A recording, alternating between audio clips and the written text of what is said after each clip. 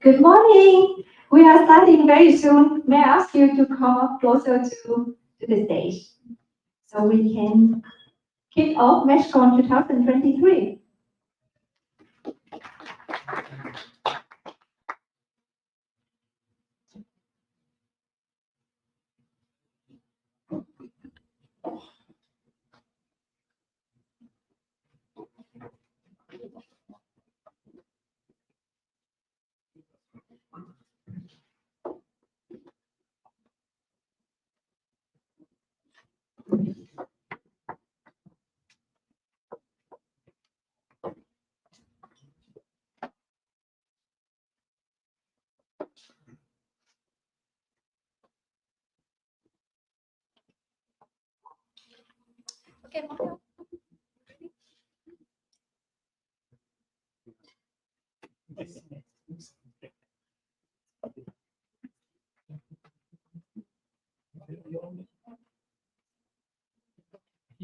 Okay, this one, I will take this one.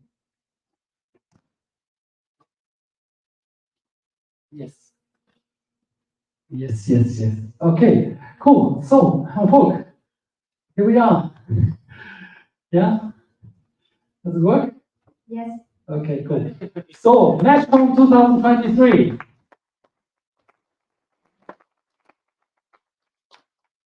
It's fantastic to see so many known faces, and yeah, we're here together. And new faces.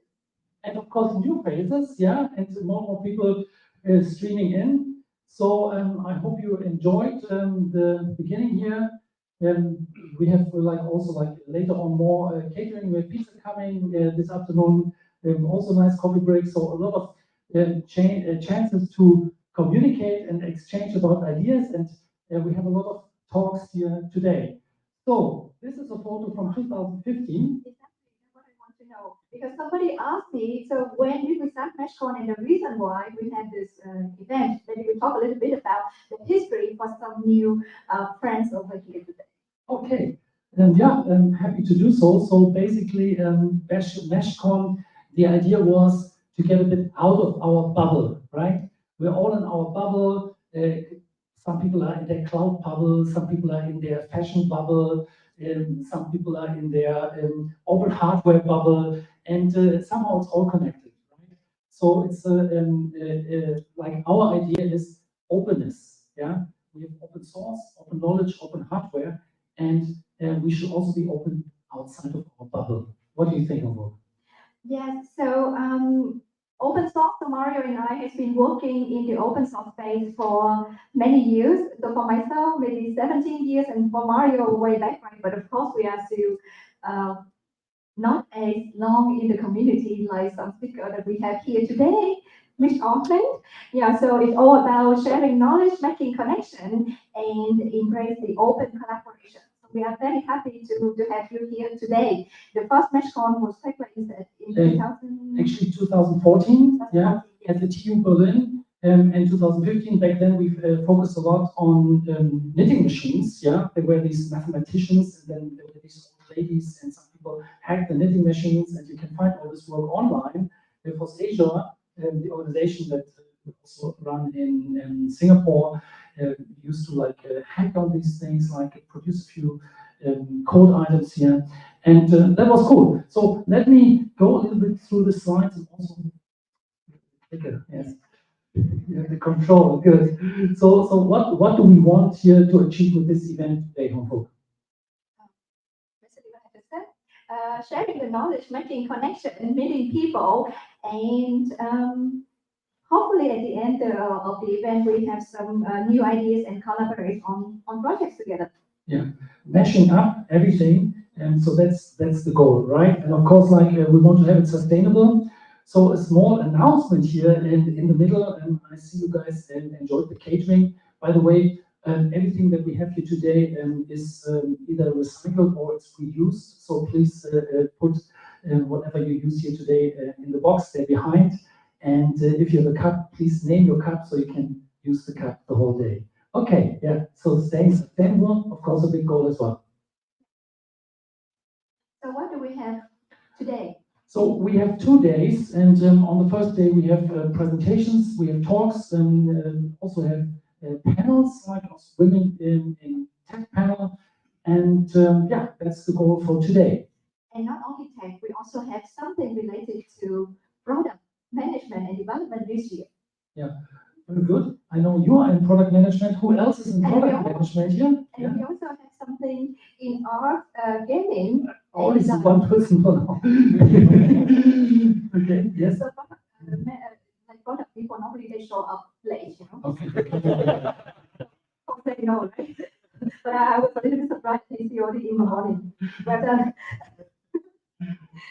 okay. And tomorrow, so our idea is also to do workshops. So whatever we learn here today, we can work on it hands-on. So tomorrow we'll be in the Exile Makespace, and for example, we have a workshop on laser cutting, but there'll also be like a workshop on open hardware and how to document open hardware and some ideas like that. So how can you find out what's going on here today? So you can go to the website meshcon.net, and then you will arrive at Eventia. It's our open source event management system. And there on the left-hand side, there is a tab here, schedule, and you click on the schedule, you see the schedule of today. There are also like search options. So if you're not sure when is what session, then just have a look on the schedule. yes, for those of you who new to the open source like settlement community event, most of the things that's happening here at the event organized by us, and I mean by the community. I did not bake the cake or on the outside, but like we set up our own stream, we make our own event system. Basically everything we try to do it with the community. Yeah. Okay, if you want to I don't know how it's called now, tweet, or is it called Zeet, or how's it, yeah? So if you want to put on any social network, Mastodon, and so on, please use the hashtag Meshcon, and it's all about open technology, so you can also use OpenTechSummit, and we are on different platforms, Meshcon _, yeah, Meshcon _, there's another Meshcon, somebody took the name. Okay. So yeah, and yeah, would like to thank here the supporters. So we're here in Berlin, and we have different associations involved, like the FFII, the LXC Foundation, and these organizations are also part of like a wider network that is supported by the Berlin government and the Berlin Convention Center, and the funding comes from the European Union for regional development, Fund for Regional Development. As we know, funds from the German government probably limited in the upcoming time. Yeah, okay, so thank you for the partners, and yeah, enjoy the event. If you want to connect with each other, and please connect on Telegram. Many people have Telegram. There's also the QR code here on the side, and you can join the channel there and talk with each other, post some photos, whatever. So I hope it's okay if that we take photo and video here at the event. If you don't want your photo taken, please indicate it clearly. So yeah, somebody just said, "Oh, no photo, sorry." Okay, then we will take you out. Yes, and also the Wi-Fi. Yeah. BUM gas, the password is bim bam boom. Yeah, it is hanging everywhere on the wall. Yeah. So with that, what's next?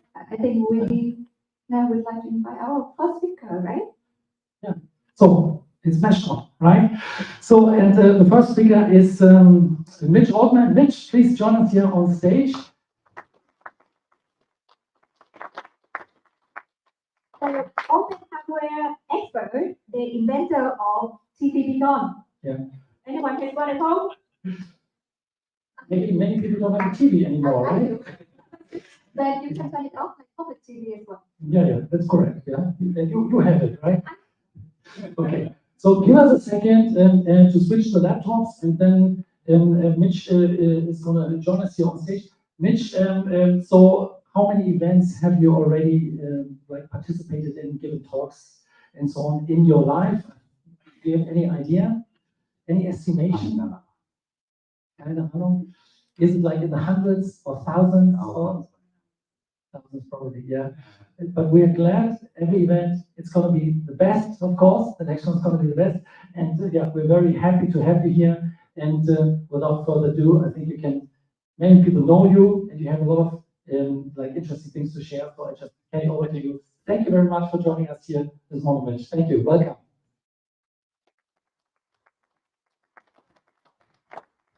Thanks, everyone. Let me start this.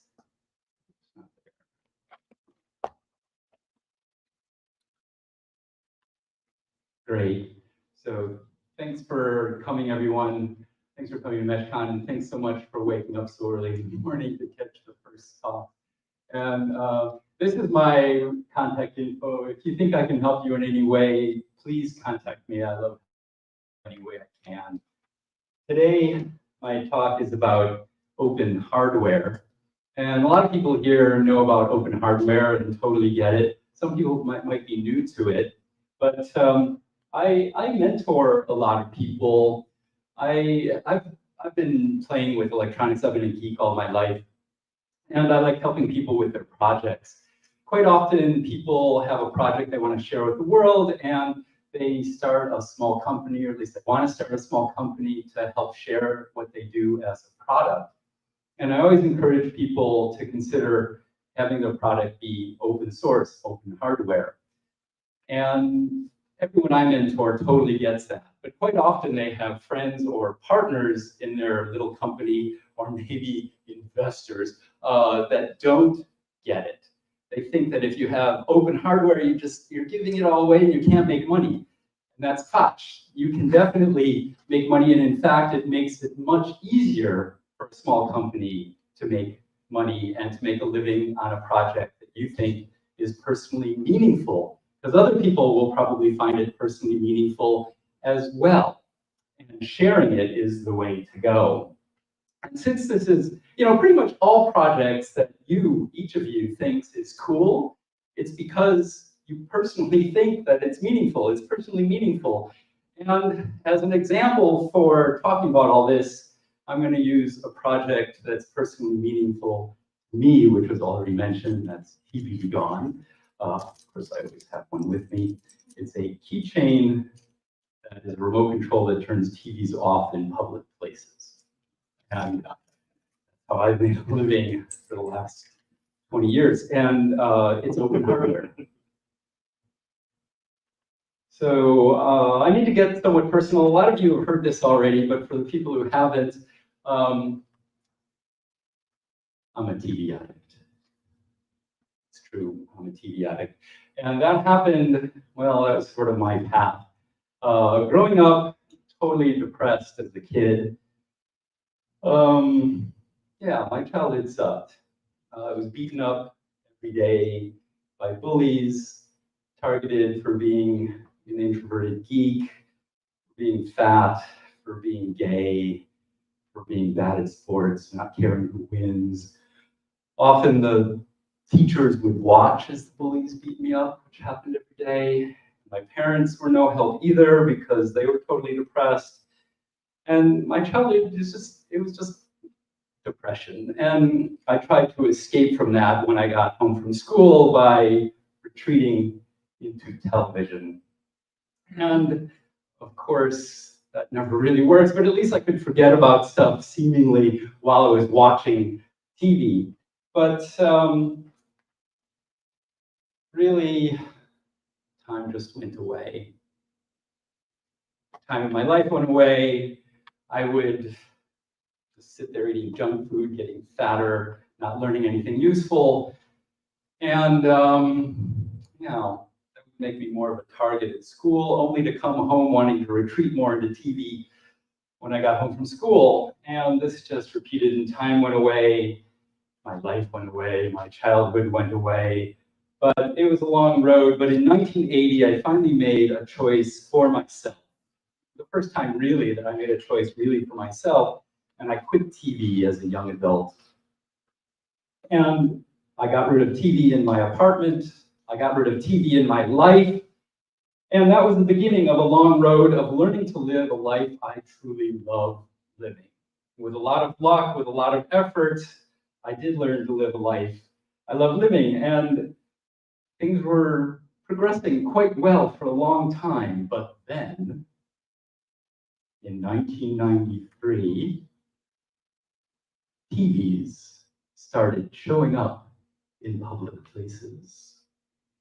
TVs, this force that I got rid of from my apartment, from my life, were showing up all over in public places. More and more, this invading force was coming to me and all of us and taking over public places. It was horrible for me. And I thought maybe horrible for other people, but I couldn't do anything about them. But I am a geek, so I invented a one-button remote control keychain to turn them on. And that is what inventing is all about. I am an inventor, and inventing involves, first of all, seeing a problem. Like, and often it's a problem that other people don't even notice, like seeing public TVs in public places all over the place, and thinking that's a problem, and then coming up with a solution, like a one-button remote control keychain to turn them off, and then, of course, implementing it. That's probably the hard part, since that's not automatic. It takes time. Sometimes lots of time. It took 10 years for me to actually start working on it. Once I started working on it, it took 1.5 years of my life to create the first one. But then TV Be Gone existed, and it still exists. And that was 2004 when I did that. And I am an inventor. And as it turns out, my brother is a patent attorney. And all my life, people would say, wow, that's a perfect match. And all my life, I thought, yeah, that's a perfect match. I'm an inventor. I have a brother who's a patent attorney. We can, it's a symbiotic relationship, and we get along really well. It's really cool. That's my brother. He wears a suit. So the thing is, all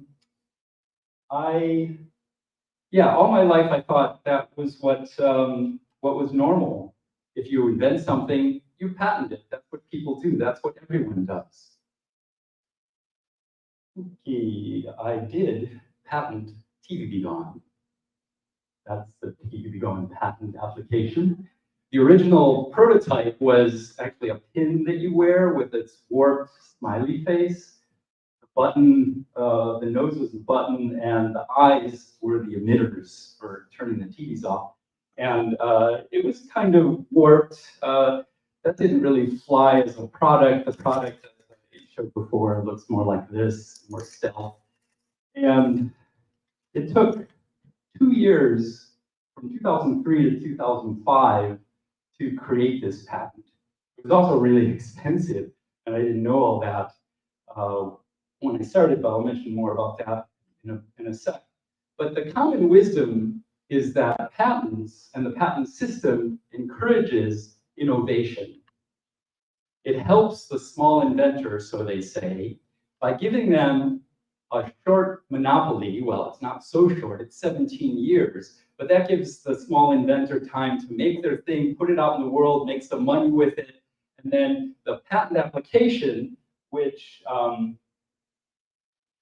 again looks like this, has to have enough information so that people who know enough about the thing, someone so-called skilled in the art, can explain their invention enough so that anyone can make your thing. Well, after 17 years, when the patent expires, you can make your thing. And this helps supposedly spread innovation for the small inventor, incentivizing them to do their thing more and more. As it turns out, probably not for the small-time inventor and just for the large corporations to sue one another, but that's another story. There are downsides to patents. For one thing, even though my brother helped me do this patent for free, it cost me 30,000 euros. Patents are very expensive. And as it turns out, for a small-time inventor and a small company, or even not so small a company, they are totally useless. I'll mention a bit more about that in a little bit. But it's expensive because you have to patent not only in your own country, if it's going to be useful in court, but you have to do it in the biggest market in the world, which is the US. You have to do it in Europe. You have to do it in China. That's the minimum. And each of these require lots of languages that you have to translate it into, and all this tech legalese you can't do yourself. So you have to pay professional tech legalese translators to do it. So yeah, 30,000 minimum. But I did that, and I did make TVB Gone, and I made enough to share with other people. I made 20,000 of them. I didn't know if I'd be able to sell all of them, but if I could sell 5,000, I would break even. The first day of sales, however, I didn't break even. I sold all 20,000 of them. And I made $30,000 that first day, but it was so overwhelming, my website crashed from too much web traffic. And I got called by National Public Radio in the United States, where I used to live. And from that, I got called by Deutsche Welle, I got called by Radio France, by BBC from all over the world. I got called from Fox TV News, of all things. I was on People magazine. It was nuts. And I got invited, because of all of that, to give talks all over the place, including at my first hacker conferences, which I'd never really heard of before. Hacker conferences, kind of like a bigger version of this, but with all sorts of other activities going on besides talks, like workshops and presentations and demos and people hanging out, and lots of food and music, and of course, rockets. And the first one I went to was called Hope, Hackers on Planet Earth in New York in 2006. My second one was just a little later. I invited to that because of the talk I gave at Hope. And that was here in Berlin. And I've been helping with all of these ever since because they're incredibly cool events. Thousands of people coming together to enthusiastically share their projects with everyone else, everyone wanting to learn from one another. People were learning from me, I was learning from other people. It was super high experience with all these people who love what they do and sharing that with one another. One thing, though, at this event that really surprised me was that after my talk, a bunch of people came up to me and said, hey, what's with these words there? Patent pending. Why are you stifling innovation? Lots of people were like giving me grief over this. And I was just what do you mean stifling? The patents are good for innovation. I worked 1.5 years on this, and what I don't know. There might be evil capitalists out there who will just copy my thing and make it just for money without the right reasons. And maybe the patent pending scared them off, and that's why they didn't copy it. And what I said sort of made sense to people. And it sort of made sense to me, but I'd never really truly thought about it until these moments after my talk. But that got me to thinking, why did I do all that? Why did I spend 30,000 euros on this thing that maybe is useful, maybe not useful? I realized that I was just going with an old paradigm that I never really thought about. But what that paradigm is, if you do think about it, is putting a message out into the world, which is more like, this thing, it's mine. Don't come near it. If you come near it or come near me, I will sue your ass. This methodology has worked for making some people, a few people, a lot of money. But for everyone else, they spent way more than 30,000 euros on something that didn't really even help them. There's another way of looking at things, and it's more like what I experienced at the conference and what I've been experiencing ever since. At the Hacker Conference, everyone's sharing enthusiastically their projects with others, learning from one another. This is where innovation really happens. There were a lot of people at this conference who were doing this, and a lot of people were into open software, free open software. And I heard of that, of course, and I used it, of course. But in 2006, there wasn't really open hardware. Not that I'd heard of anyways, but why not? It really makes sense. I made TV Gone because I needed it for me. It was personally meaningful for me. Other people encouraged me to do it because it was personally meaningful for them, and I enthusiastically shared it with them. And the only way I could do that without losing lots of money was to make it into a product, and I did. And it ended up being something that I made a living on. Me and 12 friends made a living on for 20 years. And it's really because I made it open source, which I did after this conference. I got together with Adafruit and with Evil Mad Scientists and some other small open hardware companies in the Bay Area and New York. And we made some cool projects together, all open hardware.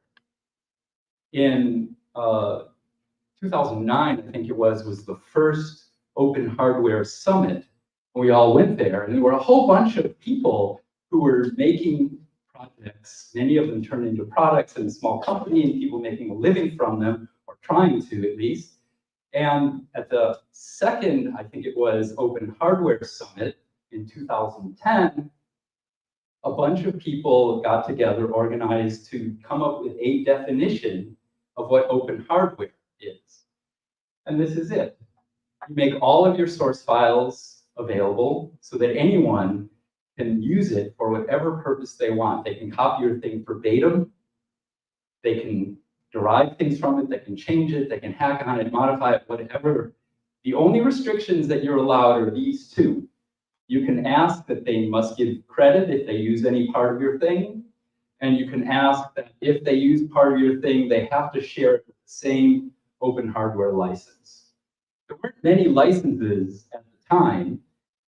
So I chose back then to open source TV Gone with Creative Commons, using the two restrictions that are possible, that's called BYSA. Give credit if you use it, and share with the same Creative Commons BYSA license if you use it. And the cost for this license, free, as in beer. Unlike a patent, which costs 30,000 euros, and it's useless. And I'll talk more about that in a bit. Now there are lots of open hardware companies, lots of people who are putting things out as open hardware, and there are lots and lots of open hardware licenses. All of them have their different advantages. Not only is the license free, but if you have an open hardware project and people like it, they will give you free help because they love what you're doing. It's meaningful for them as well as for you. And I got so much help from so many creative, intelligent, friendly engineers, better engineers than me. I'm actually pretty good, but there are people who are way better than me, and they were helping me for free. And if you search online for TVB Gone hacks, you'll find lots of interesting things. This wouldn't have happened with a proprietary product. My product became better because of the help I got from all these other people. Also, if someone makes your thing and you don't see a penny from it, but they're making your thing because they think it's incredibly cool, it's meaningful for them, they love it. And once they make it, they tell everyone about it. And then if those people like it, some of those people are going to buy your thing. And then they tell everyone who tells everyone. This is PR that I could not afford otherwise, and this is free. That doesn't happen with a proprietary product. Mature. There were some people who were so enthusiastic about TVB Gone that they made a TVB Gone commercial for it.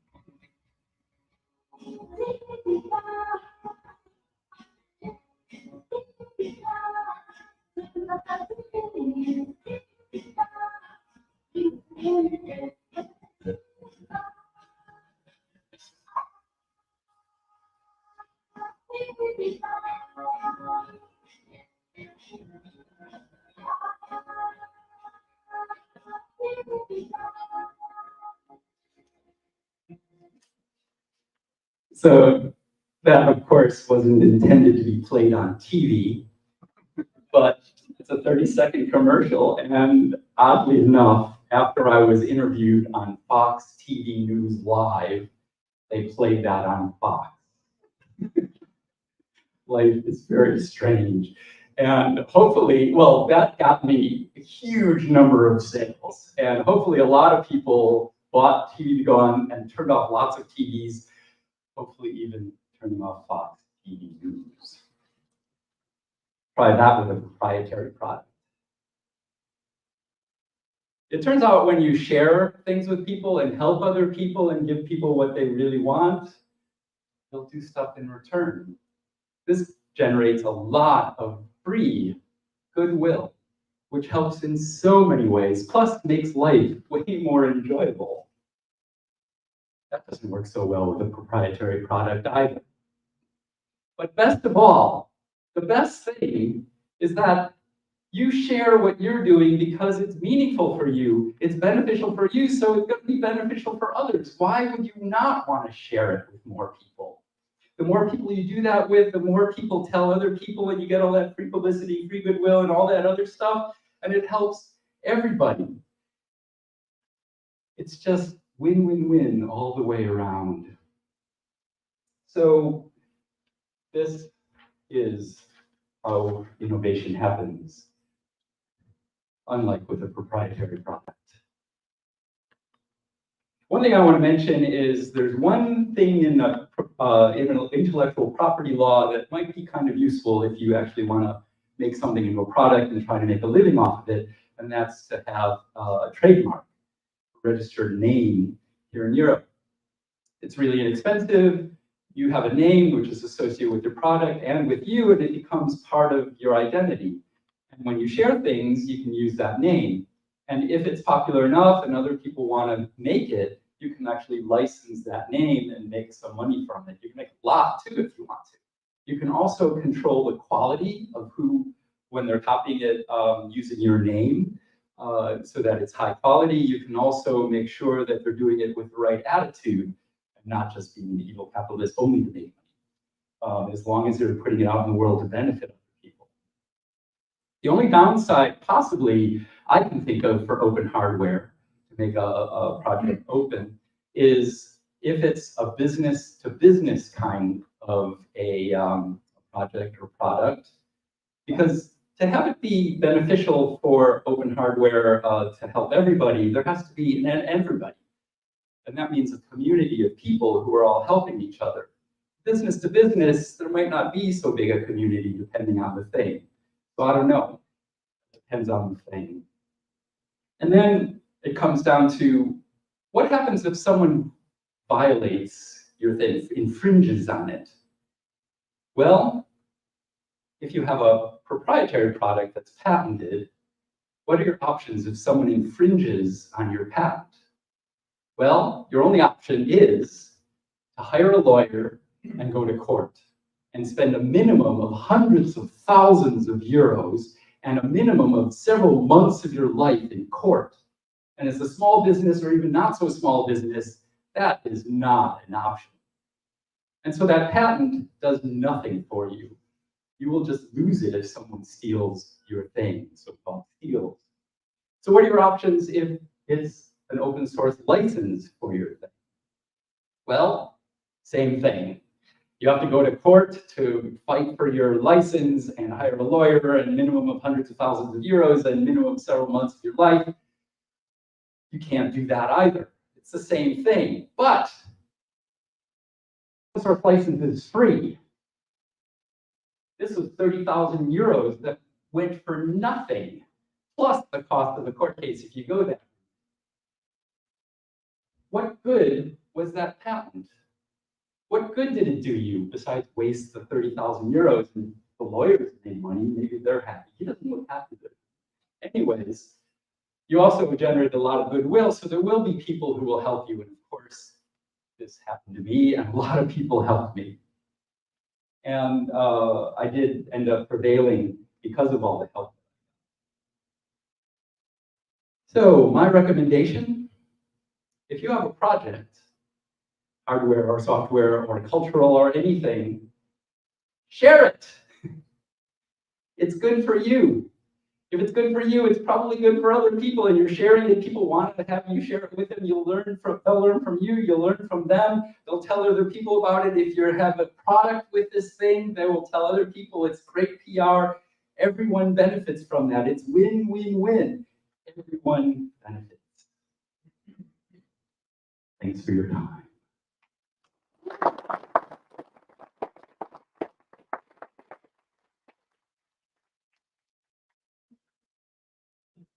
Thank you, Mesh. We're not going to take questions at the moment, but you will be allowed, right? Yeah.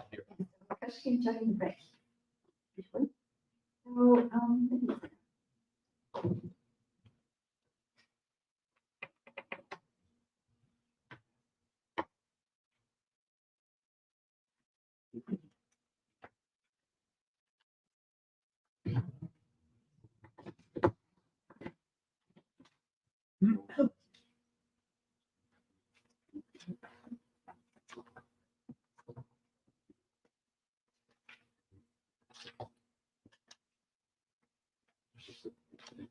okay, so anyone here has not heard of OpenAI? No one, right? So today we are having a talk on the alternative and open source alternative of OpenAI. And I would like to invite Hansel, the founder of CII, will talk to us about an open source alternative that challenges the OpenAI model. Go.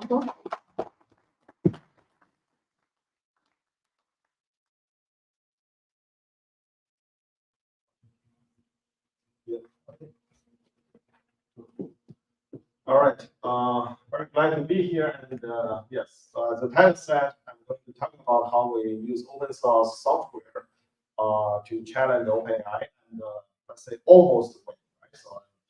So, and I'm the founder of Gina AI, and our company.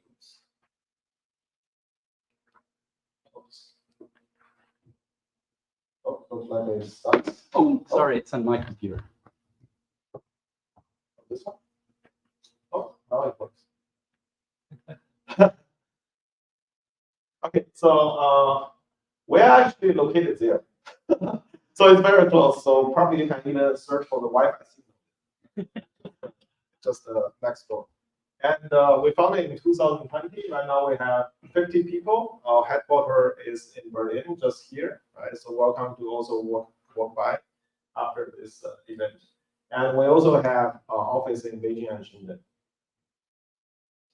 And so basically we as a company, we focus on two things. One is embedding-based technology, the other is prompt-based technology.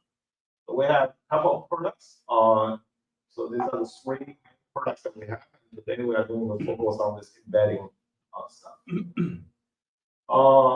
So because I noticed that this conference is not really like a very AI heavy conference.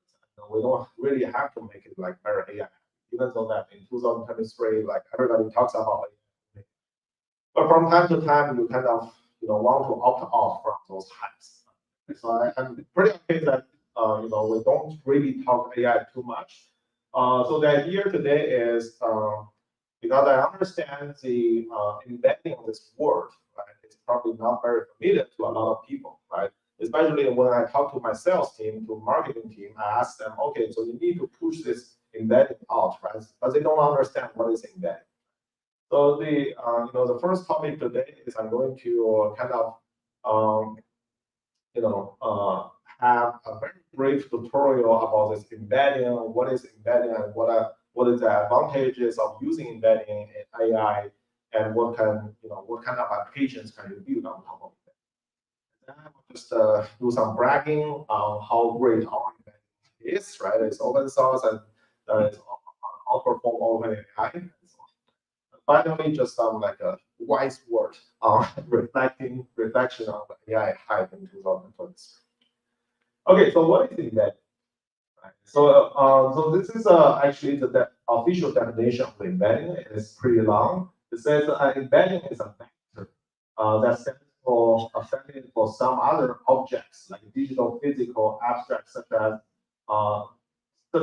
some of the properties of the object stand for are preserved as the geometric properties of the corresponding vector. So it's very weird, right?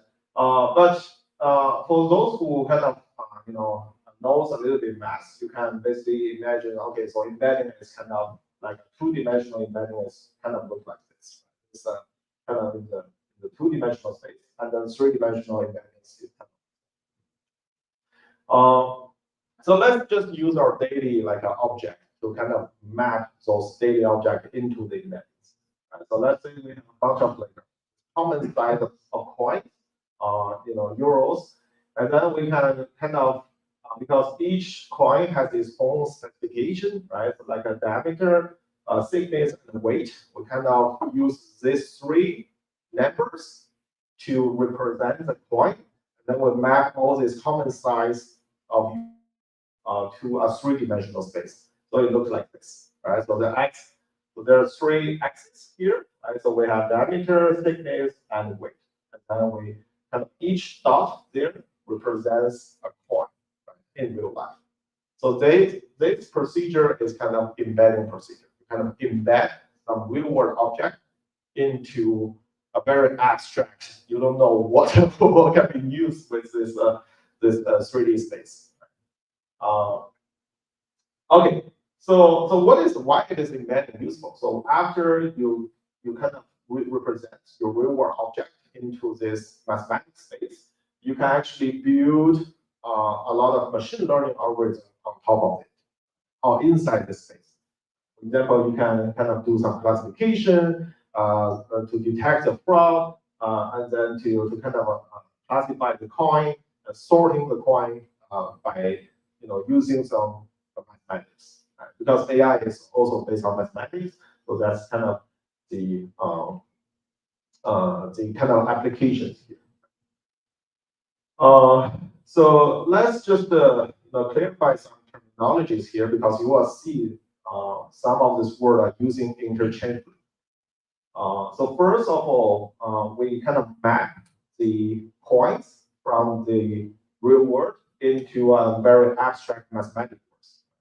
So this step, the step one, we call them embedding. So I can say, okay, so we embed our coins or proofs into some high dimensional space, right? Or in AI or in computer science, we usually say, oh, I embed my documents, my PDFs, my images into this high dimensional space. So here, embedding is a verb.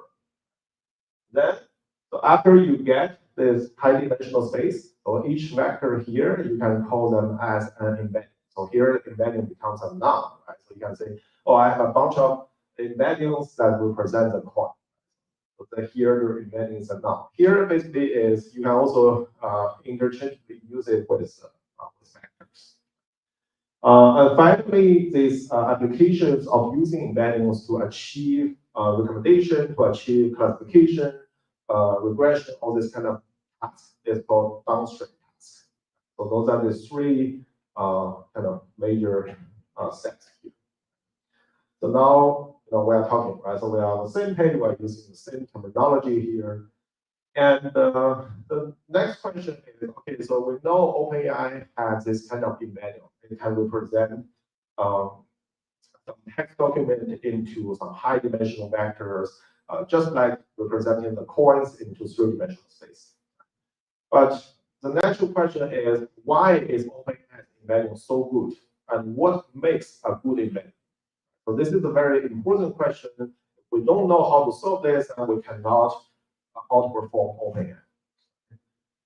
So the first principle, there's like multiple principles that we can follow here, especially those kind of the principles that derived in the academic field for many years, and people try to add more and more principles. But now I will just pick up the most straightforward and intuitive ones.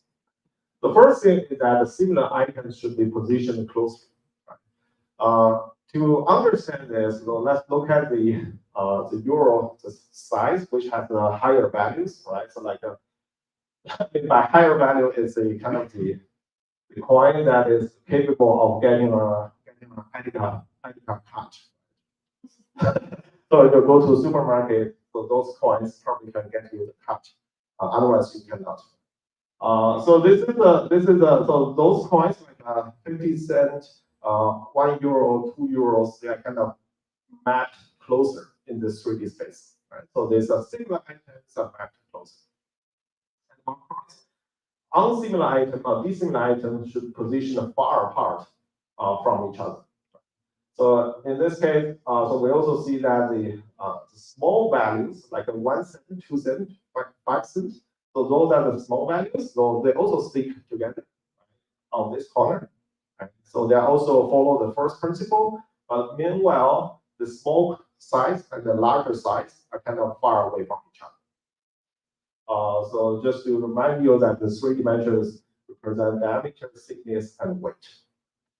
So this is a good embedding. So that means we select the three embeddings of 3 dimensions. So it makes sense, right? Because it follows a kind of complying with these two principles. Okay, so the next one is a little bit hard to understand. It says the embedding space exhibits continuity and gradual transitions. Right? So this becomes more kind of abstract. So what does that even mean? So let's look at this two space. So this one is called the smooth embedding space.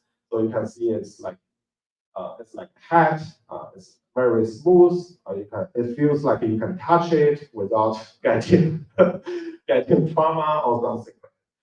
Imagine if you touch something like this, you will probably feel very itchy, right, on your hand. So this is kind of itchy feeling is like non-smooth, right?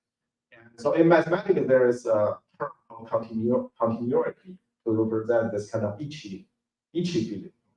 But here it gives you a very intuitive kind of visualization about it. Okay, but back to the coin story. So I always use this coin to talk about this embedding. So back to the coin story.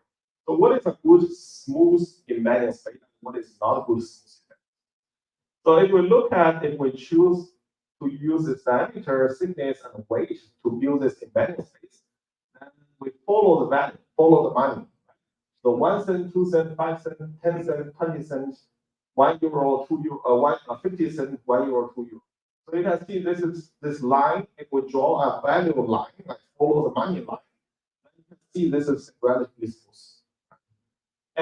But if we just, let's say, we randomly map those coins into this 3D space, we don't know even this represents. Right? It's just randomly mapping. And then we will see this one thing is here, and then two things here. Okay, so it looks like it's closer. And the 5 thing is here. But then overall, you can see this if you draw a line to kind of pass through all the values increasingly, you get this. So this is not very smooth. Each. So this is basically a kind of an intuitive explanation of how this smooth and non-smooth embedded space look like. Okay. The next one becomes again very abstract. It says the embedding space should be dimensionally adequate, not too high, high but not too high. So this is kind of very kind of like yes, it's also like a kind of a vibe. So it's not very like intuitively understandable. So to help you understand this, right? So we can see having a high dimensional space is always better. It's mostly always better.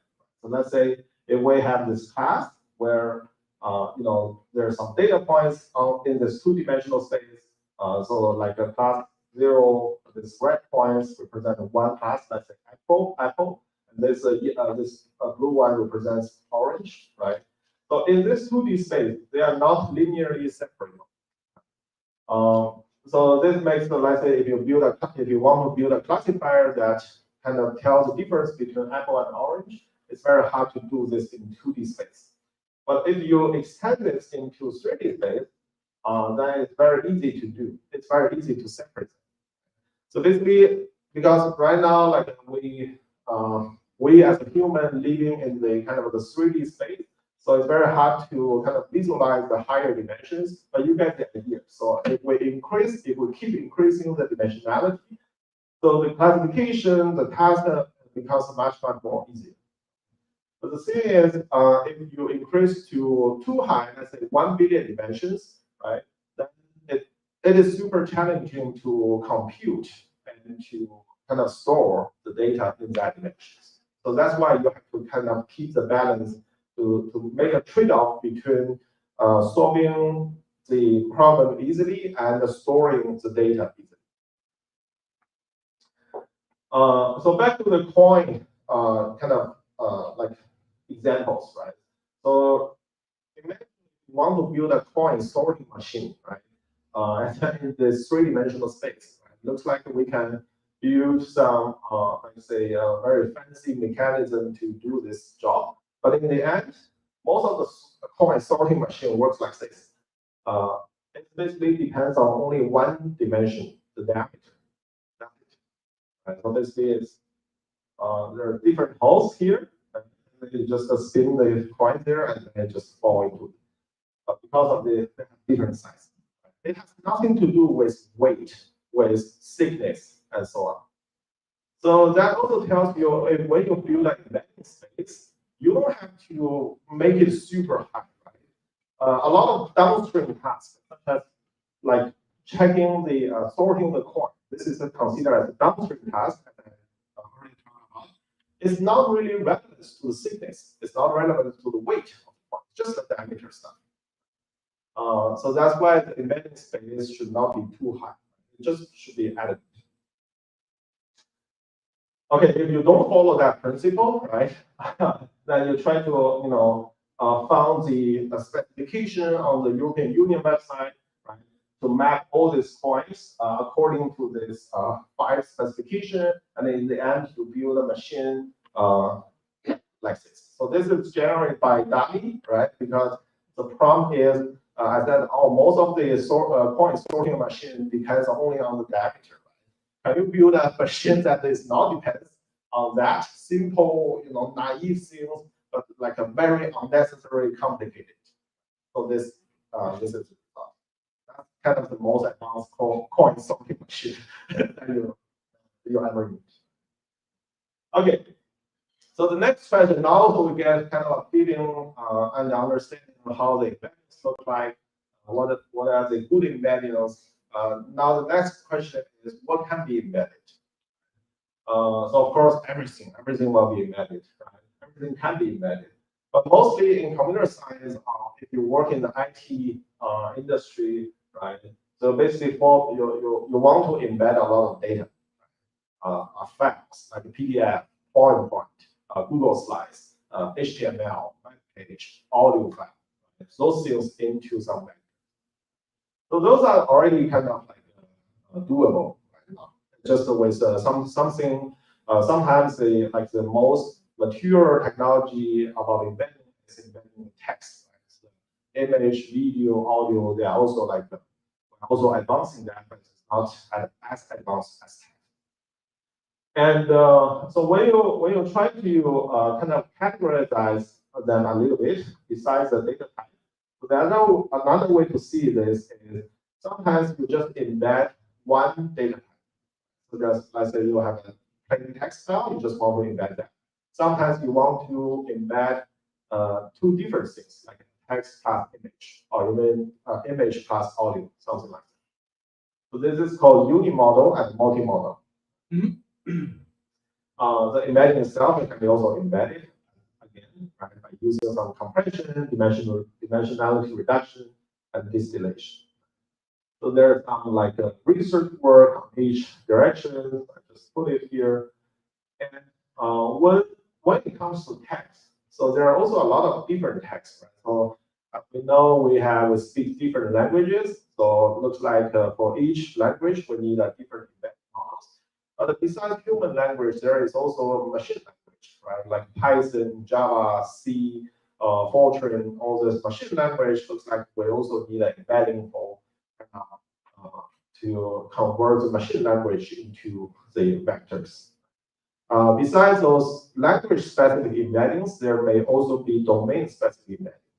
For example, the legal domain needs a specific embeddings representation to represent this semantics more meaningful, to make this semantics more meaningful, or in the healthcare, or in the finance, right? So that's a very big domain-specific embeddings.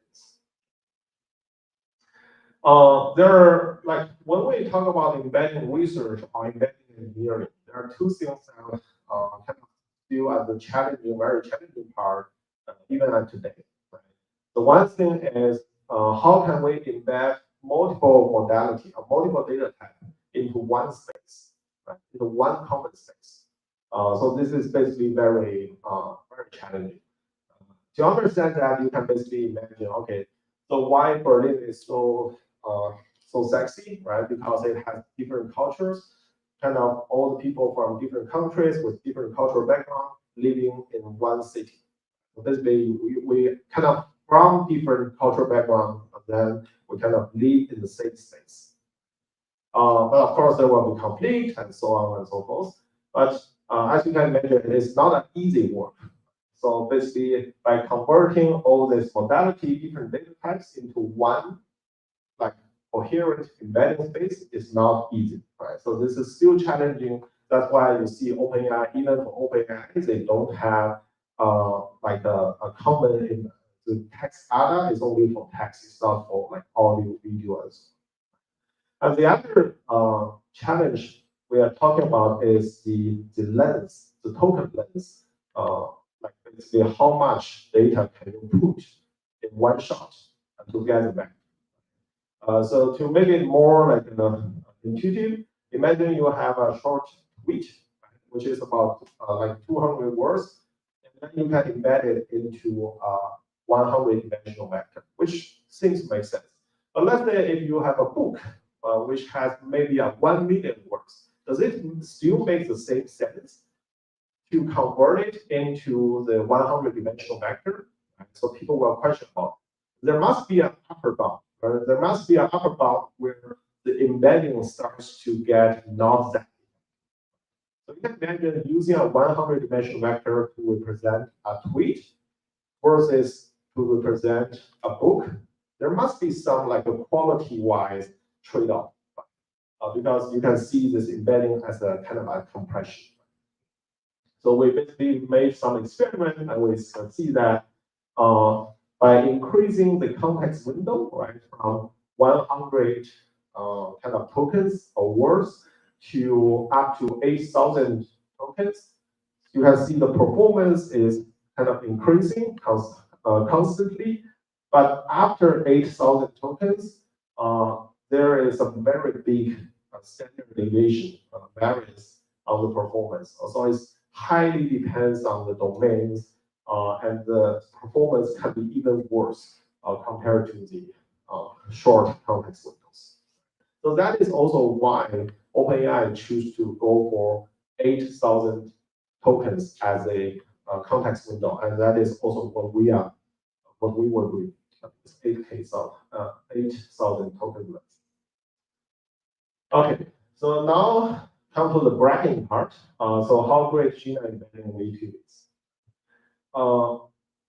In October 2023, so this year, basically 30 days ago.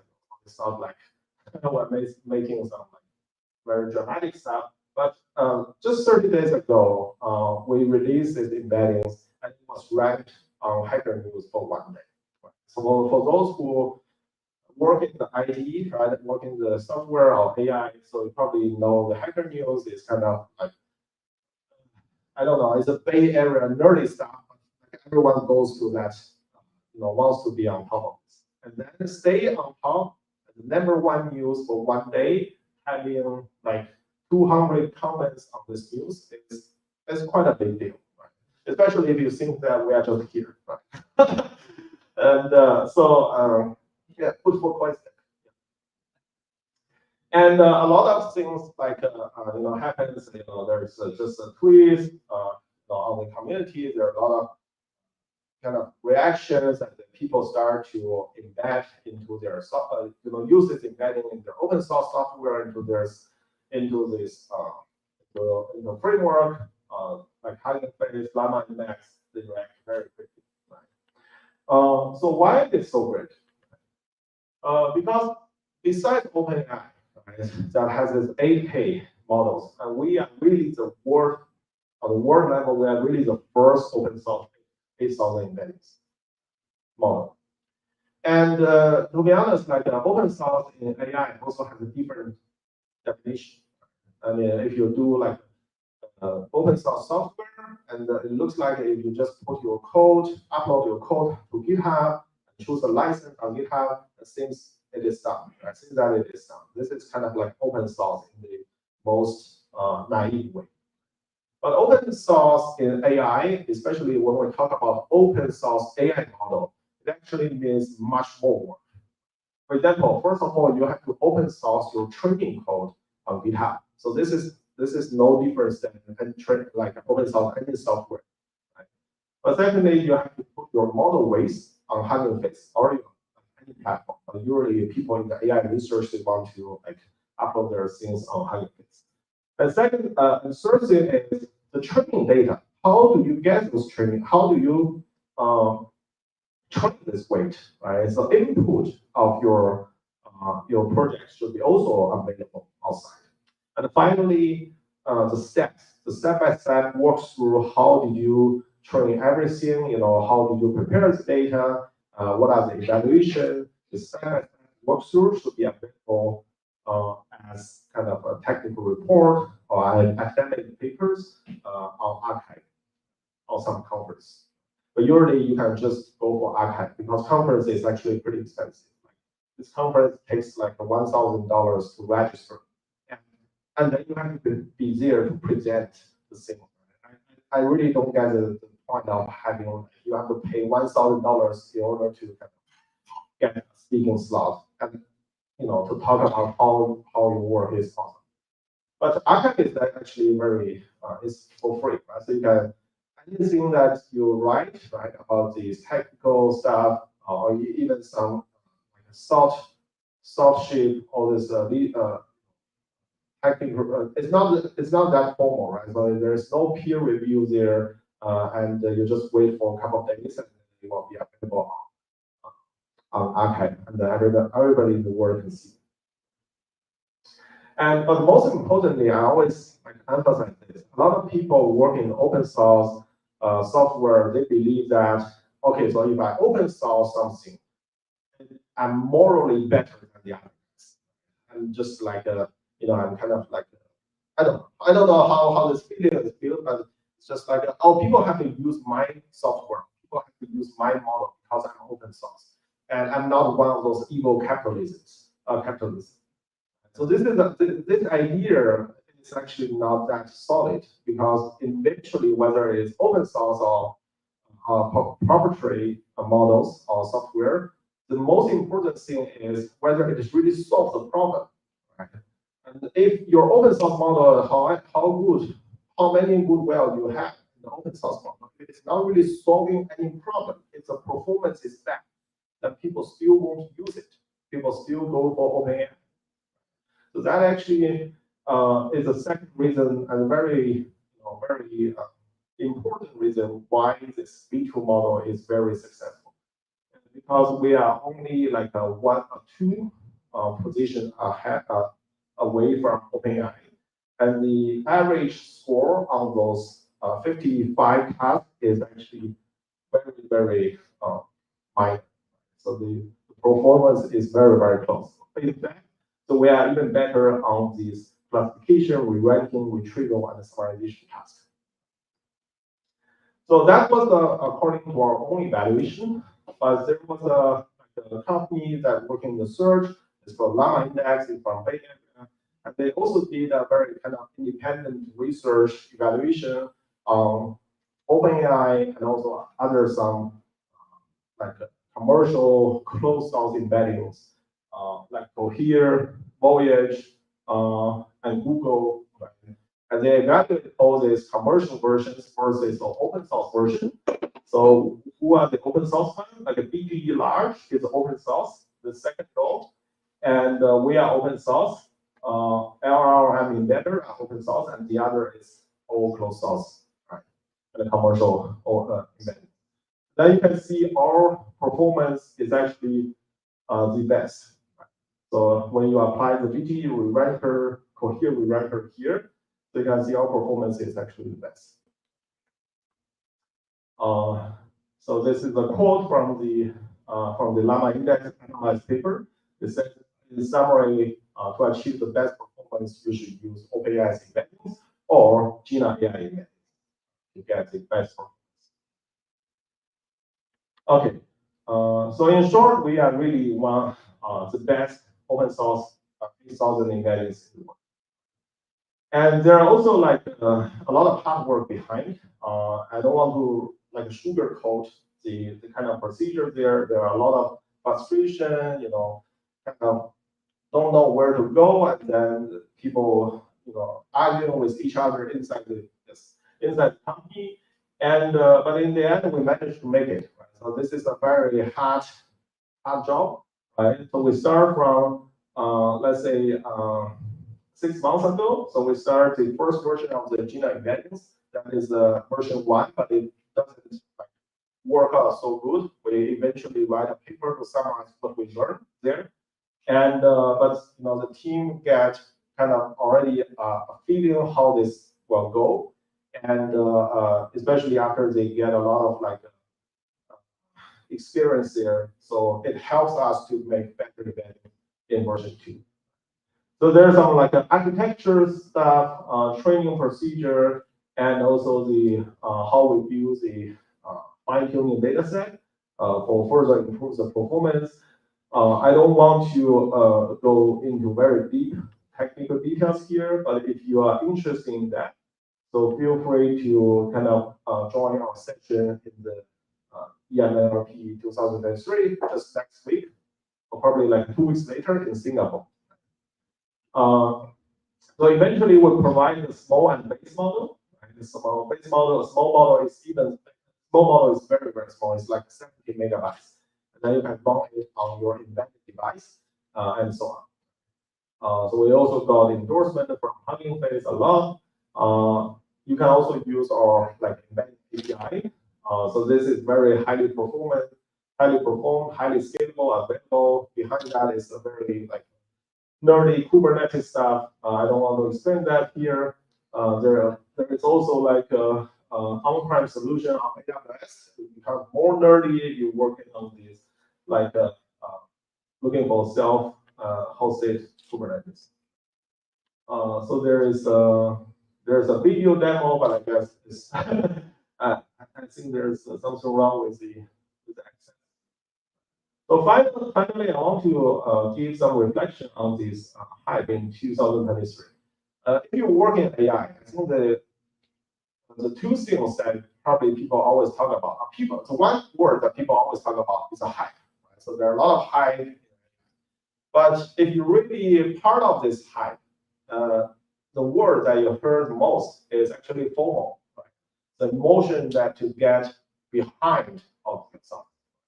This FOMO is really, really trouble, right? It's really, really a big trouble. Sometimes it keeps you, it's very distracting, right? It can be frustrating because there's so many great things happens right now in so a very fast speed, right? So you don't know where to go. So my suggestion here, right? I just summarize something like this is also something that I get from Twitter, right? But I think this is very, very, very good summarization. So it basically points out one way of doing AI, and that is resolve stress and FOMO, especially when we see this is monocolor way, right? So basically, it has become the numbers, the papers, the citation, the GitHub stuff, the Twitter likes, the LinkedIn repost. When these things become the motivation, the incentive of doing AI, you will feel stress and FOMO. But if the curiosity is the reason that why you step into AI, and every day you feel you understand more about this technology. So that is the end of my talk.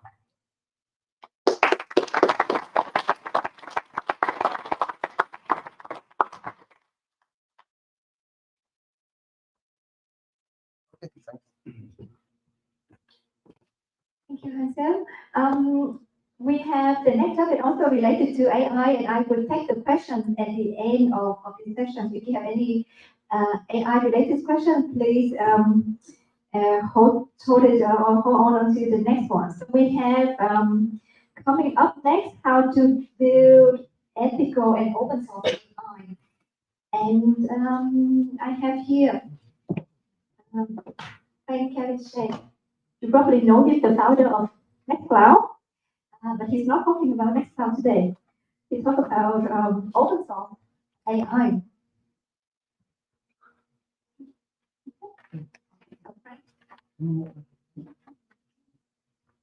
It is. Okay, perfect. Thanks a lot. Thanks for the invitation. Really great to be here. I got like 10 minutes in the program, so let's see how this works. Really, really short. So, but I also have to disappoint you. I will talk a tiny bit about Nextcloud because it's important for the context of everything. So, my name is Frank Karliczek. I do open source for 25 years. Yes, I'm old in lots of different roles. Was a part in the KDE community, active for a long time.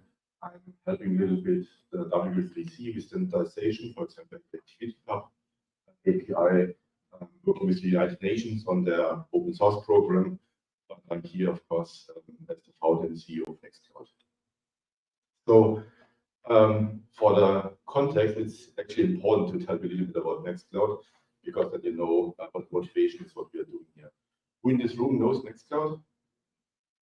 Okay, then I can be very quick. So the motivation when I started this many, many years ago was that I thought that we really need to have an alternative to these big tech companies.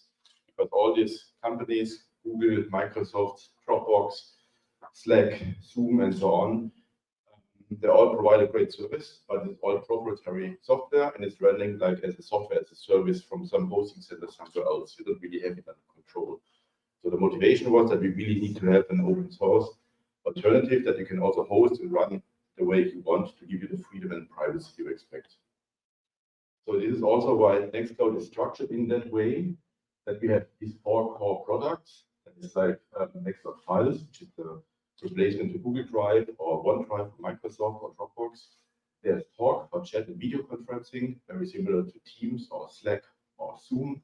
Groupware for mail, calendar, and contacts, and Office for office document editing. The main difference, as I said, is, of course, that Nextcloud can be hosted wherever you want. Lots of people run it on the Raspberry Pi at home, for example, that's possible, or on some other hardware they choose. So it's fully decentralized and fully open. A little bit through the features, but most of you know it already. This is the interface of Nextcloud files. You can upload, download files, share it with other people, search it, tag it, delete, undelete, and so on. So all the usual features you know and expect. This is Nextcloud Talk for chat and video conferencing. Again, nice group chat interface. You can put your files in, work on it together, do polls, watch videos together, all the things you expect. For example, also maps. So you can post a map into the chat, and everybody else can see it. It's very convenient. Of course, you can press the start call button, and then it turns into a video call, and you can do a video call with your friends and family. Again, we are one of the very, very few solutions where all this works completely local on the device. Nothing is leaking anywhere else. Mobile apps, of course, for the file access, but also for the chat, video conferencing, push notifications, everything you expect. That's a calendar. Of course, you can use it yourself or share the calendar with other people. You can access it and sync it through your phones and other devices. That's then connected to Exchange. If you still have a company with an old Exchange server, you can still use it as a backend. It's very, very popular. There's a mail interface where you can work with your mails, very similar to Gmail, for example. All the usual features like quality inbox, encryption of mails, and so on. And last but not least, of course, Nextcloud Office for editing Office documents in the browser, alone or collaboratively together with others. There's also nice integration. For example, you can have a video call and a chat session while you work together in a document. So this is what we developed the last 3 years. I would say that we are the alternative to these American big companies. Everything is open source, can be hosted yourself, and give you the freedom. And we have a nice community and lots of happy users, and life was good. And this was the end of last year. And then we had, of course, the AI revolution. And to be totally honest, I got a little bit of a depression last year, end of last year, because I thought, okay, this is nothing we can really compete with. Now we have all these great collaboration tools, but these big tech companies that really have so much resources, so many hosting centers with lots of GPUs, there's really nothing we can do to compete. And even if we can compete, of course, there are a lot of ethical questions connected to AI. AI can be a very powerful and helpful tool to make your life easier, to automate boring things. But as we all know, there's also a bit of a dark side of it. Because there are lots of problems also attached to it. Again, so we had these two problems. Can we do it in the first place at all? And also, do we actually want to do it? Because what about the problems? A lot of big companies, they are blocking ChatGPT, for example. There is like Samsung or Apple, Goldman Sachs, many others, because they're really afraid of the problems that come with these AI tools. For example, there might be wrong information coming from there, or it actually might be leaked data. So, for example, people from Airbus are afraid that if they use ChatGPT to discuss some documents, that this is used as training data later, and then there's someone from Boeing is using the system, somehow getting answers based on the documents from other people. So that's really a problem. So there's a lot of problems attached to AI, which led us at the beginning of this year to start an initiative around ethical AI. Because we really want to provide the powerful tools to our users, but hopefully without problems. Because the question, okay, what is ethical AI in the first place is a big word, right? Technology is complicated. What is it? If you look into the press, it's very easy to identify some problems that people have. For example, the whole question about discrimination. So this is a big problem in AI. For example, if you go to DALL-E or Stable Diffusion or something, and you type in, hey, generate a photo of a doctor, it's most likely a white man. So there's a lot of bias in there. And that's, of course, a problem. Second is the whole question around CO2 footprint. I mean, all these huge server farms that really produce a lot of CO2 because of the huge energy consumption. And really, what does this mean for our future? If we do everything with AI in the future, so what does this mean to the planet? Then the privacy question already raised about the challenge that your data might be leaking to other people, like intentionally or not intentionally, but it's obviously a big question. The last point is, of course, it's actually freely available. I mean, can really everybody on the planet use this system, or do you really have to be a customer? You really have to pay money to Microsoft, Google for these services, and is it really freely available the way open source should be? So we condense these problems into those 3 requirements, and then we developed this system here. So the first requirement for full ethical AI, in our opinion, is that the code should be open source, because only then you can optimize it and can run it locally. Second requirement is that the model should be freely available, because then it can run local and not in the cloud somewhere. Third requirement is that training data should be freely available, because only then you can check if there's bias in there, you can detect it, and you can fix it and improve it. So in our opinion, these are the requirements for ethical AI. In Nextcloud, we give the people the flexibility to use what they want. For example, it's the settings screen. You can choose for translation system, for example. You can say, hey, I want to use ChatGPT, or I want to use a locally run model. If you want to do speech to text, the same. So Nextcloud is all about giving people the choice so they can use the systems they want. But obviously, we focus on truly locally running open source AI. So this is what we focus on, and this is what we do. So I'm really happy that in the last few months, we developed the Nextcloud Assistant. And this is a assistant that is built inside Nextcloud. It's using a large language model. It's fully open source, and it runs completely local. This is quite nice and powerful. It has lots of features. For example, speech to text, image recognition, face detection, detection of blocking behavior, and many other things. I want to go through some details now to show you a little bit more what it does. First of all, you can obviously press the button on top, you get the assistant, and you can chat and ask questions and generate all kinds of content. But the real powerful thing is when it's embedded into other things. For example, here you have an email client. And let's say you want to write an email, then you can just say, hey, let's generate an email for a birthday party or something, and then it generates an email for you directly in the mail client. If you want to work with text, you can just mark any text in Nextcloud, and here on the side you can say generate a headline, summarize it, translate it, or do many other things. So if you want to generate like a contract or bigger text in Nextcloud Office, you can also do that. And it's directly generated in your Office document that you can use.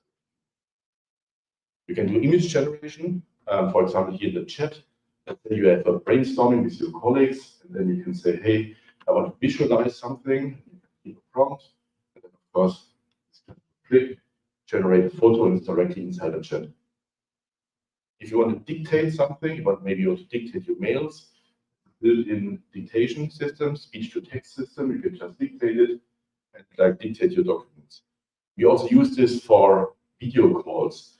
So let's say you have a video call with your colleague, then we can generate a transcript of your video call automatically that is shared with everybody. You can also summarize if you don't have the time to read everything. So that's fully integrated. Then, of course, the Nextcloud Assistant can also be used for chatting. So let's say you're in a chat interface, you can just say, hey, I want to organize an event like that, trade show. And you ask the assistant, and the assistant responds back with all the important information in the chat. If you're getting lots of emails, then there's a nice feature where you get a summary of your mail threads on top of the mail client. Let's say there's a really long summary, a very long mail thread where a lot of people discussing things. You don't have time to read everything. You can just look at the summary that's already generated. We have a system that analyzes the login behavior. And it basically can send you a notification if someone logs in the middle of the night from a different continent, something else is weird. Then you just get a nice notification. Ran again. That's a machine learning model. And the last example I have here is can also look into documents and do document classification. For example, you can detect if a document contains like bank information or social security numbers or other things, and then a document can be flagged and has rules, for example, cannot be shared outside the organization. So the summary is, ethical AI is possible. You need to understand what you're doing. If you set all your data to ChatGPT, you might have a problem. If you have a model that runs completely local with transparent training data and everything else, then this is actually possible. So no data leakage is needed.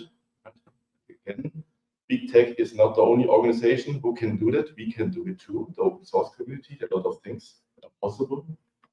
The CO2 footprint can be under control because you can actually run it locally. You can measure it. You can improve it. No one knows what's happening in the data center from Microsoft or Google, but here you have it under control. The bias can be minimized with freely available training data. Very important. But also think that the definition of open source should evolve because a lot of people are throwing away around the term open source AI without actually knowing what it means. So this is something that we all together has to work on. Thanks, Todd.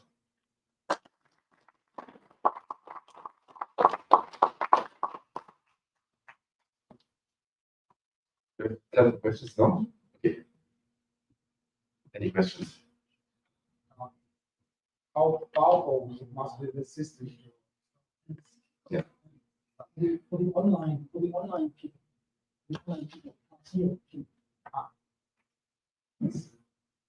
how powerful must be the system? Yeah. So that's the most asked question. Maybe I should make a slide about that. It really depends what you're doing. There are lots of things like the image recognition, face detection, the login detection, many other things that really don't use a lot of hardware. It can run on a Raspberry Pi at home just fine. There are some things like the real large language model, obviously they need more resources for specifically running. It still runs on very cheap hardware, but then it is possible that generating an answer takes some time. Like the worst case, we had some tests where it actually takes like an hour or something on a Raspberry Pi. But if you have a real server with a GPU, it's basically instant. It really depends a bit what you do and how much hardware you invest. And the models should be generated by not your clients, but the people who want to install this and use, or you provide some basic models. Yeah, that's important. So like training a model and LLM takes significant resources. It's nothing you can do locally. So these are basically models, pre-trained models that are publicly available. And then most of them are not done by us. They're done by our big community at Hacking Face, for example, and they're freely available, including the training data. So this is partly an answer on my last question. Yeah. So how did you manage to develop this in so short time? Like as I tried to say, at the beginning of the year, I really thought, okay, we have no chance as open source community. But if you really look what's happening, like on Hacking Face, for example, they're really like new models popping up every day. There are some things we contribute, of course, but also a lot of things are done by other people. For example, in the screenshot about the translation system, we use the Opus system developed by the Helsinki University, and that's really a super awesome translation system. This is something we just integrated. Other things we did ourselves, but this really shows the power of open source community. There's so many people working together in this space, and lots of the things is actually better than what big tech can do. Thank you.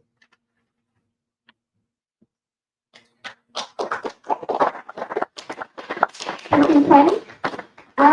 To continue how to save to reduce CO2 footprint, we have a talk on Ecosia. Ecosia?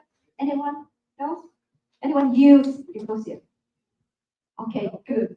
Okay, good. So I have here 12 Lopez, software engineer of Ecosia. He's gonna talk and give us an update on this engine that runs trees.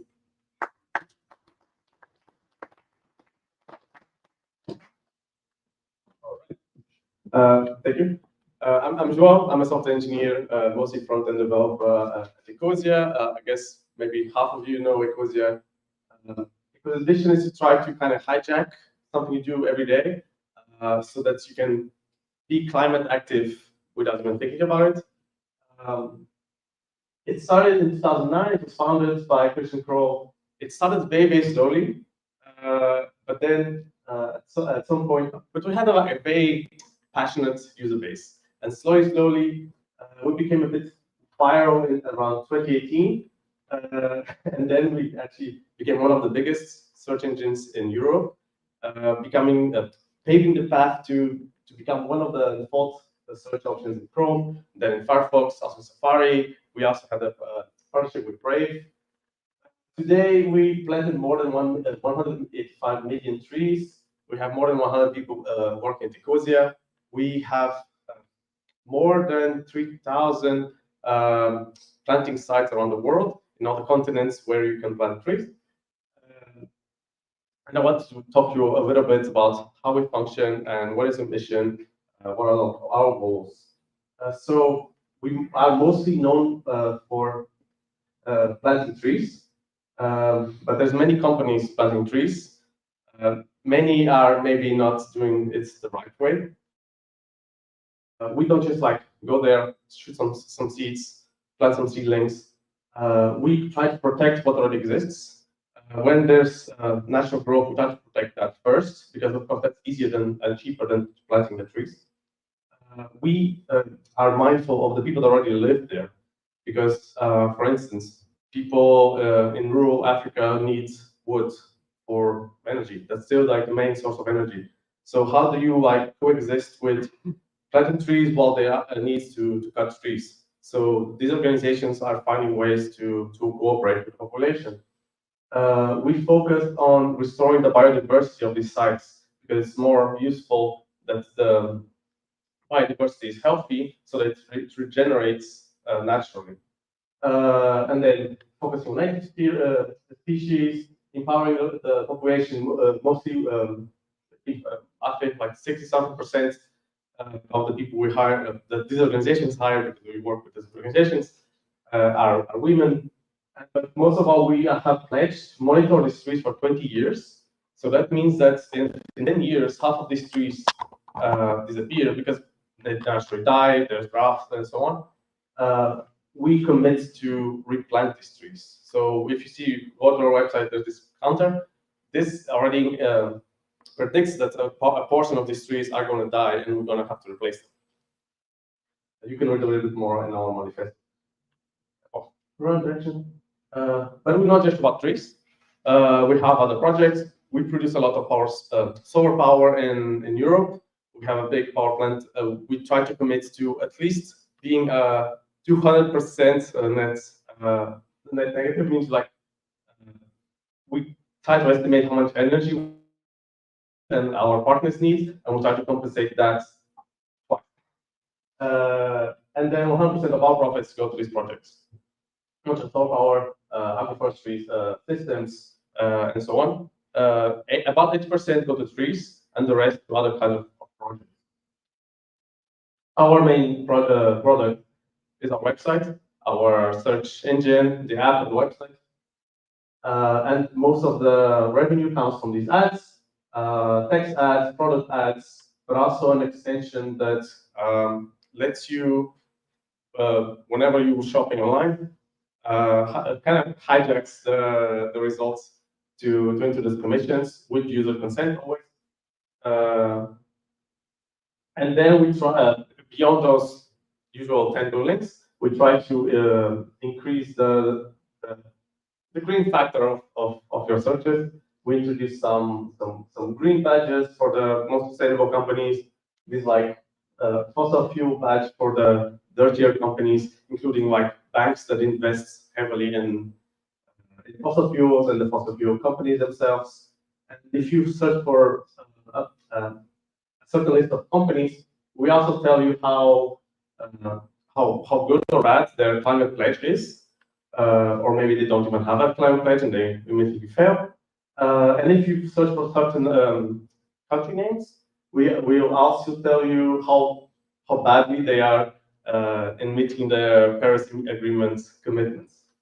The short story, long story short, they are all failed. And then, like any search engine, and nowadays we have like all sorts of face testers that we try to connect to different partners. We don't want to do everything ourselves because we are a relatively small company. I mean, 100 something people. We can't do all these things ourselves. So we try to find other companies that are already doing it well. Of course, they also have to be relatively affordable because we want the money to go to trees, not to all these companies. But we try to partner with these companies. Some stats. We have every week we have millions of users, mostly in Europe. But well, it's the biggest market. Europe, especially Germany. In Germany, it's very popular. More than 100 billion searches per week. Unfortunately, many of these requests we have to block because they are either spam or DDoSing our service. But well, a little bit of an overview of how we are organized. We have a search group, a user group, and an apps team. Within the groups, there's like different groups organized by topics. And then zooming out a little bit, there's the platform team supporting all the other product teams, a test team that is more about like coaching and automating everything, BI informing about the products, engineering managers for the teams, principal engineers that are like supporting everything with cross-team initiatives. And then at top level, there's leadership and people. We have a very unique trees team, which are focusing on like managing these thousands of tree projects around the world, the marketing operations, and the product that I already mentioned. We also have these guilds, and the guilds, even though we are a growing company, we try to be very cohesive and uniform. So that means that we try to set standards for the whole organization. So code quality, accessibility standards, and so on. So that's why we have all these guilds that are totally across the whole company. And sometimes they don't, front-end doesn't mean that it's just front-end engineers. It's going to be a bit cross-discipline. The main challenges that the course has seen and continues seeing. The first one is understanding what the user is searching for. That is like the main purpose of the search engine. We try our best with a mix of partnering with data sources, but also like a little bit of machine learning and so on. This is like something that we keep growing on, but also finding reliable partners because we don't want to like connect to an API that takes 2 seconds to download some data if the user is searching for something super quick. So like the more data sources we have, the slower the results are going to be, and so on. That's just an example. That's why we really try to focus on performance of the product because that is the main expectation of someone that is using a search engine. You don't want to use 2 seconds. Doesn't sound like a lot, but no one wants to just wait 2 seconds for a page to load. Of course, the quality of the ads and search results is a top priority. But this is like the technical side. The green side of things is also like finding resilient planting projects because you don't want to like be sending money to some project across the world that you don't know if they're like doing what they are saying they're doing, and that like they're like reporting all the data and being truthful to the project. But also like how do you monitor these trees for the next 20 years? We use like a mix of visits, physical visits to the project, reports from the partners, satellite imaging, and so on. And then the future, of course, like this year, everything kind of changed a little bit like the previous talk. People are starting to use search engines in a different way. But at the same time, there's a call for like Google and those products to kind of go back to their roots because many people just say that Google is just worse now. After like 25 years of search engine optimization, it really feels like the internet is kind of getting worse because everyone is just trying to optimize for Google. And I think Google just kind of like always trying to catch up to this. And this fight is kind of resulting in like results getting worse and worse. So how do we make sure that we are actually answering the users? In a way, the whole AI search kind of feels like a stopgap on top of this, like a band-aid. But is this what users want, or is this going to be like on top of the whole SEO? is it going to make the web even worse? People are going to start optimizing search results for the AI. So this is something we're going to have to see in the next years. Do people prefer to see 10 blue links, instant answers, or just a chat on top of search? And then like there's a constant changing in the technology landscape. You've seen like that maybe you want to break up Google. What does that mean? Or well, what does it mean if Apple has to allow third-party apps from outside of the store? This all like can change drastically in the next couple of years. And then again, on the other side, extreme climate events are getting worse and more frequent. What does this mean for tree planting projects?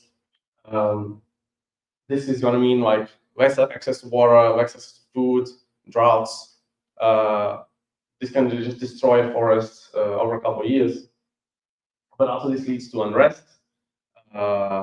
Often in places where the political situation was already less stable. What does this mean for the people working there? How do we assure that their safety while also working with us? How do we make sure that this project can go on and that this tree can survive 20 years? So these are like the problems that we don't actually have an answer. We keep working on them. And yeah, I'm looking at the bright future, but it's going to be tough. Yeah. And thank you.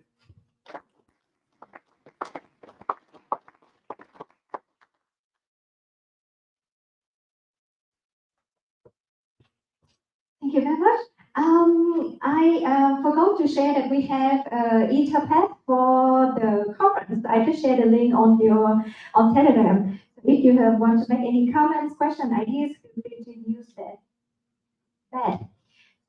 Coming up next, we have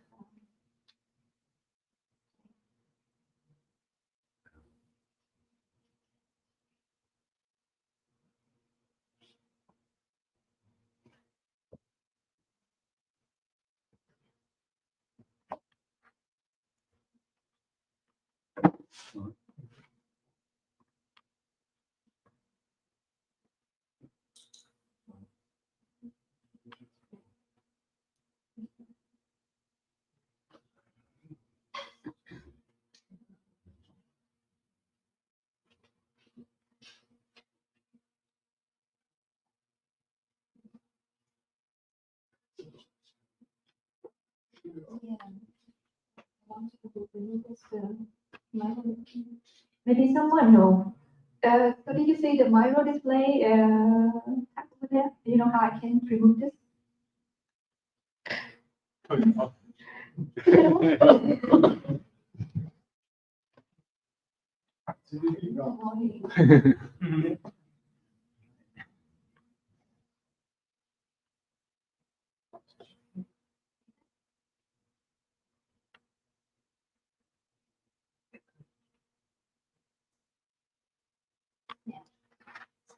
So I can do it over intro, if you don't mind.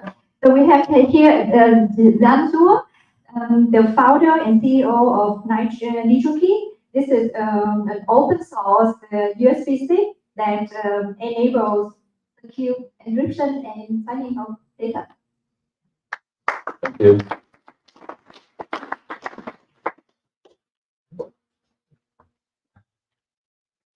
So, I will give you a brief overview of what Nitroki is and what we're doing. We are a small company, have been founded here almost 8 years ago in Berlin. And our motto is we build and develop open source IT security hardware to protect everybody's digital life. We have which I will show you later, quite broad portfolio of products in this domain. I think world leader. And one point which I think is important for security companies is that we are financially independent of any venture capital, so that we can really focus our mission to make secure products and not to have a short-term revenue. So we are a small team. between young and old people like me, about 70 people right now.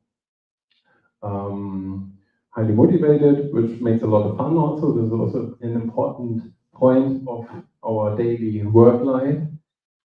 And we have also a couple of large and nice customers. So it's a mixture between various industries, also a couple of NGOs, all geographies also. And now, since we are here at the Open Tech Summit, I think most of you are interested more on the tech side of what we're doing. This slide gives you an overview of some of our products. I won't have time to dig into each of them in detail, but maybe just can mention some points for each of these products. And how we started was the Nitro key, the USB key. We started with one model, now we have a couple of models.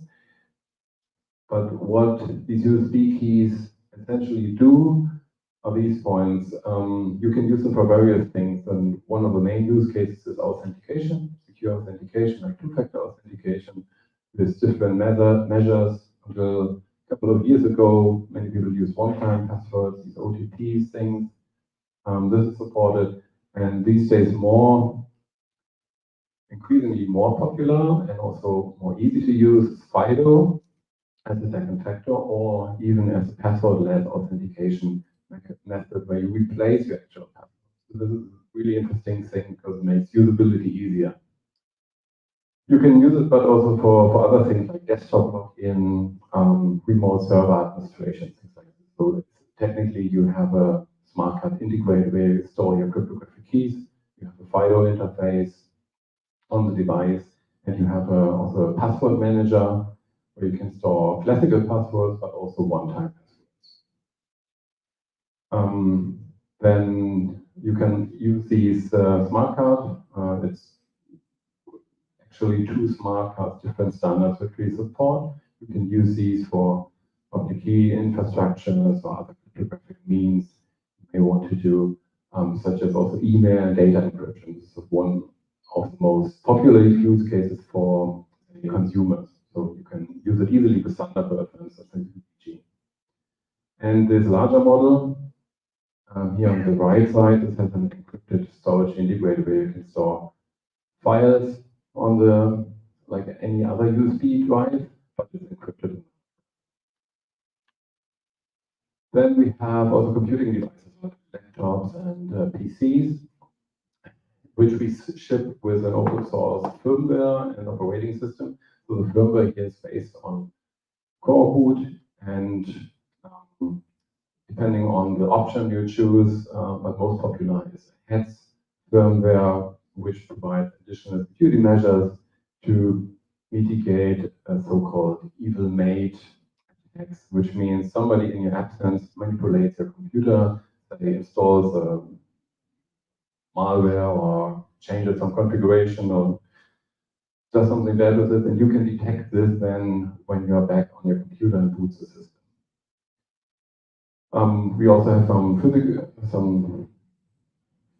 kind of physical security measures, like we do sealing of the screws, and this is most of the cases it's individual sealing with some glitter glue, which is then where we take pictures, and later on you can compare this individual screw pictures with the real one of your device, see if this has been opened or not. So I won't have time to go into all details, but as you see, we ship it with Ubuntu Linux or Cubes. Cubes is recommended for high security stuff and also a cool operating system, which you could check out later on. Next thing is the phones. We ship secure phones, which are based on Google Pixel and Graphene OS. Some of you may have heard of Graphene OS. It's quite in a niche, a quite popular operating system. It's an Android 4, but without Google and with a focus on high security. So there are a lot of security protection measures built into Graphene OS. But at the same time, it's still very easy to use, almost as an ordinary Android system. But again, without Google Google applications by default, still you can install them some Google applications if you want to, but they won't have any root or administrative privilege other than other applications. So they are still kept in a sandbox, kept secure from the operating system. And what we offer additionally is to physically remove microphones, sensors, cameras, if you want to have a real secure device. So then you can take calls, can connect a headphone or a headset to it, and you still, this way you remain in physical control of if the device is capable of recording the sound of the surroundings. This means if you remove the headset and have the phone in the room cannot be recorded by the phone. Next cloud, I think, is known by most of you guys, since he has also a talk about Nextcloud. And this next box product is essentially a tailored installation of Nextcloud just for the hardware. You can't do anything else with this operating system. It's very specific to Nextcloud pre-installed, and then you can use everything what Nextcloud offers you. But you don't require any administrative knowledge, and you don't need to be a Linux guy to administrate this. Everything in the web user interface. Our focus was here to make it very easy to use. So this can really be used by people without any technical knowledge. And now we have a few moments for questions, if there are any. If not, we have some time. Yes, please. I think I want a question. Anyone build your things? Oh, I can repeat it. Has anyone built your things independently of you? So kind of copied the things because all what we develop is open source, open hardware. No, not in a sense. On the Nitro Key side, we cooperate with a different project where we kind of develop the infrastructure together, but this was not copying in the sense, but we started together. So no, I think we are too small for large companies that this is interesting, at least so far. Other questions? I have questions also for individuals. Yes, if you want, you can find the source code at GitHub usually, but this is nothing we really support or provide very specific instructions to. So if you're a developer, feel free to build all the stuff yourself. Yes. I was wondering about your removal of sensors. Did you find, without necessarily graphene, but with like standard AOSP, did you find that certain sensors or peripherals were required for some functionality? Like, let's say, for example, you have a camera, you remove the IMU, does the camera no longer work? Did you find things like that? Sorry, repeat this question for everybody. The question was for the smartphones, if you remove sensors, and how this influences other functionality of the operating system. Yes, there are requirements of sensors. For instance, if you turn your phone like horizontally or 90 degrees, this doesn't work. Or I think the torch light is removed if you remove the camera because it's built in to the same component. Things like this, but nothing so really, no big surprises. So I think if you think 2 minutes about this, then it's quite obvious why specific things don't work.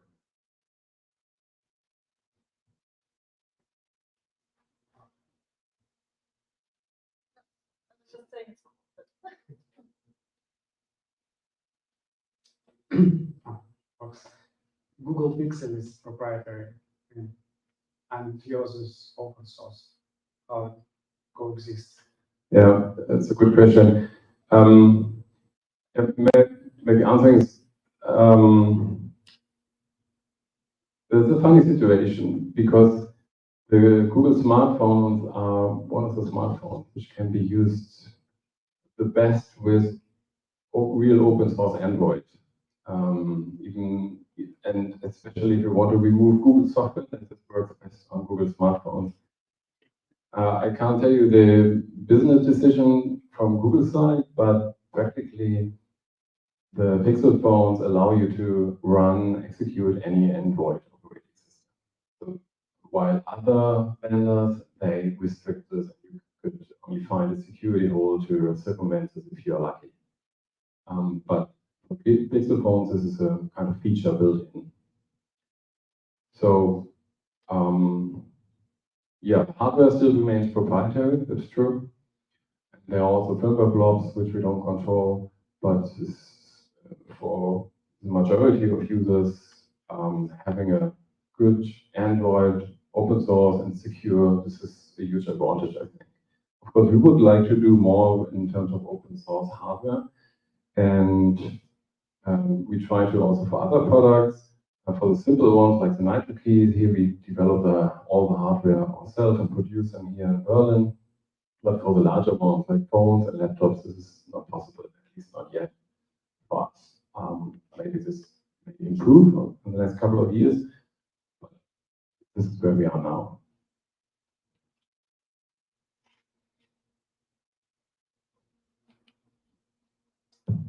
How did you figure out manufacturing?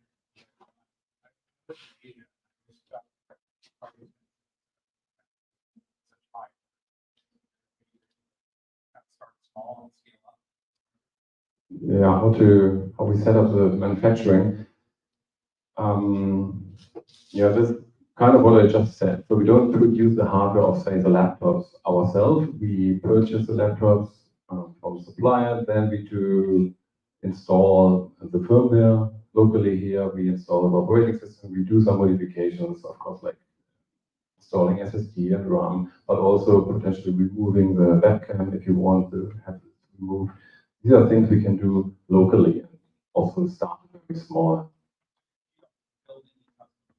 For the Nitro keys, the USB keys, that we do build the hardware locally. And it's custom developed by us, custom made. For the next box, there's an add-on board which we develop and produce ourselves.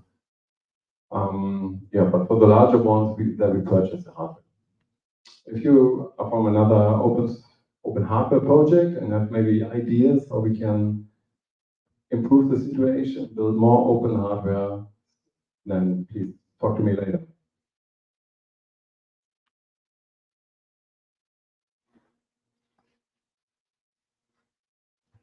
Okay, thank you very much.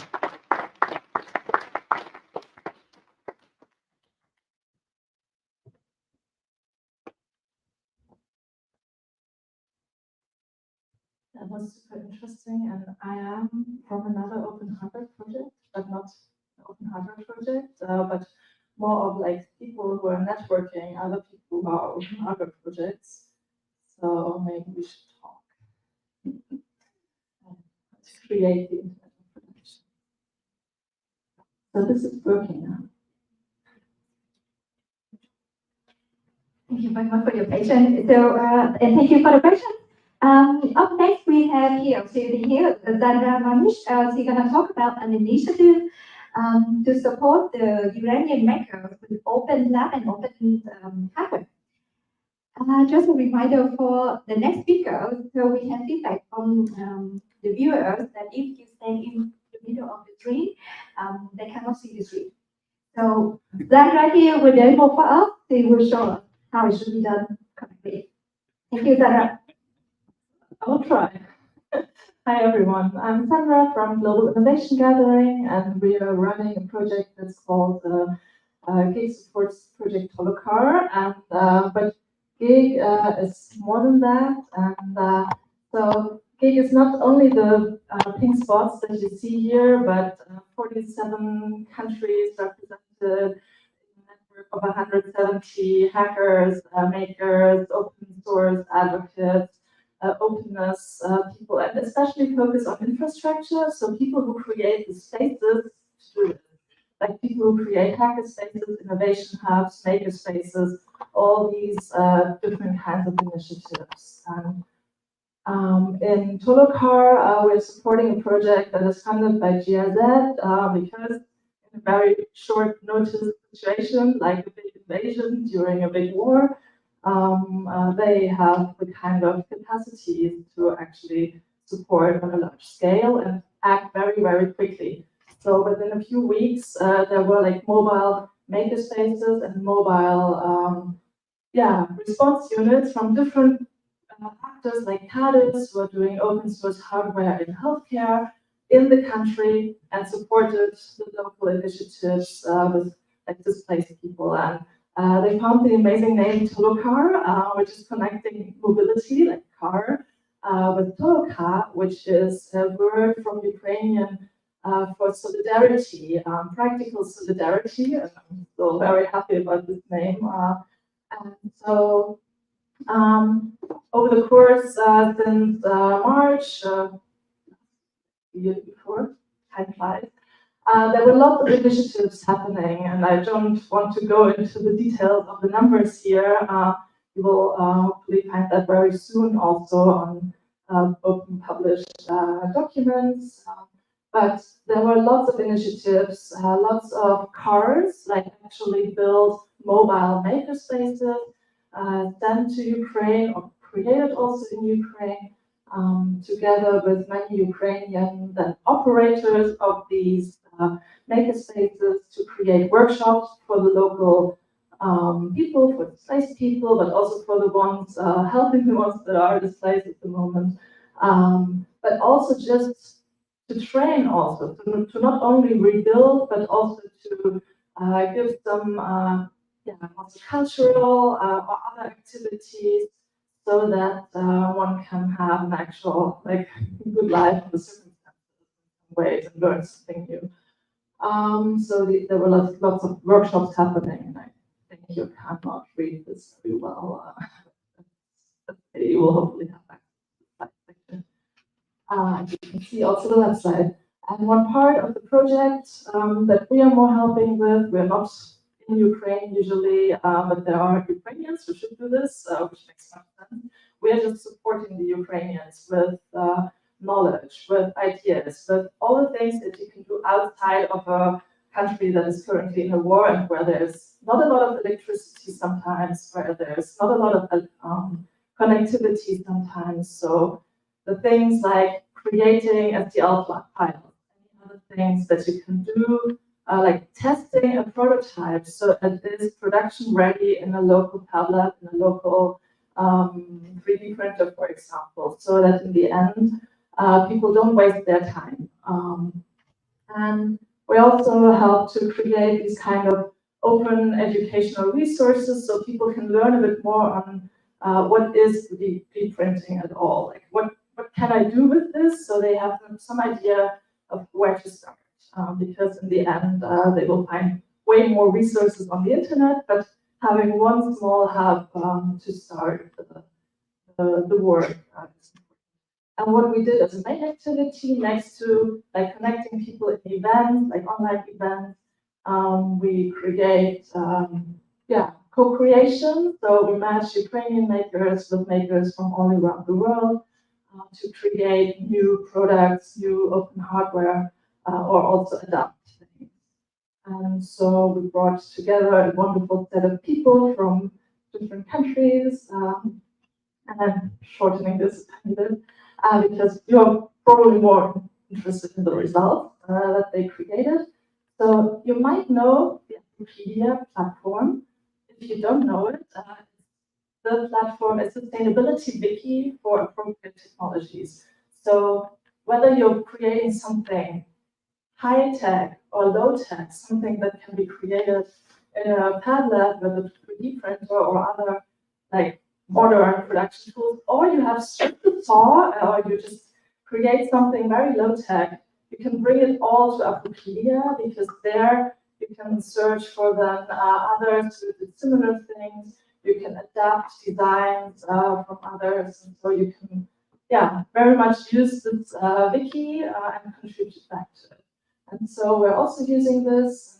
Well, this is a little bit unfortunately not readable here, but there's, for example, a group that works on a open source CNC router that can really build work with like large scale wood, for example. And maybe on the next page we see it a little bit better. So one of the very, very early solutions in the last autumn, especially and winter, they realized the windows are like very often damaged or like non-existent anymore. So they found a very easy solution. You don't need to have any printers or CNCs or anything for it. Just with very basic construction markets, you can insulate a window with plastics and styrofoam and these things. So it was super useful and created and documented so that others in other small cities around the country could use it, but also anywhere else. Like we have way too many war regions these days and in the last years and also in the future, unfortunately, where there's winter. There's also colder winters in many regions that didn't expect cold winters to have. So this is hopefully very useful in a very emergency setting. That's of course nothing you want to have forever. And then there are other more elaborate things. We are like mostly with the maker spaces, with makers in the country who have maker needs.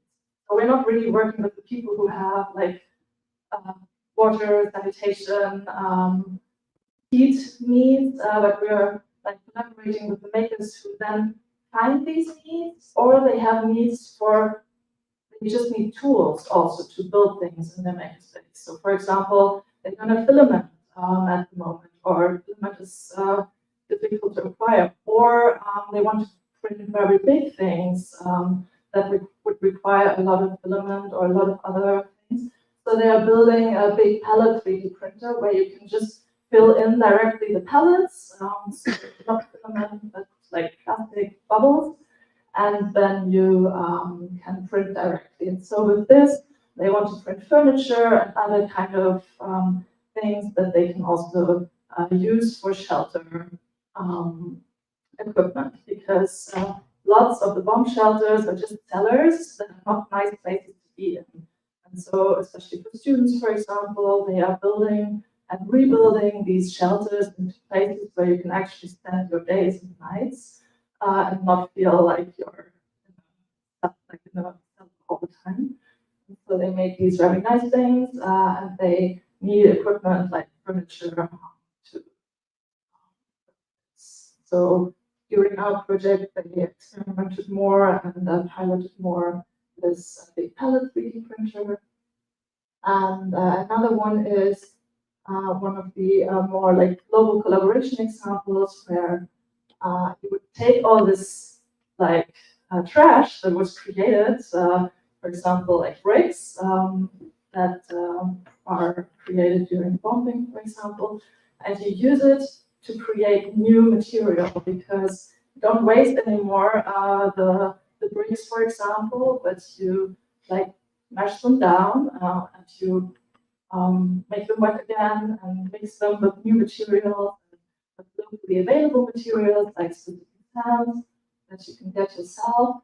And so we had one guy in Uganda together with his community created these bricks, and then gave the recipe and everything how they did it. And in Ukraine, they adapted this to their needs and to the sand they have available and to mix other materials. So that's quite cool. And then also things like Tetra Solar, one's more involved in open hardware, might know it, and thinking about how can you like actually build and manufacture an open hardware product that is already there, like already documented in a certain country. Like which manufacturers do I need to find? How can I talk with them so that they in the end will actually produce this? Because I want to produce it on scale and not only want to produce like 3 water filtration units, but I want to produce like 100 or even more. So it's very useful in this situation. And then we learn a lot from people in Bangladesh who already did this in their country, because there's a lot of different countries in the world where water is suddenly not drinkable and you need to like purify it. Yeah, and so what's up next? I said in the beginning, this is mostly about mobile makerspaces, and mobile makerspaces are an amazing thing that are more and more common in different kinds of settings. And probably many of you saw already some kind of small van or big van transformed into a makerspace. And so Toloka produced a playbook for mobile makerspaces with lots of like checklists and which kind of machines work, which didn't work, what kind of people do you need, what kind of workshops can you do in this kind of reduced settings. And so we're very, very happy that this will be published very soon. Yeah, forward to share it with everyone once it's published. And the most exciting thing for me, and also hopefully for you in the audience in this kind of area, is that we're also assembling a list of open source machines. Because many of you know in the makerspace, you have many machines that are not open source anymore. You can't really work with them properly. But there are a lot of machines that are open source that you can still build yourself or at least repair yourself. And so we want to have like a proper list, like which ones really work, like what do you need to do? Which ones are good for education, but not really for production? Which ones are really strong in manufacturing something with like tight limitations and all these things. So Simbille is currently assembling this. If you have any machine that you should look at, would be amazing if you share it. You can also comment in the Wikipedia page that I showed here. And then the last thing would be that there will be a Ukrainian Makers Innovation Fund. So if you're working together with Ukrainian makers, or you know some that want to scale their hardware or their work, there will be a call soon for these makers to apply. So please also send them our way. So this was a global innovation gathering. And Sandra, please reach out to me. You can find me not anymore on Twitter, but I'm Africa on chaos.social. And yeah, recently I go to many events where I say, find me on LinkedIn. Because yeah, I really miss it.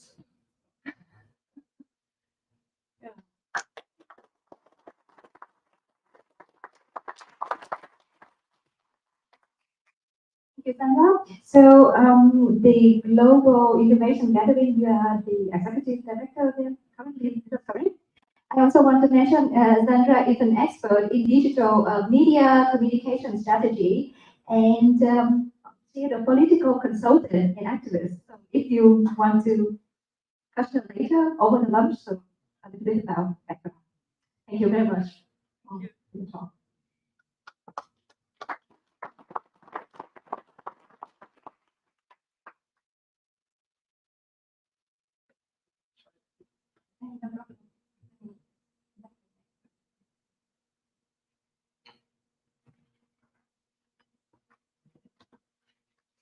By the way, well, someone posted in the chat that they have to close the display pulsing to remove the real display.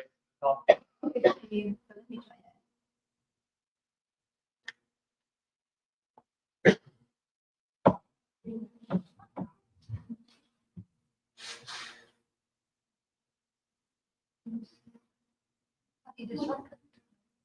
Like closing the software window or like the display control. So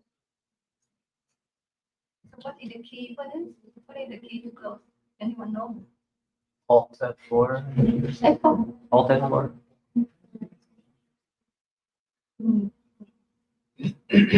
Control double. Right click on that. Right click and close.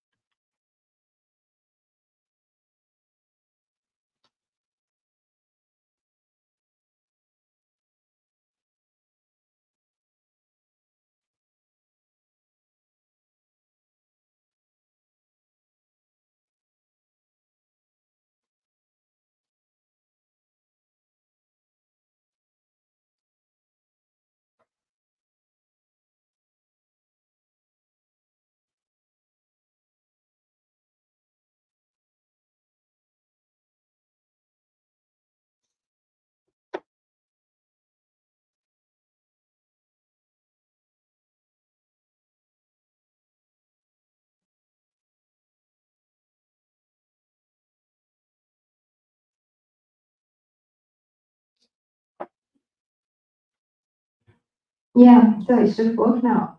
Yeah. Sorry for delay, and thank you very much for the feedback. We have the last talk before lunch. I would like to invite Mariana Ingressi. She is the program manager at Motion Lab for Startup Program. And today, Mariana will talk about hard tech innovation accelerator program.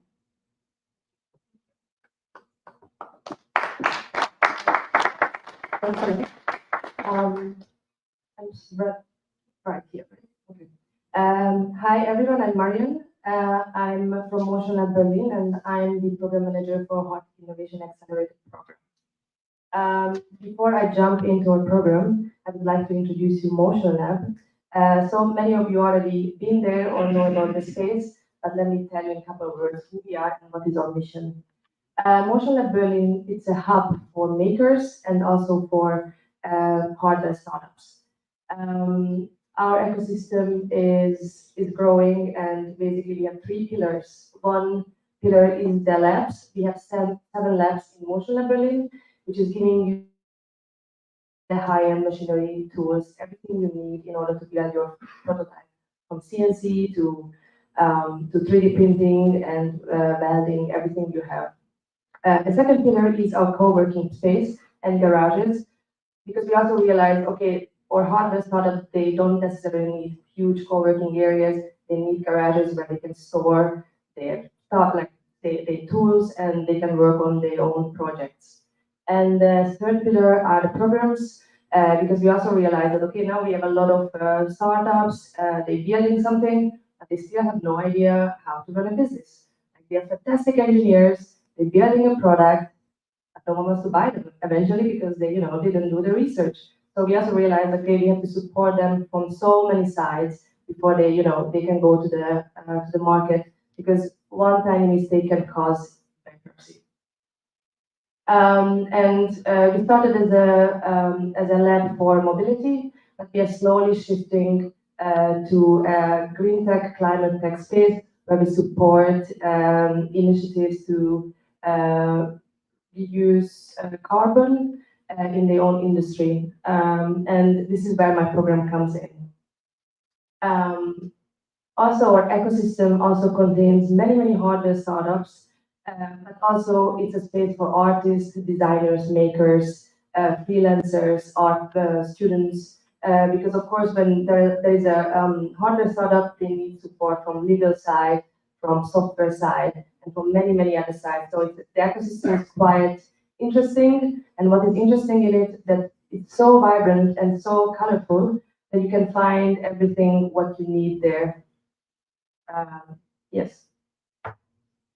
Our program started 2020 with Imagine 2030, and back then it was like a pilot testing project. Okay, how we can build a program what is suitable for hardware, because there are no books and no, like set down programs of like how a hardware accelerator should look like. And it's like not like you have like in Berlin you have like 18, 20 accelerator programs. Most of them are for startup, or if it's for the hardware, they don't provide them, like facilities and everything to grow from the prototyping side, but also they're going through the same program as software would go.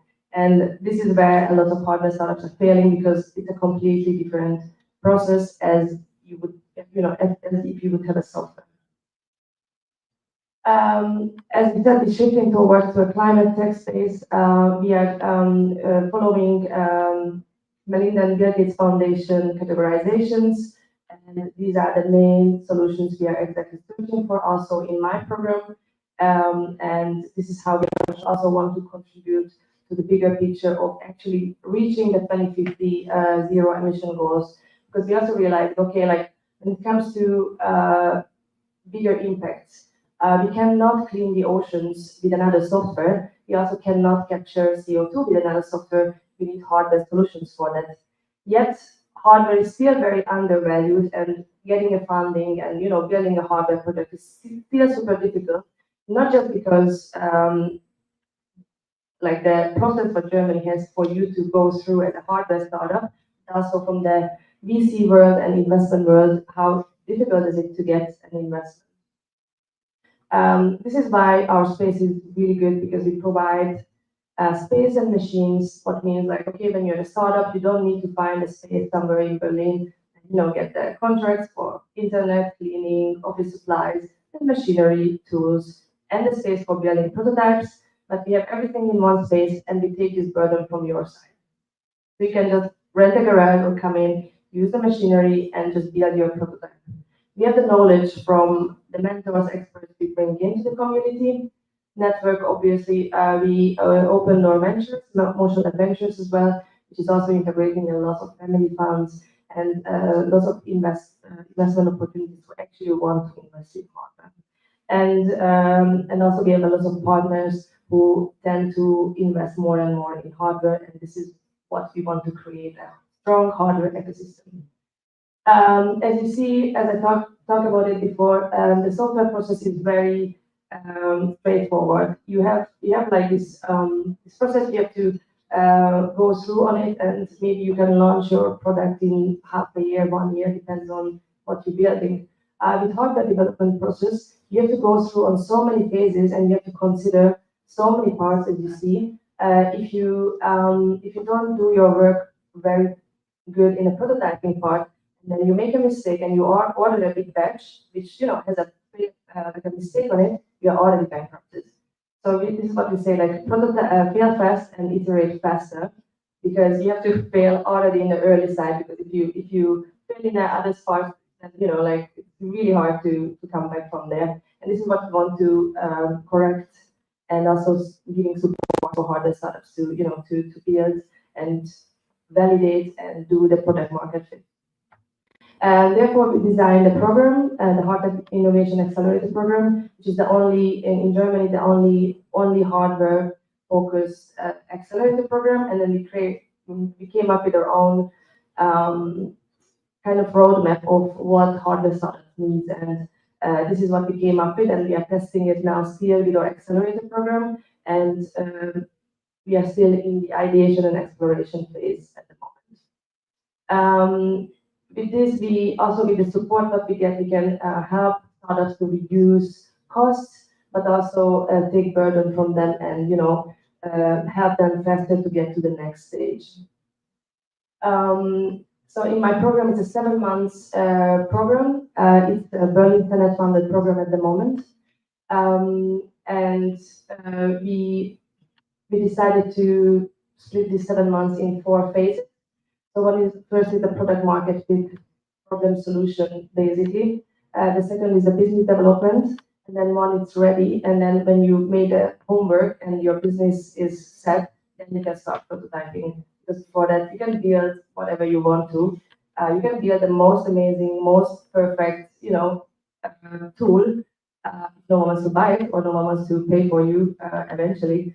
So we started the batch 3 in November, and we have 8 very promising startups in very interesting fields.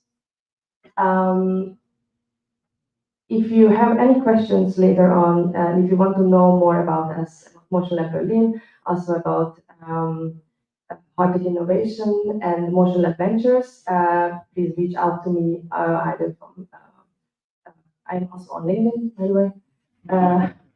I love or either my email address, or just catch me during lunch, and I'm happy to connect with you all. And if you have any questions, please shout out. Thanks so much.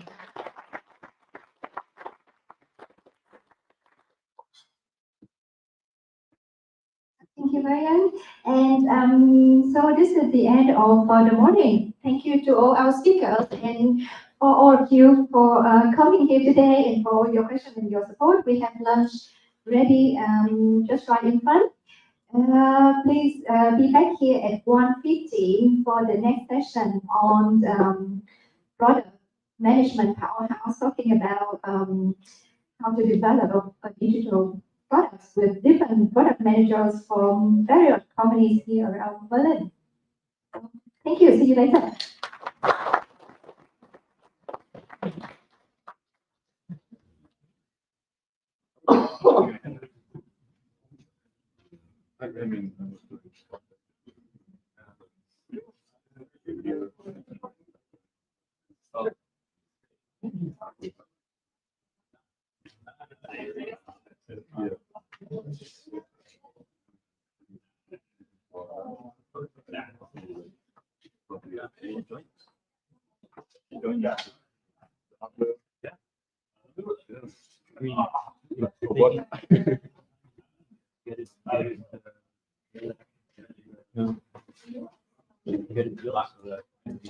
How are you handling the camera?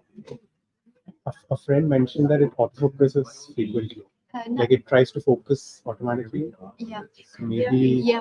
Mitch, can I, Yeah. Mohit, can you tell me, please? Yeah, the camera.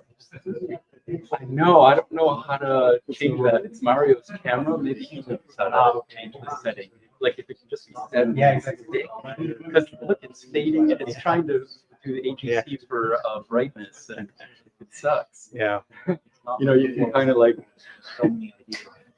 Okay, now I see it says Meshcon. Now I can't see anything. Yeah. Okay, now I can look at that part. It said welcome. Yeah, that's how they're going to be put service. Okay, I can go like this. Yeah. Sure. You know. So I see. Please, might be a part of that. You only have users. I'm kind of thrown off with this. Because like, what I'm doing is it's hardware, it's not hard. and it's not like, yeah. Your building can be adapted to this new page. Unflashed out, small issue. How do you expand it? Do you think everybody's come up with new microchips? Even for like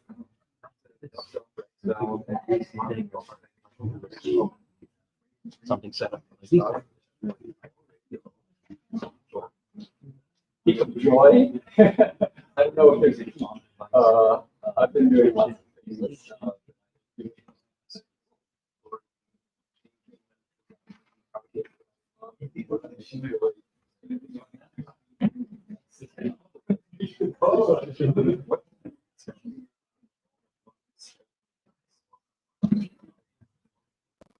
I think the main thing here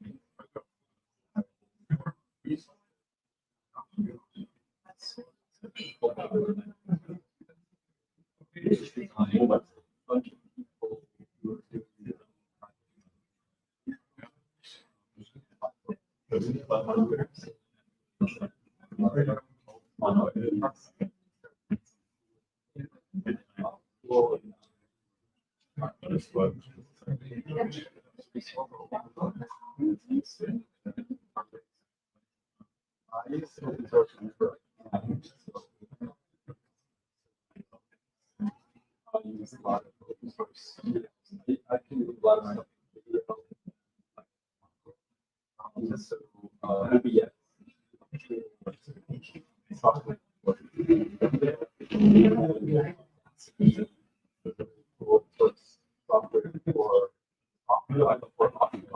And for getting the name of the support, but that's cool.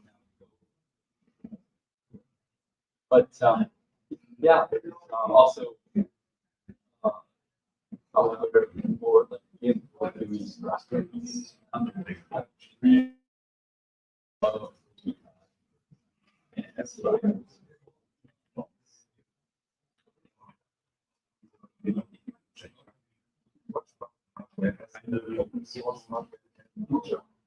Oh yeah. Hardware is really where it's at. You know, for people starting off, it don't make sense. Watch anyone spend money to get that. It helps you anyway. The only thing it helps with is if you have see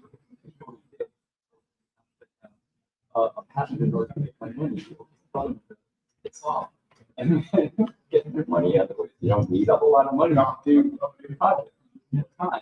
And there are a bunch of funding sources that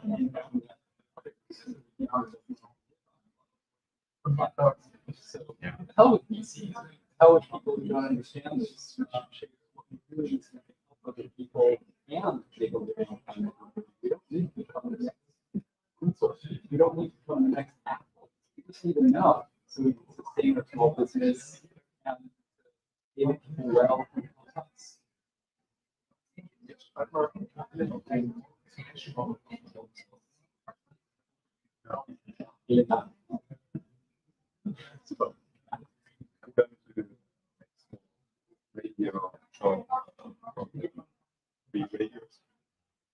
Yeah, not just yeah.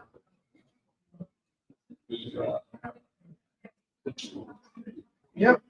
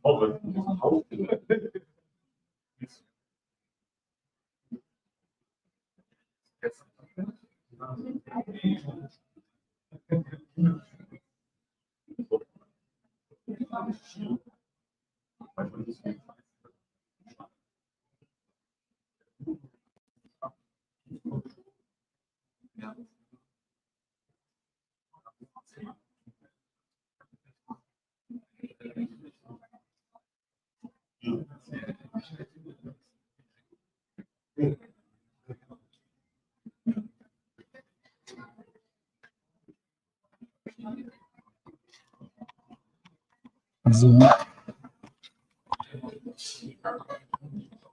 Et voilà. So, was ist, läuft gestreamt wird das? Das habe ich letztens auch.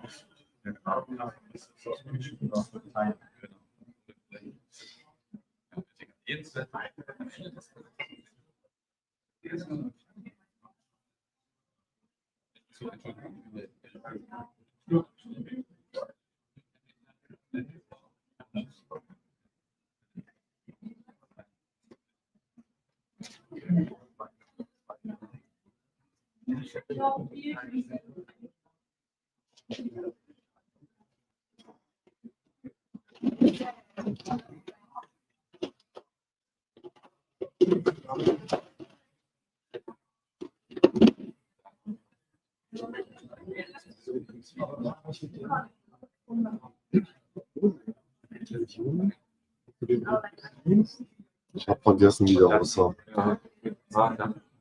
Das war so ein Hippie mit schwarzer Haare. Genau.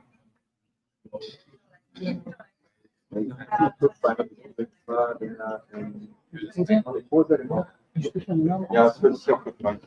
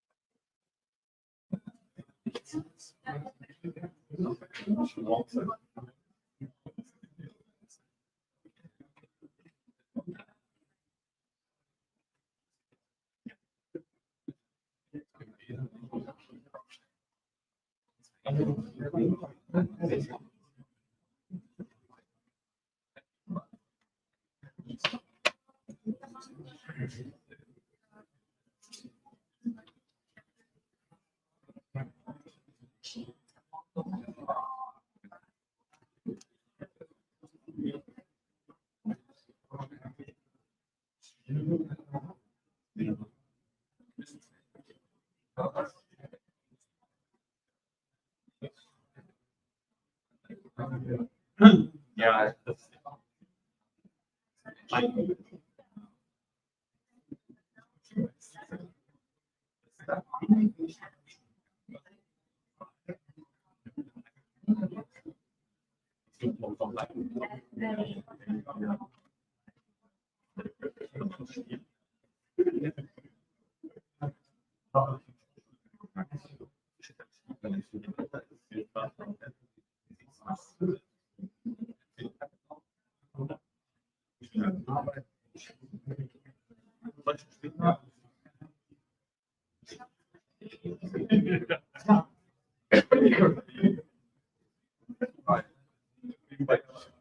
Ja,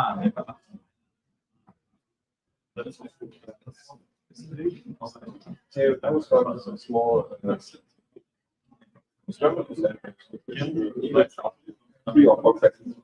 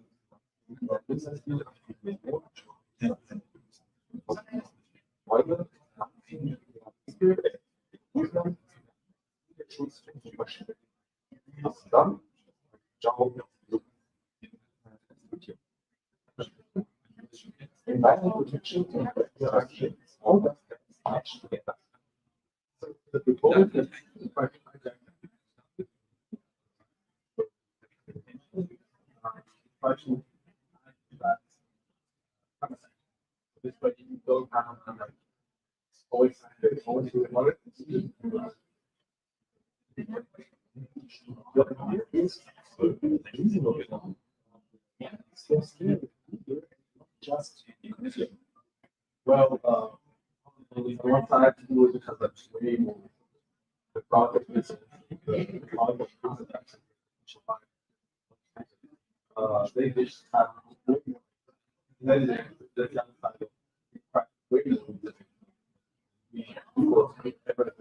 so they more accurate.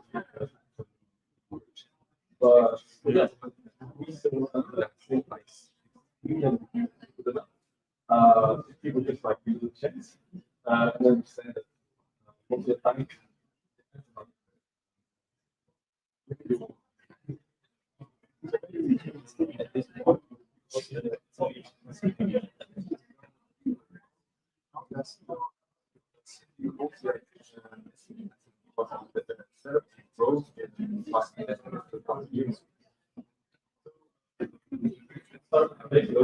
but your so beginning is definitely by viral, unfortunately viral, big viral. We have viral ones,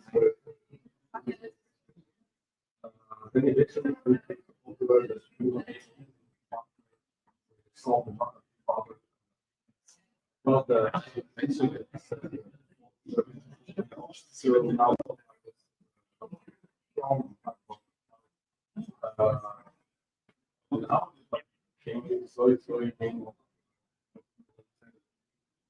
and there are other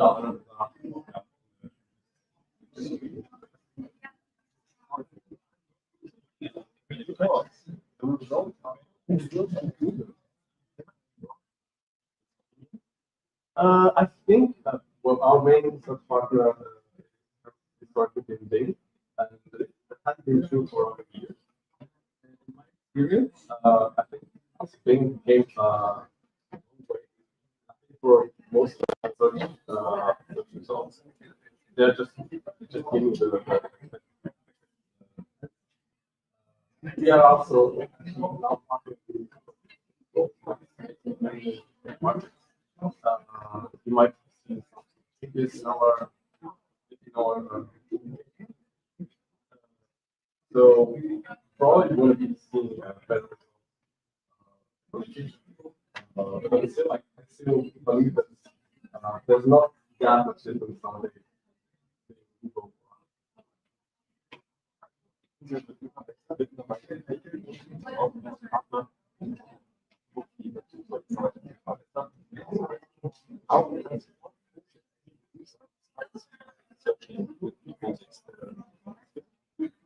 So, for like the best way is to just like let your friends and family know that many people never heard from.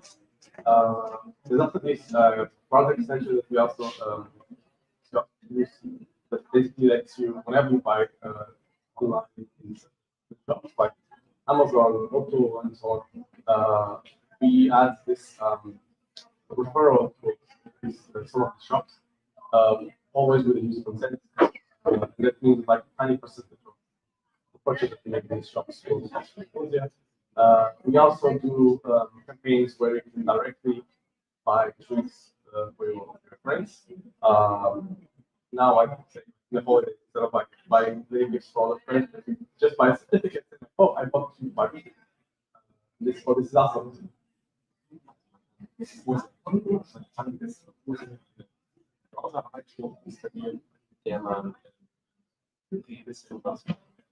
Shopping an Unterstände oder man hat einfach Bäume für Geschenke an Orte.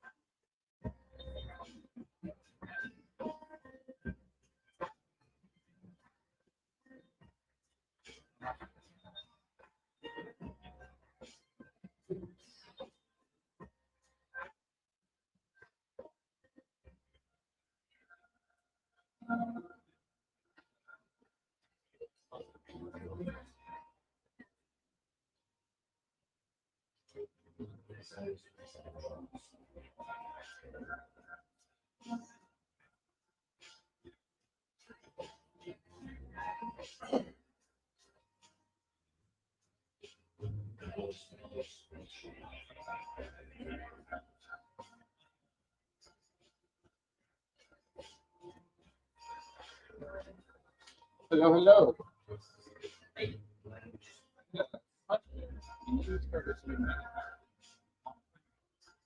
Yeah. It was just beginning, just the beginning of the, right. I actually wow. And then once I understood the idea, it's just blasting all of the time. Yes. So, not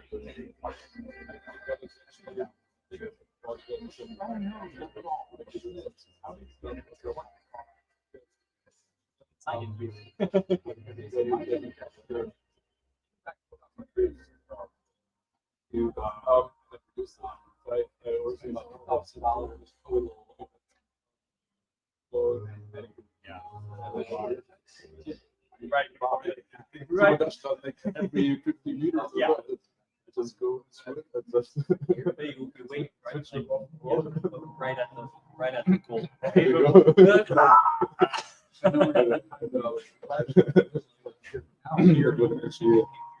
Hey, we're live. And then we're Okay. Hello. Who's watching this thing? Oh my god. I have no idea who's on here. Oh, San Francisco used to. The camera. Is it privacy? Like, Yeah.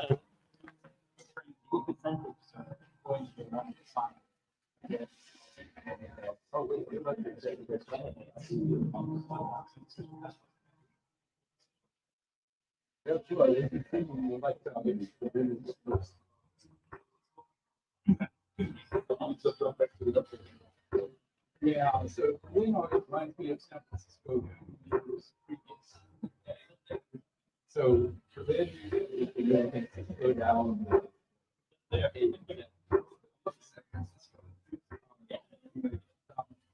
Yeah.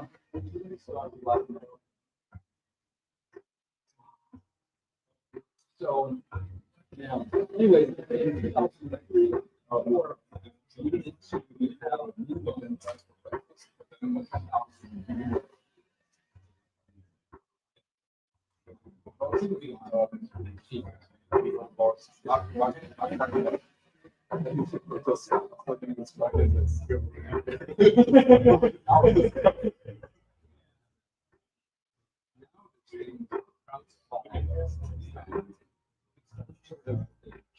Yeah.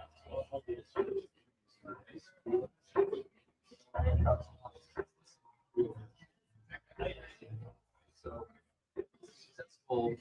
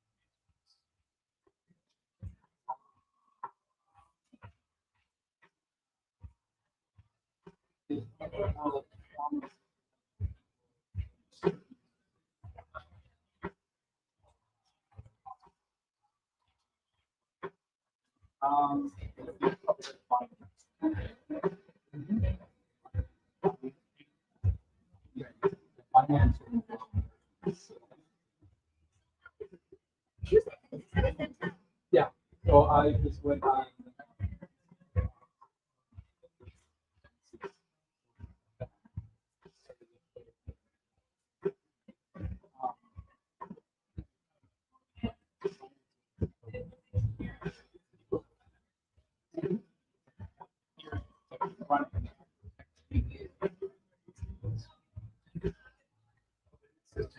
watching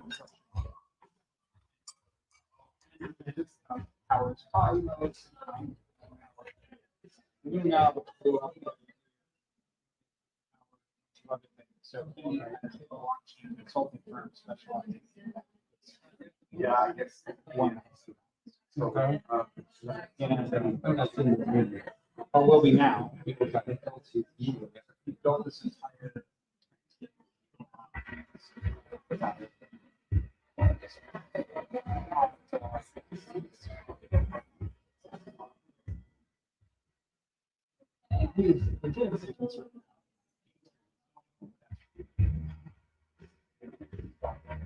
When there's a lot of money,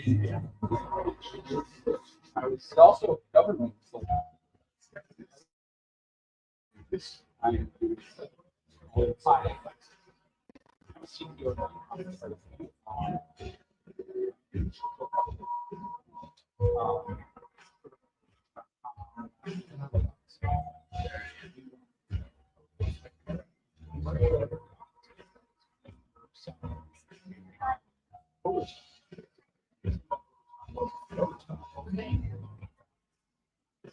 sold it. Oh, all the stuff is built.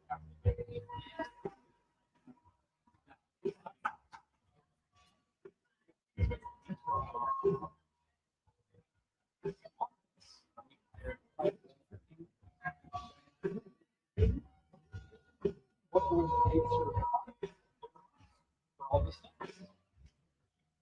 Yeah, design it. We sell it. Yeah. Oh, yeah. So money. They don't want the rich.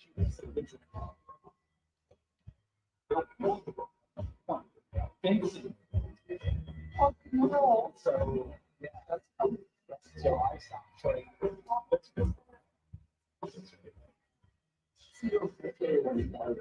Yeah, it's not more efficient. I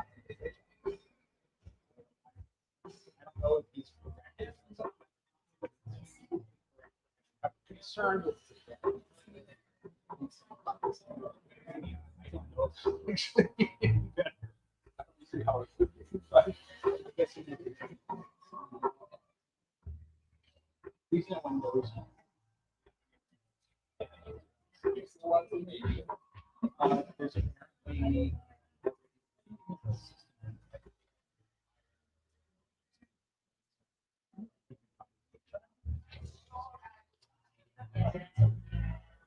everyone I know from Virginia. Yeah.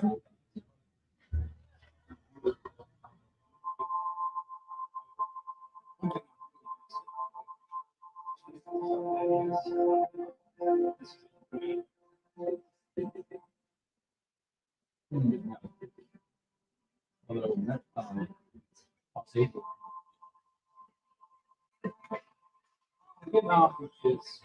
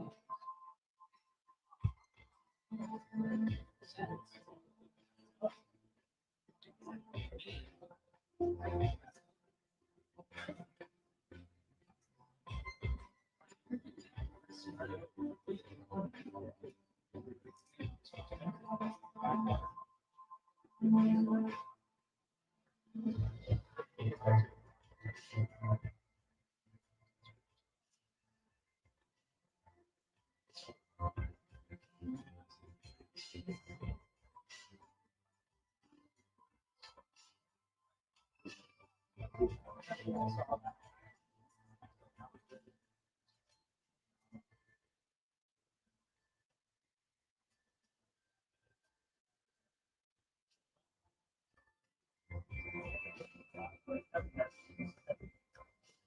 off.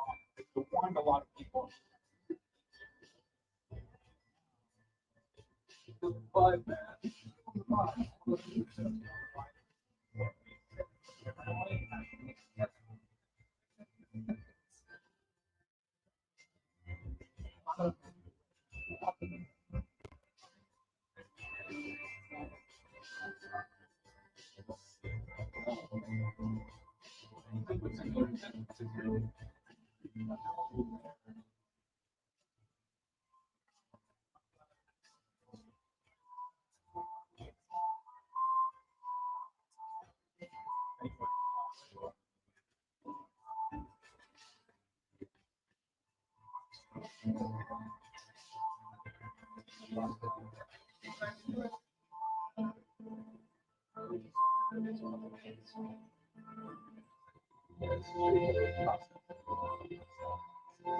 oh, that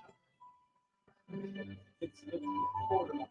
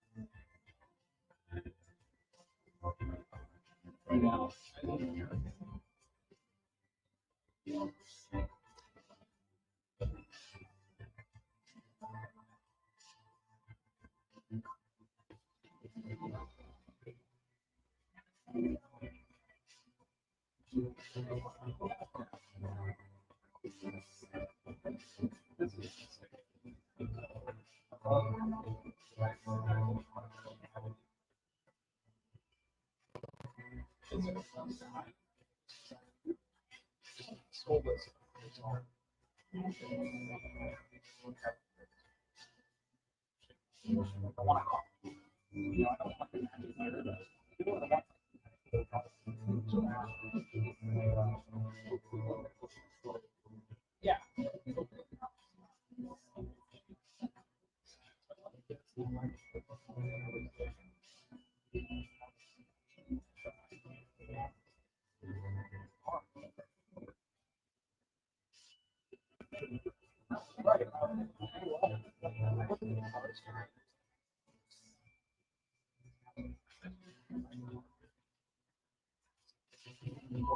What I think for this is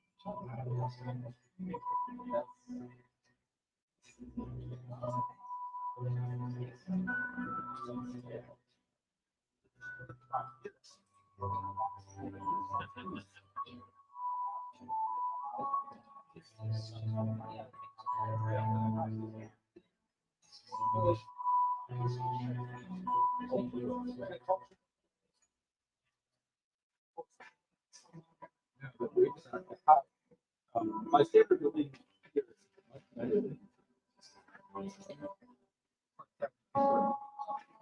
some ago it had it's more expensive city. But in the 80s, I could rent part of a warehouse.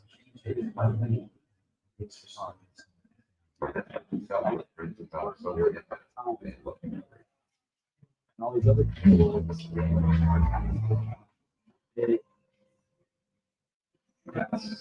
part of my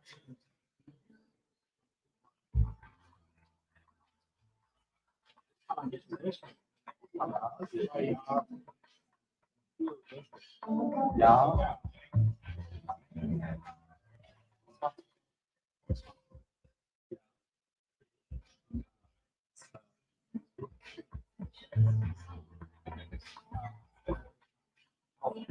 Ja,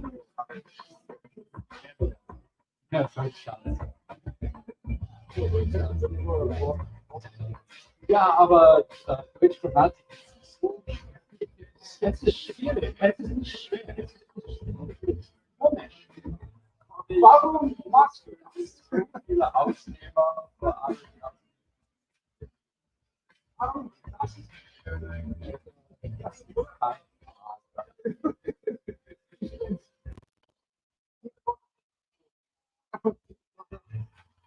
ja.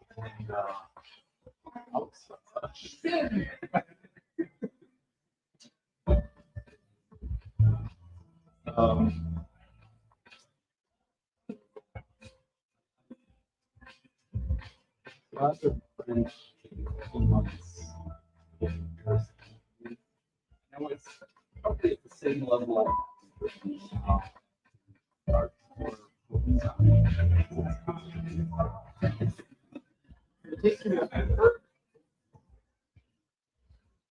It depends on the teacher. I've tried but the teacher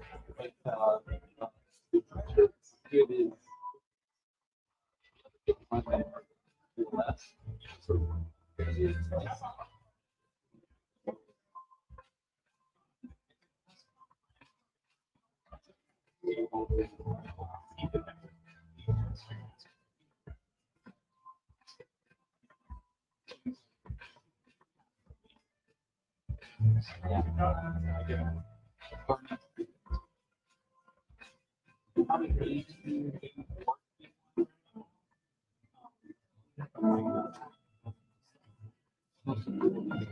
Yeah, that's great for the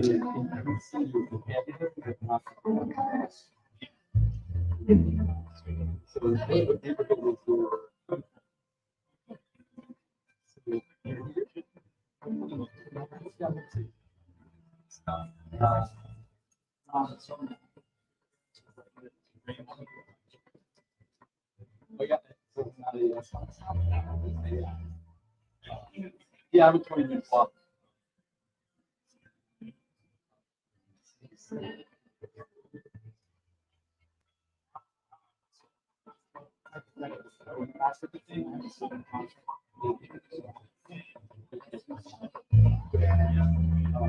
Yeah. I was just talking to someone else.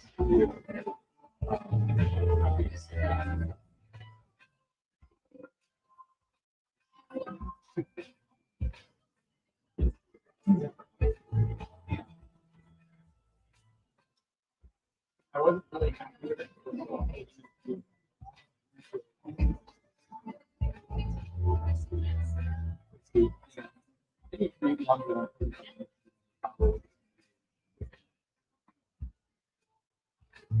But it's just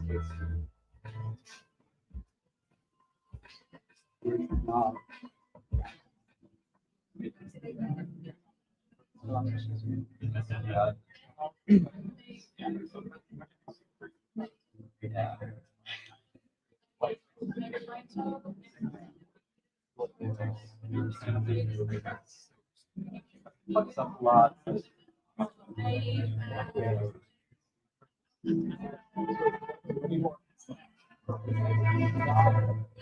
No, I don't need to do it anymore. That's my biggest customer.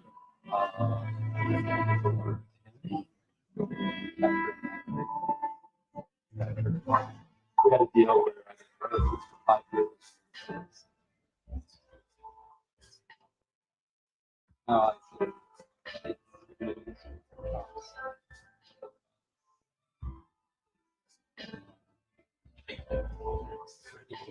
I've been working on. When I was in Vietnam,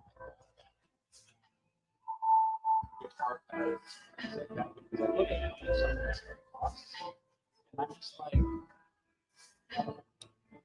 oh, it's one second. So this thing keeps autofocus and auto. Yeah, so someone was saying online that it's hard to see because it keeps fading in and out, but The thing is, a bit because it's just too dark. Yeah, well, is it possible to just make a setting on this and have it not autocorrect? You don't know? You know, if we had a light pointed, if we do have lights here, if we had a light. Yes, can we like have a bit of light? Hongfu, could you, maybe we have time for this? Yeah, and then your camera is really good for general purpose, but it's not designed for this. So, so basically, I don't know where to change these settings. Yeah. Oh, don't worry about it. It fades in and out, so people can see sometimes speaker, sometimes the slide. Yeah, if we have a light.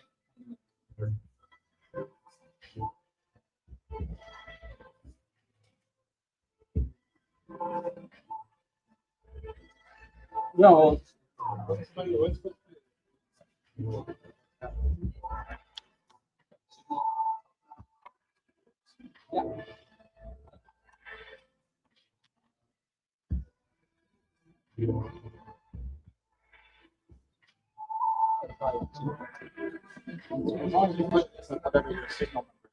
Yeah. Yeah.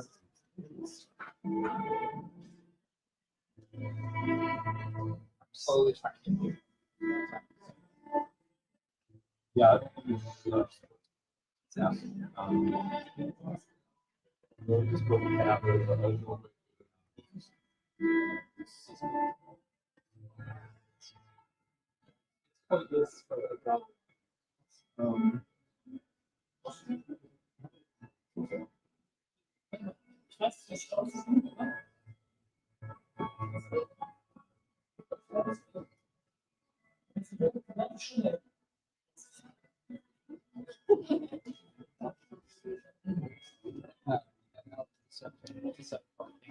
So, guys, we're starting soon. Right.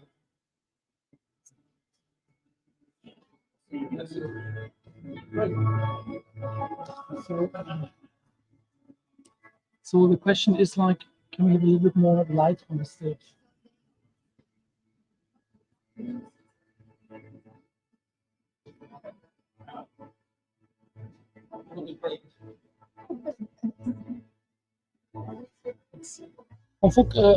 How should the people sit down? There we go. Take care of my son. Oh, okay, so maybe it's later. Not today, yeah, maybe tomorrow. Yeah. But yeah, thanks a lot for hosting. Yeah. Continue again. Go ahead.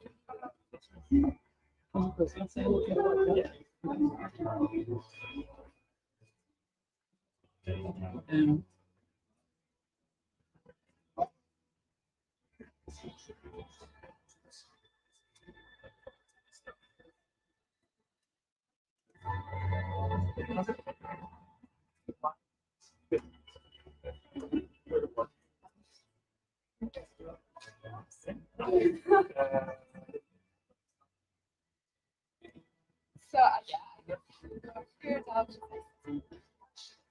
Do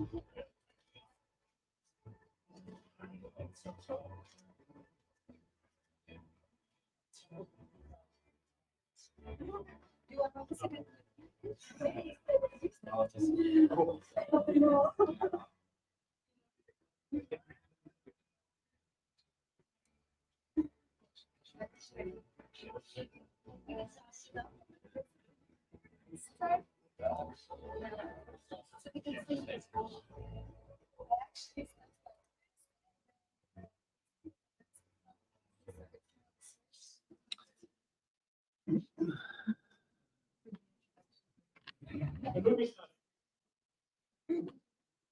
So, no.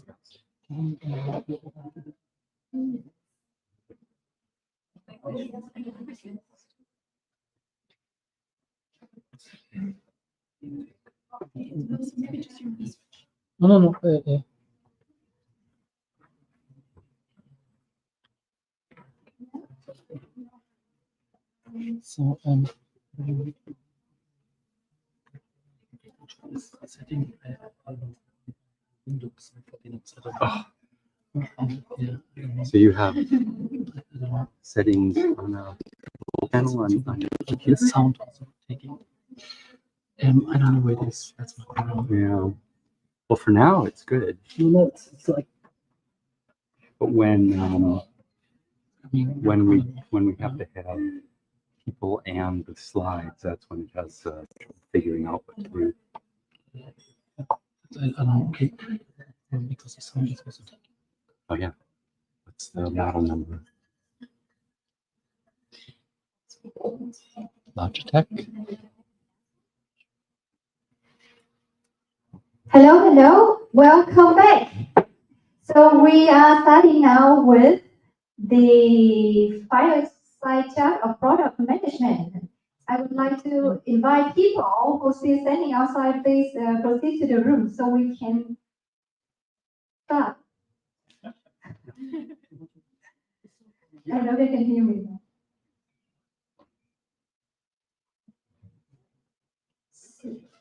So Mario, could you please inform the people outside?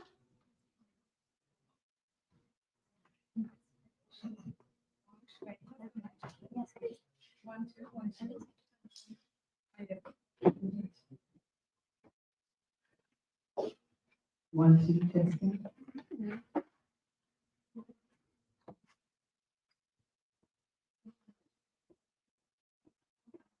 Like this? What's better?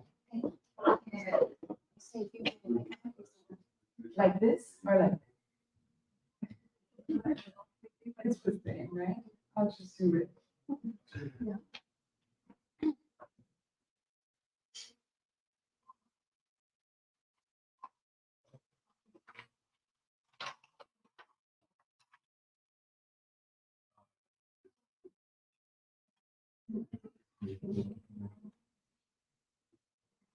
I think that then the people online can see us better. Yeah. Yeah. Yeah.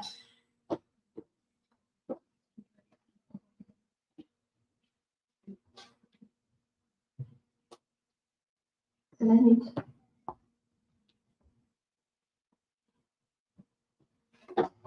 Sandra, could I ask you to help me inform the people that we are studying?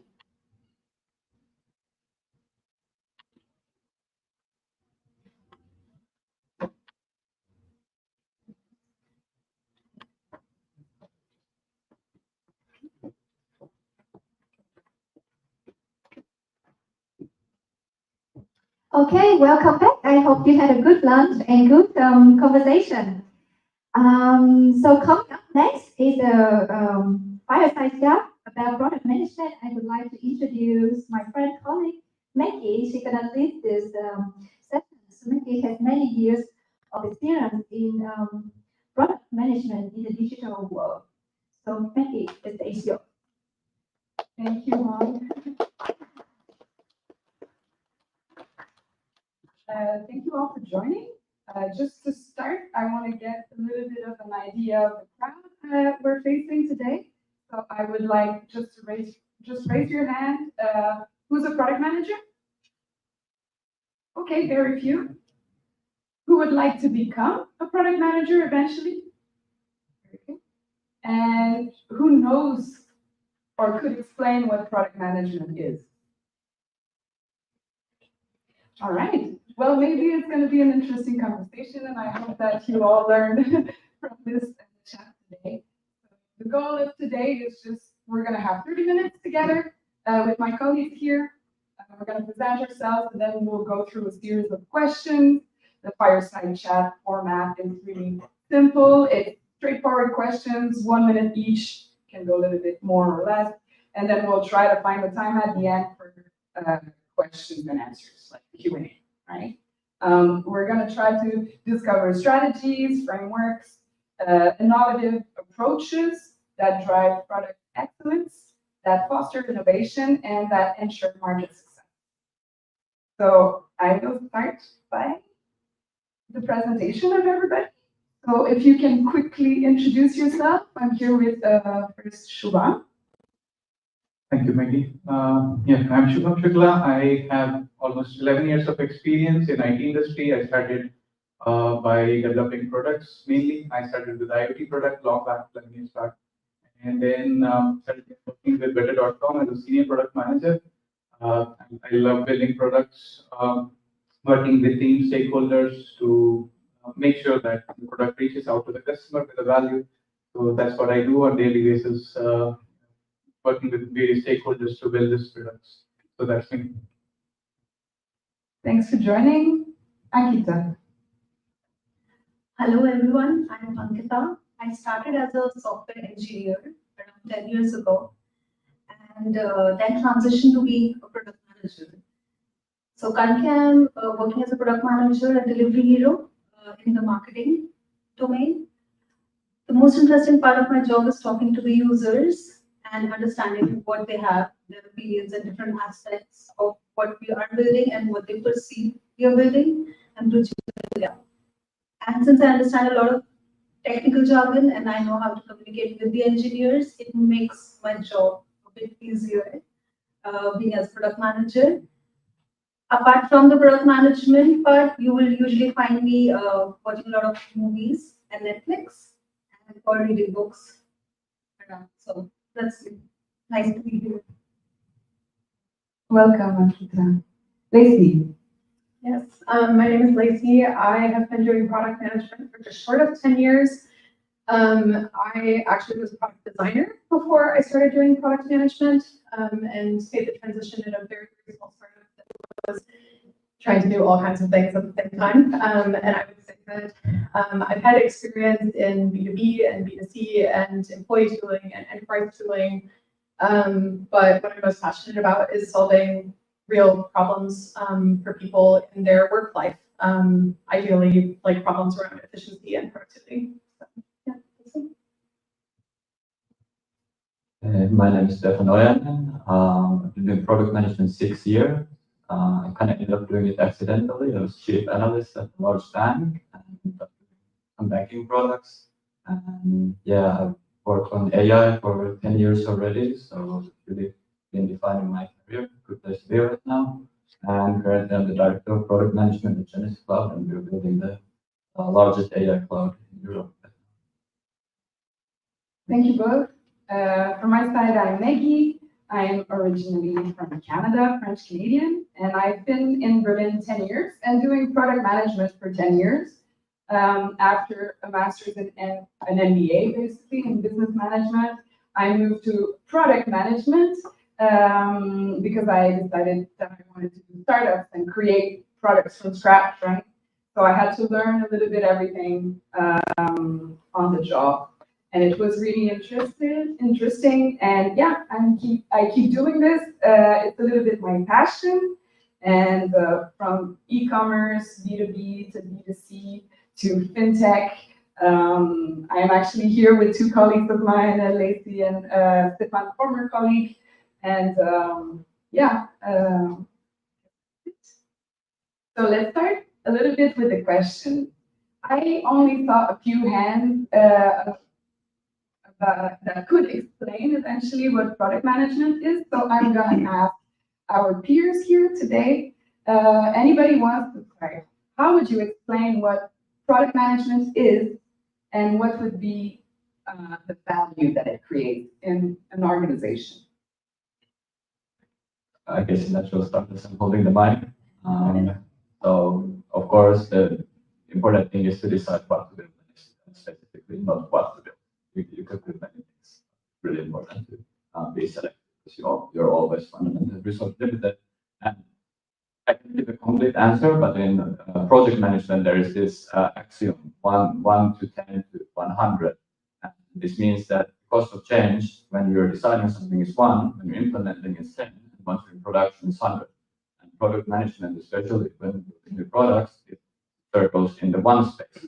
So without product management, you would end up developing solutions and getting your feedback only once you're in production. So it's 2 orders of magnitude more expensive than you figure out what assumptions were wrong and what actually didn't work for users. Do you have another take on this, or do you want to add something, Lacey? I mean, I think you definitely covered like the basic part is making sure that you're getting the best possible outcome you can for the resources that you have. I think when I'm like describing it to people who maybe are unfamiliar with product management, I also like to talk about the things that I do day to day. And the majority of that is like communicating and collaborating. So like talking to a lot of people and getting people to like a shared understanding of what the user's problems are, because it's really important when you're working with a really wide range of stakeholders and teams who have very different background knowledges, to be able to have everyone really focused and motivated by the problem that you're trying to solve. So I think that's, yeah, something like that. I have a similar experience on that. I feel that product management, if I have to explain it myself, I would say that it's a little bit like a translator job, translating a little bit the business, the top management, right? Me, understanding them, talking to them, collaborating with them, and then translating that to also give meaning to the engineering team and what they're doing and why they're doing this piece of code, right? Sometimes without this product management, let's say, mediator in the middle, things get misunderstood, or it's difficult to be able to communicate together the business side of it and the technical part of it. So yeah, give meaning. I totally agree to what you said, but that's, I believe, the first part of it. But also the second part is once we are doing a product, once we develop a product, what happens next? Or how should we plan the iterations? How should we measure the progress? You know, like what metrics would define if you're successful or we failed? That's also a very integral part of a product manager day-to-day job, keeping track of are we on the right path or not. And that's not a one-time thing, but an iterative and a continuous process. And what would be, for example, when we talk about creating value and measuring this value, what would be, for example, like basic metrics that you would look into? It depends and differs from product to product.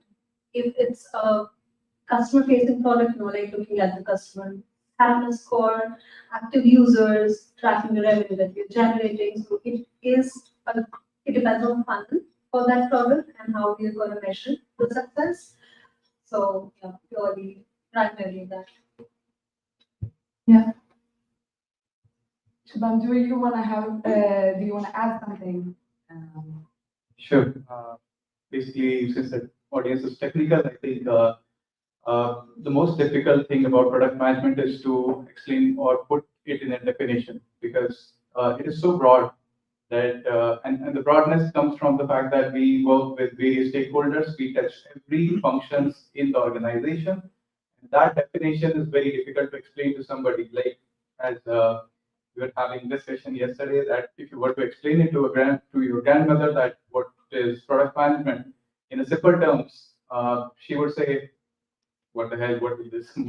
Anybody can do this." But putting it in a sentence that where you create the value, as Maggie said, is very difficult part of the product manager's job. But if you are working with the product manager, what they do the 5 things, as Ankita also said, that we do 5 key things from discovering the ideas, then defining it and designing it to developing it, where the engineers comes up, we work with them, and then launching it to the market and then continuously measuring them. And these stages are very important to manage from each one stage to another. And that's how this the whole management makes sure that from when the idea is there from the leadership team to its execution and measurement, and the next one again, this whole cycle is what the product managers look after every day. And every day they have different challenges. Yeah, that's true. You want to get feedback as soon as possible that what you're building is actually what the users need, and that's actually solving your problem. Right? If you build everything that the management wants, it can be good, but then to get the feedback loop will take a long time. So the iteration process of product management is actually quite a thing, right? Sure. All right. Keep your questions for the end if you have questions here. I would follow with the next question. What advice would you give to somebody who wants to become a product manager?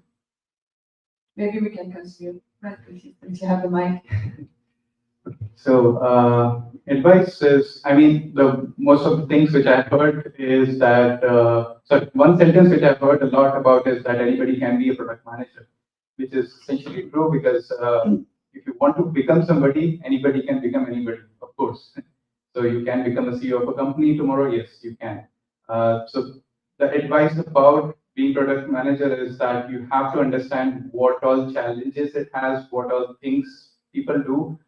It's from every angle emotional as well as it's about execution, because when you deal with people every day, then you have to be so emotionally, you have to be ready to argue with them. You have to be ready to face their questions or do whatever you have to do to make sure the product is successful. So you have to be ready when you are getting into the product management side that, it's not about, hey, I have an idea and I just want to get it out in the market, but it's mostly about how do I, as a person, am I ready to make sure that I can talk with people, I can influence them to make sure that my ideas can be executed. I can say no when it has to be said no. As Maggie said, we have to do that a lot, even to the CEO of the company, and I do it on a daily basis. So I'm like, I get their ideas and I say no, this can't be done, or at least not right now. Not that I will never do it, but not right now. That's very challenging part, and you have to understand that when you're getting into product management, these are some of the challenges which you will have to face, and you should have to be ready with it.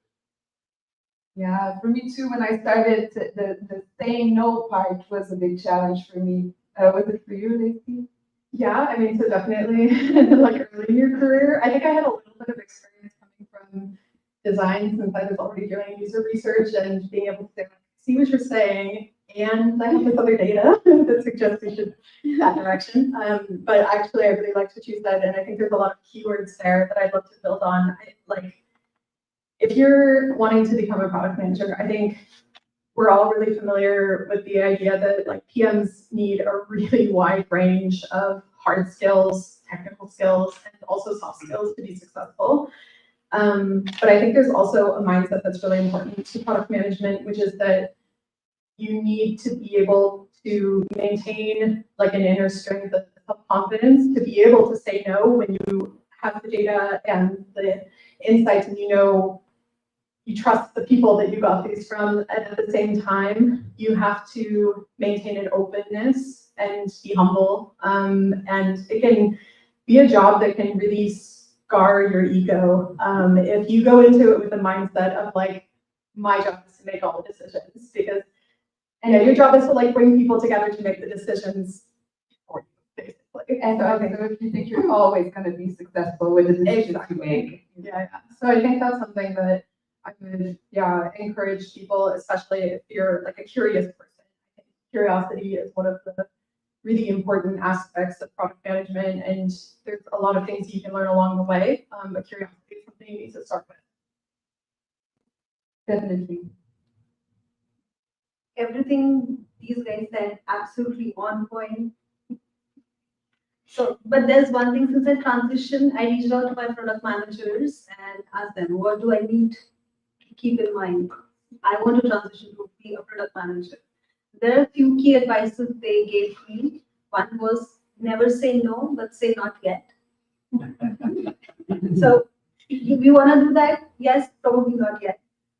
Second was communication is very critical. You need to communicate and wear hats of different people, be in shoes of 10 different people in one single day, but keep the sanity at the same time and focus, context switch a lot. So there's a lot of critical things that happens on day-to-day basis of a product manager's life.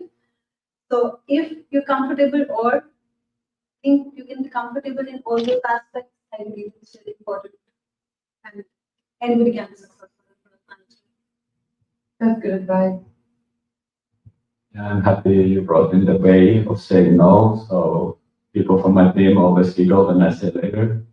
But there's reasoning behind it.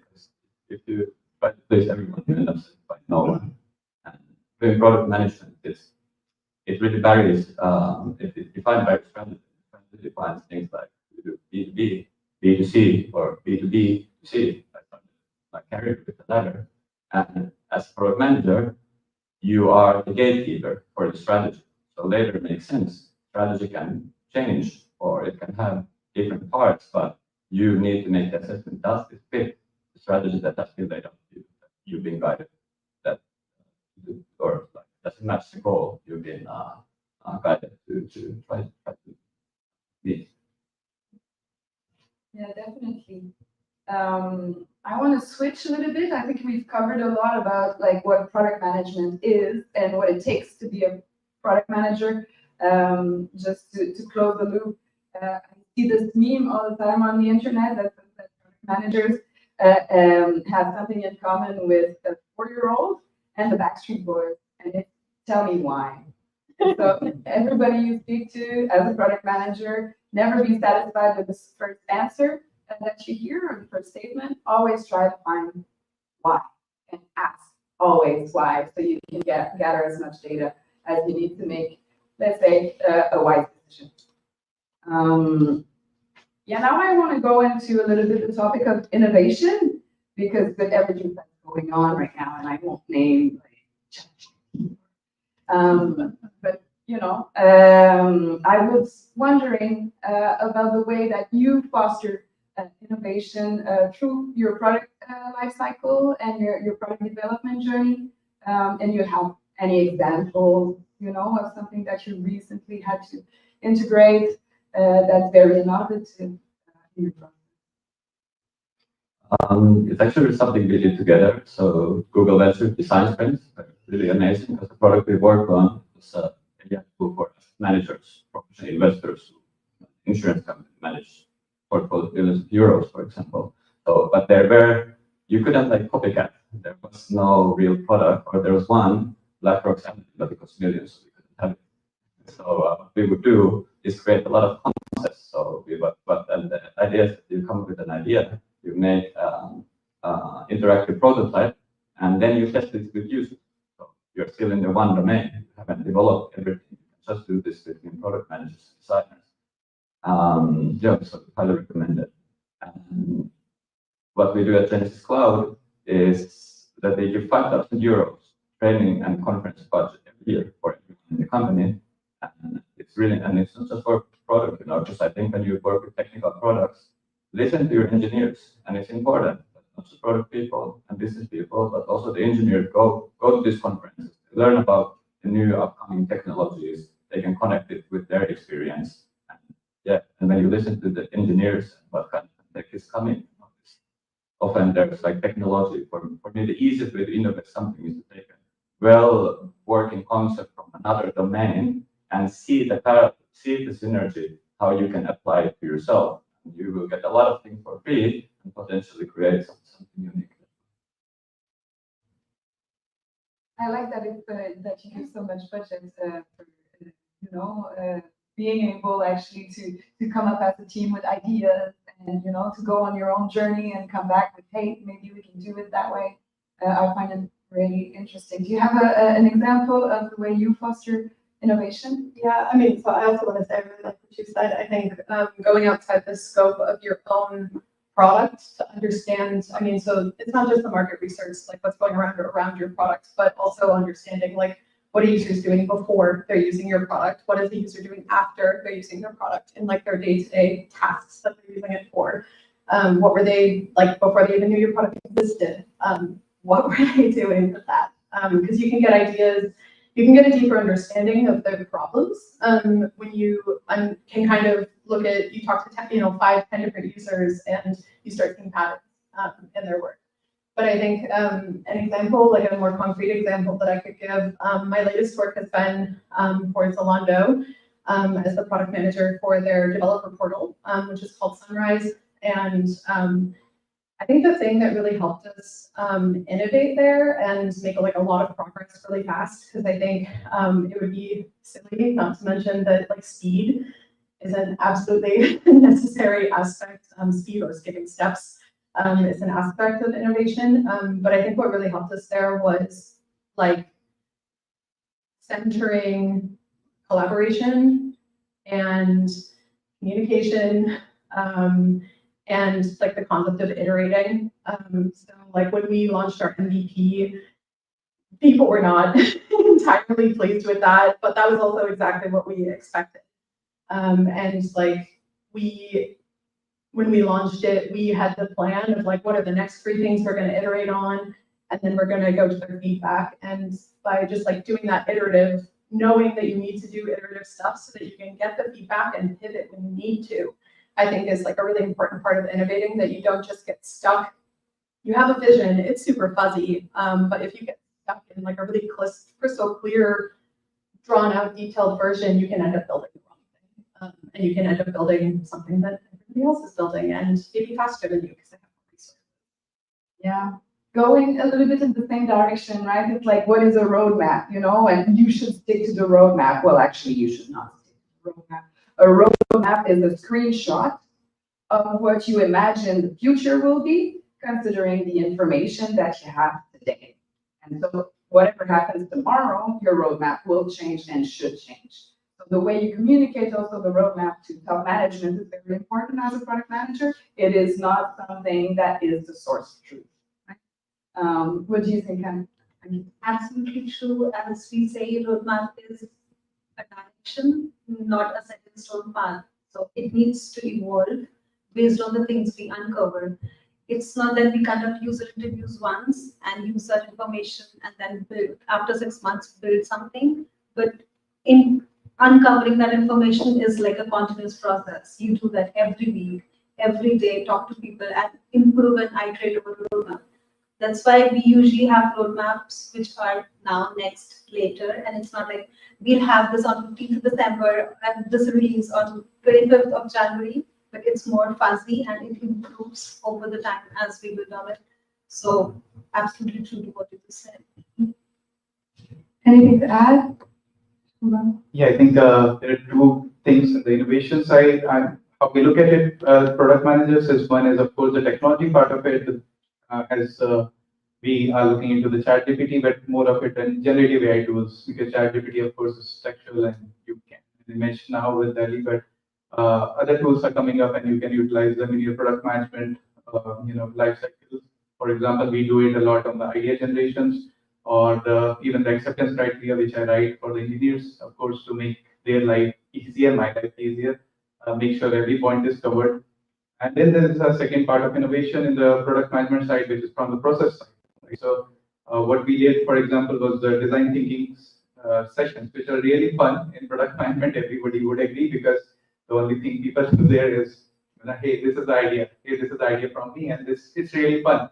But to conduct it in a way where you can get useful results at the end of the session is something really, really difficult, because yeah, everybody can throw out ideas, but something which is useful for the users, and then you actually have to pick something concrete to get it into the product is very difficult. So to do it so of course we have the new designer, and she's really good at it, and she puts on some music, and you have to brainstorm or come up with ideas. Everybody has to come up with ideas, and that has really worked, because we do really get some good results, sometimes from engineers, sometimes from product managers, sometimes from designer themselves. So it is not one person's job. Like product manager does not give the idea. That's a myth, that we do not just give the ideas. Ideas can come from anywhere, and that's how you innovatively make sure that you are able to capture them in the processes very well. So those are the two things which I think from the innovation side is really something people can work on. Yeah, I find it very interesting that you two mentioned design sprint. Just to give it in a nutshell, a design sprint is a way in 5 days to get a prototype to the customers and get feedback. So in 5 days, you already know if you should build it or not, and you should already have enough knowledge to know if you need to iterate, if you need to dig deeper into data to find out some inconsistencies in what you build, right? And it only not involves product management, but it involves all the different departments in the company. So yeah, just to summarize it, right? In a nutshell, look into it, and if you're part of it inside your company, please embrace it. For product management, it's really gold, and it's great collaboration tool. Also, hot tip. Just hot tip. That's actually like a really great way to have a successful hackathon project. Also, run a little design sprint. Great. We're almost 25 minutes in, so I would say maybe we can ask the audience if you have questions for us. Maybe you can just scream, or if you want, I can jump out and give you the mic, and then we'll let.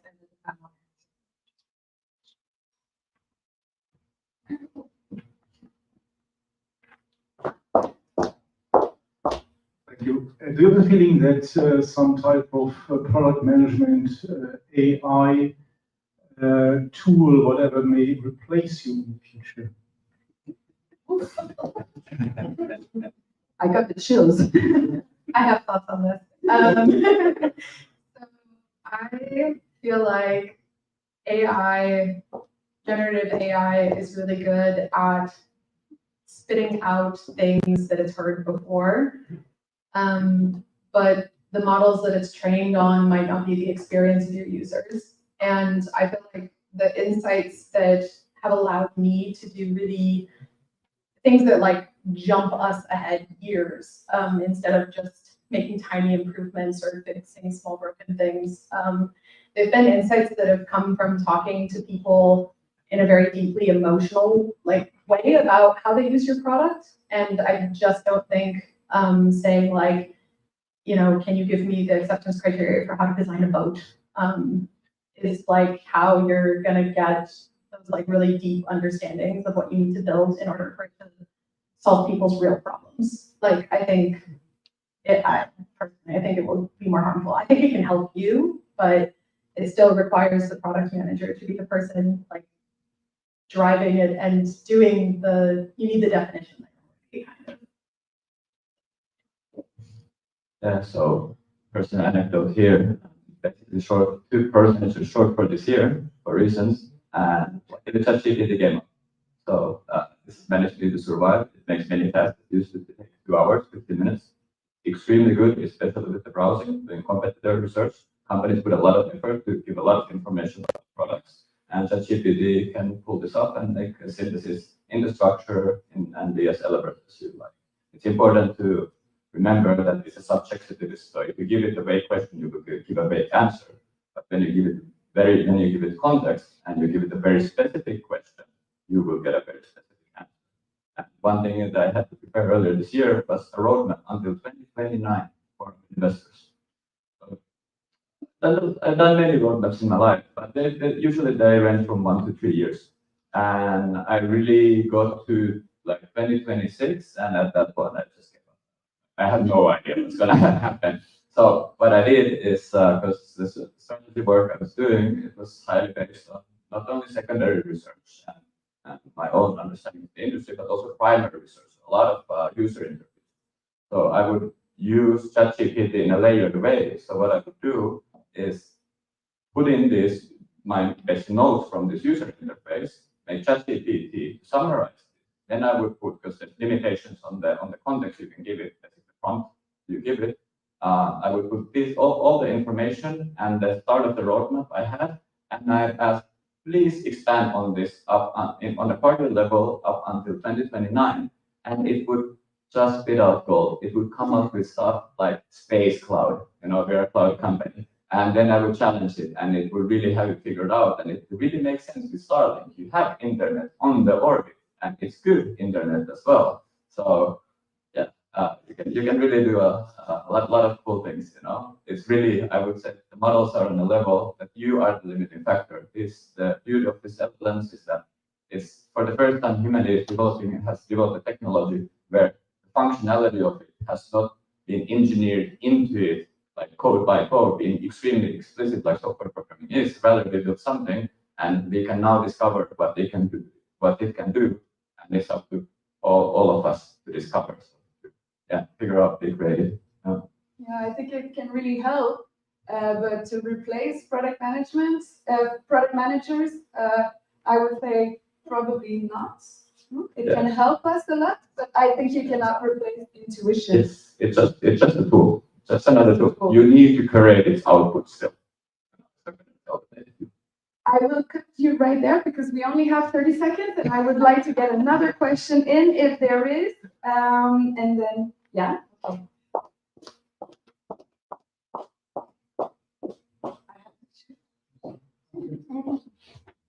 If there is like a company that has very limited resources to start up, and then where there is a product manager who needs to take a lot of different roles, yeah, going into UX, I don't know, because yeah, there are not so many people working in the company. What are your main suggestions for that product manager? How to overcome a lot of things that needs to be done? Get data. Get data. Get as much data as you can. Like start there, get the data so that you can make better, that you can make informed decisions instead of just impulsive thoughts that are your own. Like start with data, and everything else is not important until you have data.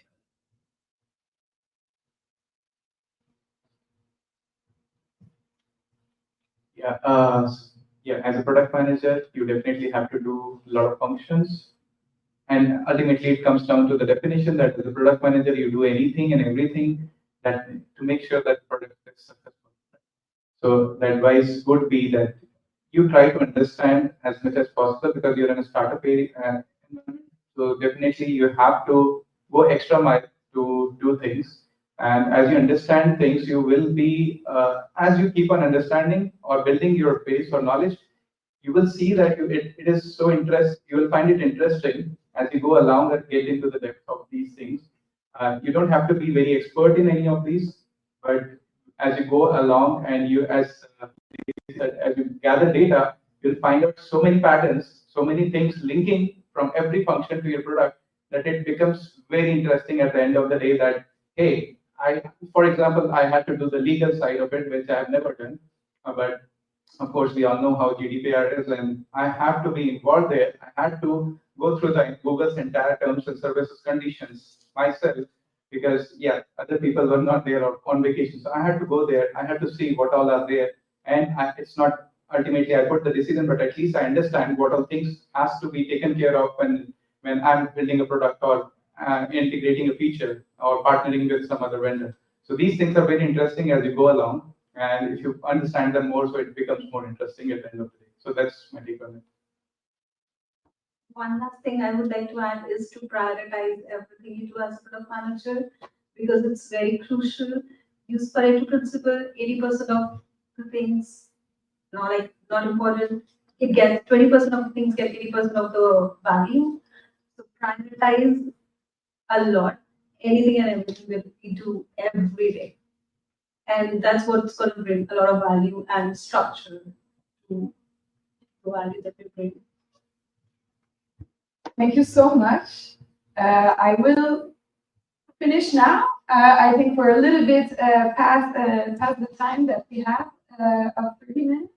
But I really, really thank you all for your presence today and for hearing us chat about product management. If you have any questions, please just come and talk to us while we're having coffee a little bit later. And yeah, thank you. And thank you all for joining today. Really appreciate it.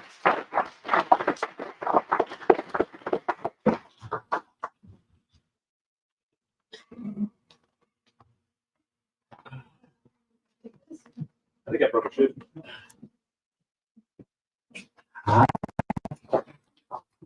So, Andrew, let's see, I need to think how to introduce you. Andrew, how does anyone, principal engineer, anything SRE related? Any, like, how can I say, if you faces any, like, technical bugs, issue, come ask him, so. I'll probably say that I have absolutely no idea and refer you to Google. It's 15 minutes. Can we bring the chairs down first and make some space here? You're gonna go around it. Sure. Yeah. I'm gonna hang out back here.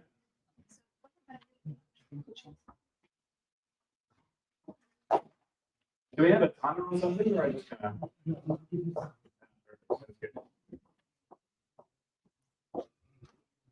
Yeah, sure. How would you like you move me and I will. I see.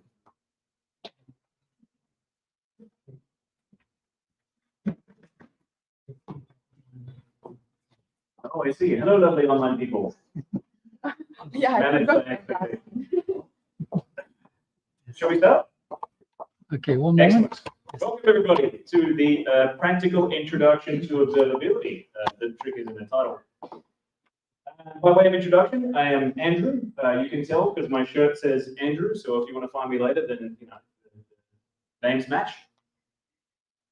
I've been all sorts of things actually. I started as a front-end engineer way back in the day, doing PHP and cPanel. If anybody remembers what PHP and cPanel are. Has anyone worked with these technologies before? Yes, we have at least one legacy person to agree that's correct. I then drifted through software development, I would say. I went through from PHP into managing systems, managing Linux systems, managing systems with Ansible, and then on to everything that was cool at the time. So Docker and Kubernetes and the cloud and bits and pieces. I spent the last couple of years at a company called Zalando. If you haven't heard of Zalando, no, that's fine. They sell shirts. They sell quite a lot of shirts. And in that job, I tried to teach engineers how to operate their systems in a way that led to continuing to sell shirts and not breaking for whatever reason. So my goal, I left Zalando and I sort of shifted a little bit. My goal is to try and, as I've kind of gone through my career, I've had a lot of different jobs. I've had operations jobs and software jobs and people jobs and management jobs. The interesting thing about having a career that's been as varied as it is that you start to see some of the lines that separate the different titles that we have, whether you're a software engineer or a systems engineer or a DevOps engineer. They're essentially arbitrary. There's really not very much between each of these responsibilities. So that leads to the goal, and the goal is to try and impact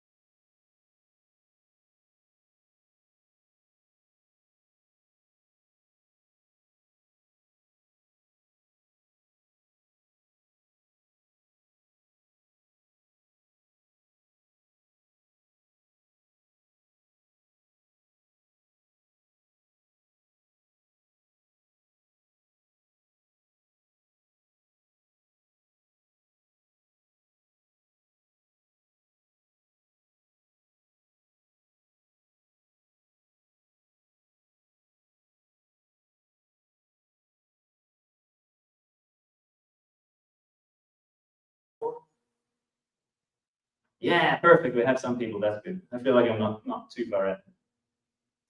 So I think, okay, we're going to have a look at an example application. You can find this on GitHub if you're, very, very enthusiastic about this talk for some reason. But our application is not very complex. Basically, it is a server and it receives an HTTP request and returns you an ASCII rabbit. That's it.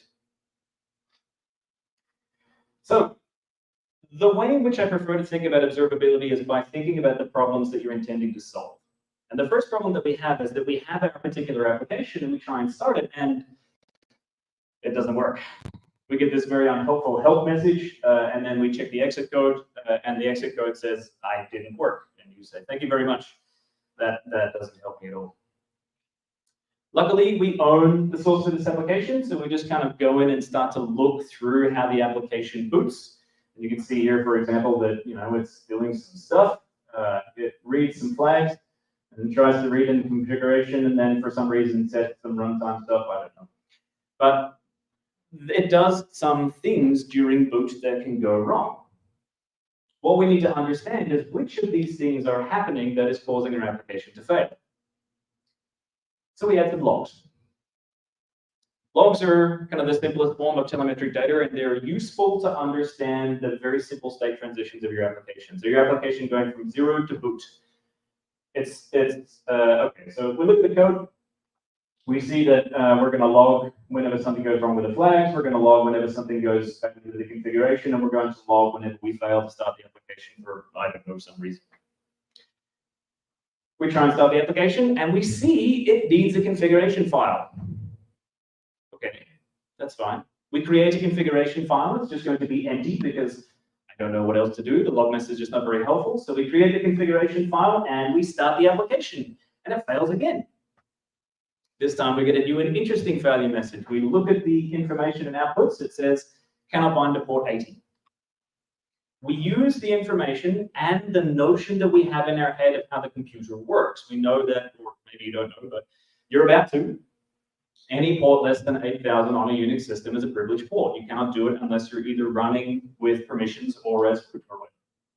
So we give it a port above 8080 and the application works. It's now successful. We can receive rabbits or whatever. Okay, so we have the first problem. The problem is that the application has booted. The second problem is that our users have started to complain. Our particular user, Elmo Fudd, has tried to request a rabbit, and tragically, no rabbits have been seen. So we then dive back into our application code. We look carefully at what the application code does, and if you're a particularly astute reader of code, you will see immediately why Elmo is having a bad time. But pretend you don't see that because it's not very good for my talk. We look through the code, we see that it receives a request, and then it just writes a string buffer out of the rabbit. And we need to know what's happening as a side effect of whatever's happening when Elmo requests a code. The tool to do this is called distributed tracing. Distributed tracing is a little bit different from logging. It creates this like transactional view of what's happening in your application that exists across multiple services. Each of those different colors is a service, and it will reflect each operation, each event that the application processes as an individual record that you can inspect. The records are relatively detailed. They have a name, they have a status, they have a bunch of metadata about whether or not this particular record succeeded, and you can attach time-specific information to them, so logs. If you are messing around, you can use an open source tool called Jaeger. It works well enough. If you're in production, use a vendor. This stuff's still relatively new, and the gap between the open source stuff and the vendor stuff is enormous. I would like it to be smaller, but you know. You need to bootstrap this. I'm going to skip all of this nonsense because it's not very exciting, and we have to preserve time. But you can find the code on GitHub. Bootstrap, bootstrap, bootstrap. Blah blah blah blah. Code. If we look through the code, we can see that we received a request. We set certain information about the request. We set where the request came from and some information about the user, as well as the status or output of the request, the status code that we use. And we instrument this both in the regular condition as well as in the fail condition. We then run our application, and we can see that for us, yes, production is indeed working as it should. Everything is fine. We go back to Elmer and we say, Elmer, please make a request. And you can see here Elmer's facial mistake, which is he tells us that it's Elmer, and rabbits and Elmer are not. So, okay, no one's seen those cartoons? That's fine. And we see immediately the problem. The problem is that whenever Elmer announces that he's Elmer, in terms of requesting a rabbit, the rabbits obligingly disappear. That's it. That is a bunch of observability stuff that I tried to compress into a 15-minute block. If you have any questions, then come find me later, because I'm not sure what the time is, but I'm sure we don't have any. If you'd like to learn more, then the good news is you can actually just buy it on the internet. It's much more professionally done than whatever it is that I did today. Thank you very much. Okay, good. You put it back on track again with the time. Thank you. That means I had more time. I need to stop it.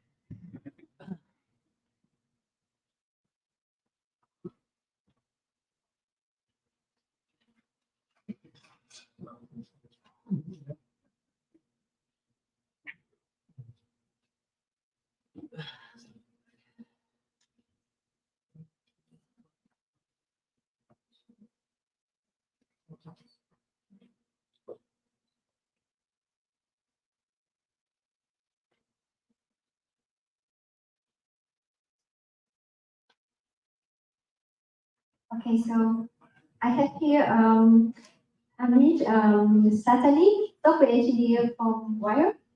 He's gonna talk to us about Kubernetes. So Amit.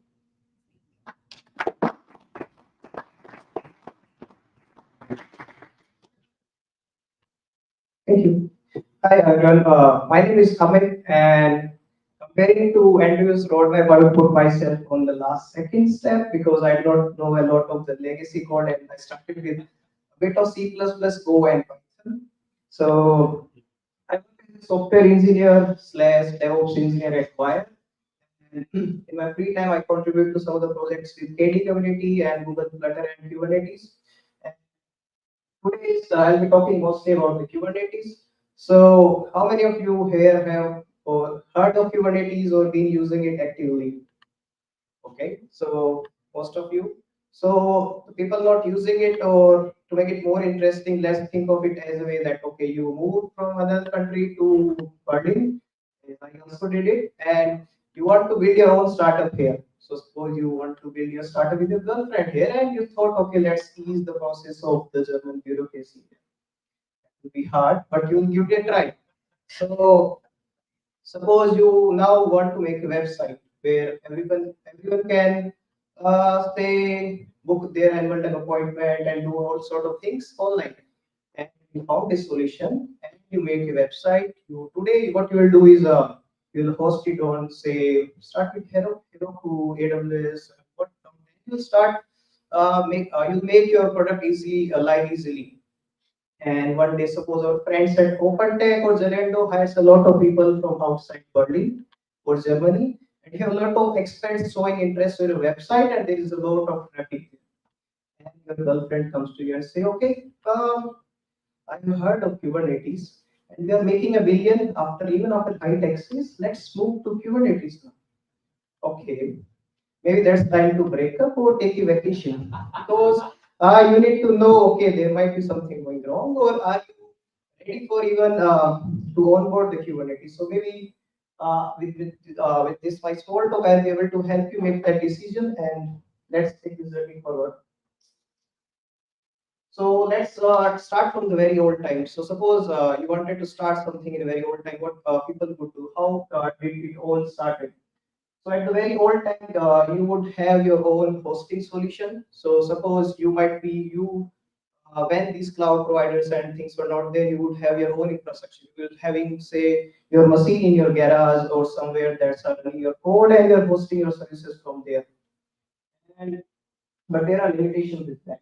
So the thing is, there are no easy way to define the resource boundaries. So suppose you have a machine, but like there can be case that most of the resources are being used by one app or service, and it is not available for other services to use. So that might be a problem. And scaling can be hard. You might need a lot of other servers. You buy them, You start running your code on them, but along with the time, they might be very costly. And in case you decided to scale down, then your resources will be there for you and they won't be used. There is a lot of money waste. And then there was came the virtualization thing. What virtualization helped us was so you can have the same machine with a lot of virtual machines in the same sharing the same resources so that you can scale and use all your resources efficiently. And it to some extent it also helped with the issue addressing the issue of scalability. And so yeah, so it was also good. And also, but it has some issues with, say, when you have to upgrade the OS operating system running over there and whatnot, security updates. I think you have to do it on all of the places. So we needed some solution there.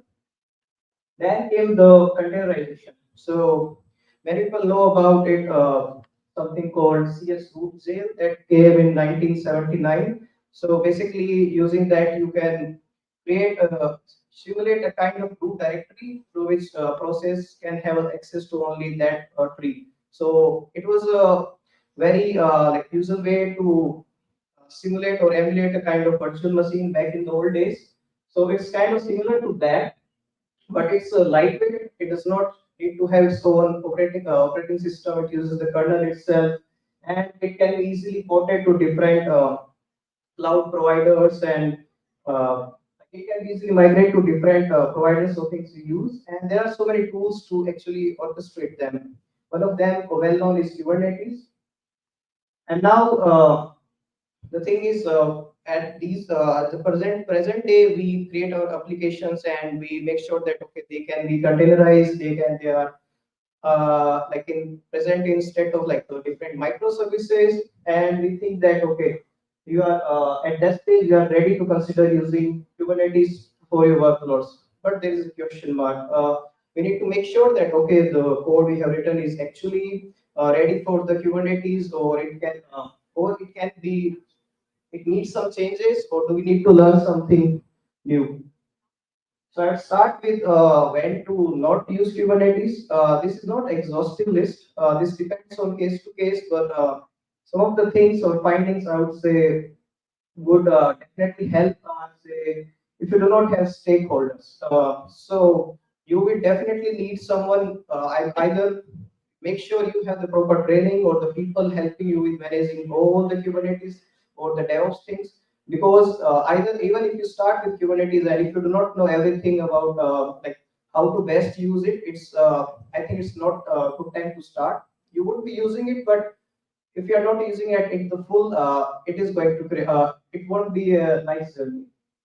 And if you do not have capacity plan, if you cannot, we need to plan out okay how many resources we are going to need, how many machines we are going to need, what scale and what not. So just to make sure that we do not over like pay for the things which we are not even going to use. And you should be a bit familiar with the agile delivery practice, or ready to at least adopt the DevOps culture, because everything is going to change how you deliver the project. There, Kubernetes or all the DevOps pipeline together, they are going to help you with a lot of quick deliveries, making rolling out changes and whatnot. And to start using Kubernetes effectively, there are two things I categorize them. Understand its capabilities, what the Kubernetes is capable of, so that you can start use it as it best. And you have to make sure that your code, your application or web services, whatever services, they are suitable for that. So let's start with the first part and try to understand what are the capabilities that might like that might help, that might make you consider moving to Kubernetes. So first, these are the quick points. So first is service discovery and load balancing. So suppose that you create a container, so Kubernetes helps you with exposing it as either a DNS name record or IP, external IP address to access that container. And in case there is a lot of traffic, it will spawn the multiple. It can route the traffic to the different deployments and help you with the load balancing part. And then is the storage orchestration. So in case So on the dynamically, you can mount different storage like your local storage or some cloud provider storage and a lot of other solutions. They can be easily handled with Kubernetes, and you can have automated rollouts and rollbacks, automatic bin packing. So this bin packing means, so suppose you can define the resources that your container is going to use. Say suppose this much of RAM, this much of CPU. So Kubernetes will take care of where to spawn this actually and which resource, which node will be spawning this container or service. It's a self-healing. If something goes down, your Kubernetes cluster will take care of respawning it and making sure your applications are live every time. And then the secret and the configuration management. So in terms of security and everything, it also helps you a lot. Now comes the suitability part. You know about, okay, the Kubernetes is capable of doing all these things, but is your code capable of using all those benefits? So for that, make sure that your containerized application must be able to start quickly, minimizing the rolling upgrade time. So quickly here means that, okay, so what happens previously, we had a lot of monolith code, which has a lot of dependencies and code base, which requires a lot of time to initially take to start. So that should be reduced. Try to make your code break down it into multiple microservices as much as possible, so that each individual part can start very quickly. And this just helps if something goes wrong. We need to spawn another copy of that same service. If your service takes a lot of time to start, it's not going to help. So try to break down into multiple parts and put them into as different services. Your containerized application must have readiness and liveness probes. So how mostly Kubernetes works is, suppose you have a service, so you should have one health check or say liveness check. So it will continuously pinging that point, or it will endpoint, or just to make it's a kind of a boolean, you can say, that tell that, okay, your container is healthy or not. So you should have those endpoints. Your Kubernetes will be regularly using those endpoints to see, okay, if container is running good, is in good health or not. If that endpoints returns, okay, I am not in healthy state, that will trigger the internal operations within Kubernetes to, okay, stop redirecting traffic to that container and move traffic to a new one, or create a new one, or yeah. So also the start of these probes, they should be planned accordingly. So suppose if your one of the container is going to take a lot of time, and you have said, okay, say suppose your container is starting in after 10 seconds, and you have said, okay, after 5 seconds start checking for these health checks. So it is going to definitely going to fail. And your containers application should support graceful shutdowns when these signal termination is received. An application should be stateless as much as possible, but these days there are better solutions for all the database and stateful services to be running on the Kubernetes.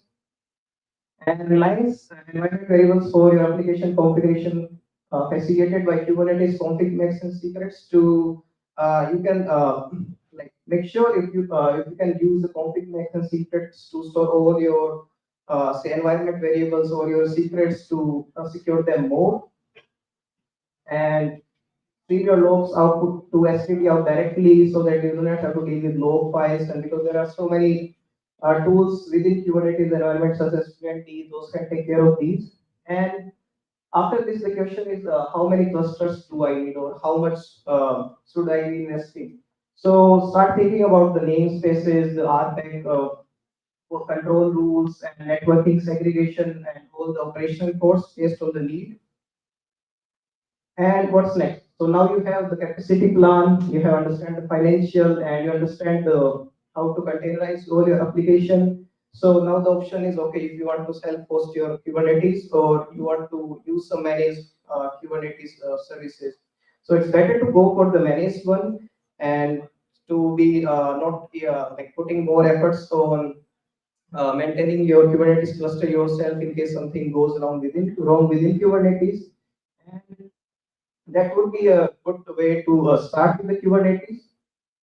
Yeah, I think I have the time, and thank you for attending the talk. And you can always connect with me on with your LinkedIn, and I'm happy to also discuss your project if you are building, and let's maybe have a tech dev or discuss if you are ready for Kubernetes, and we can give it a try. Okay, any questions?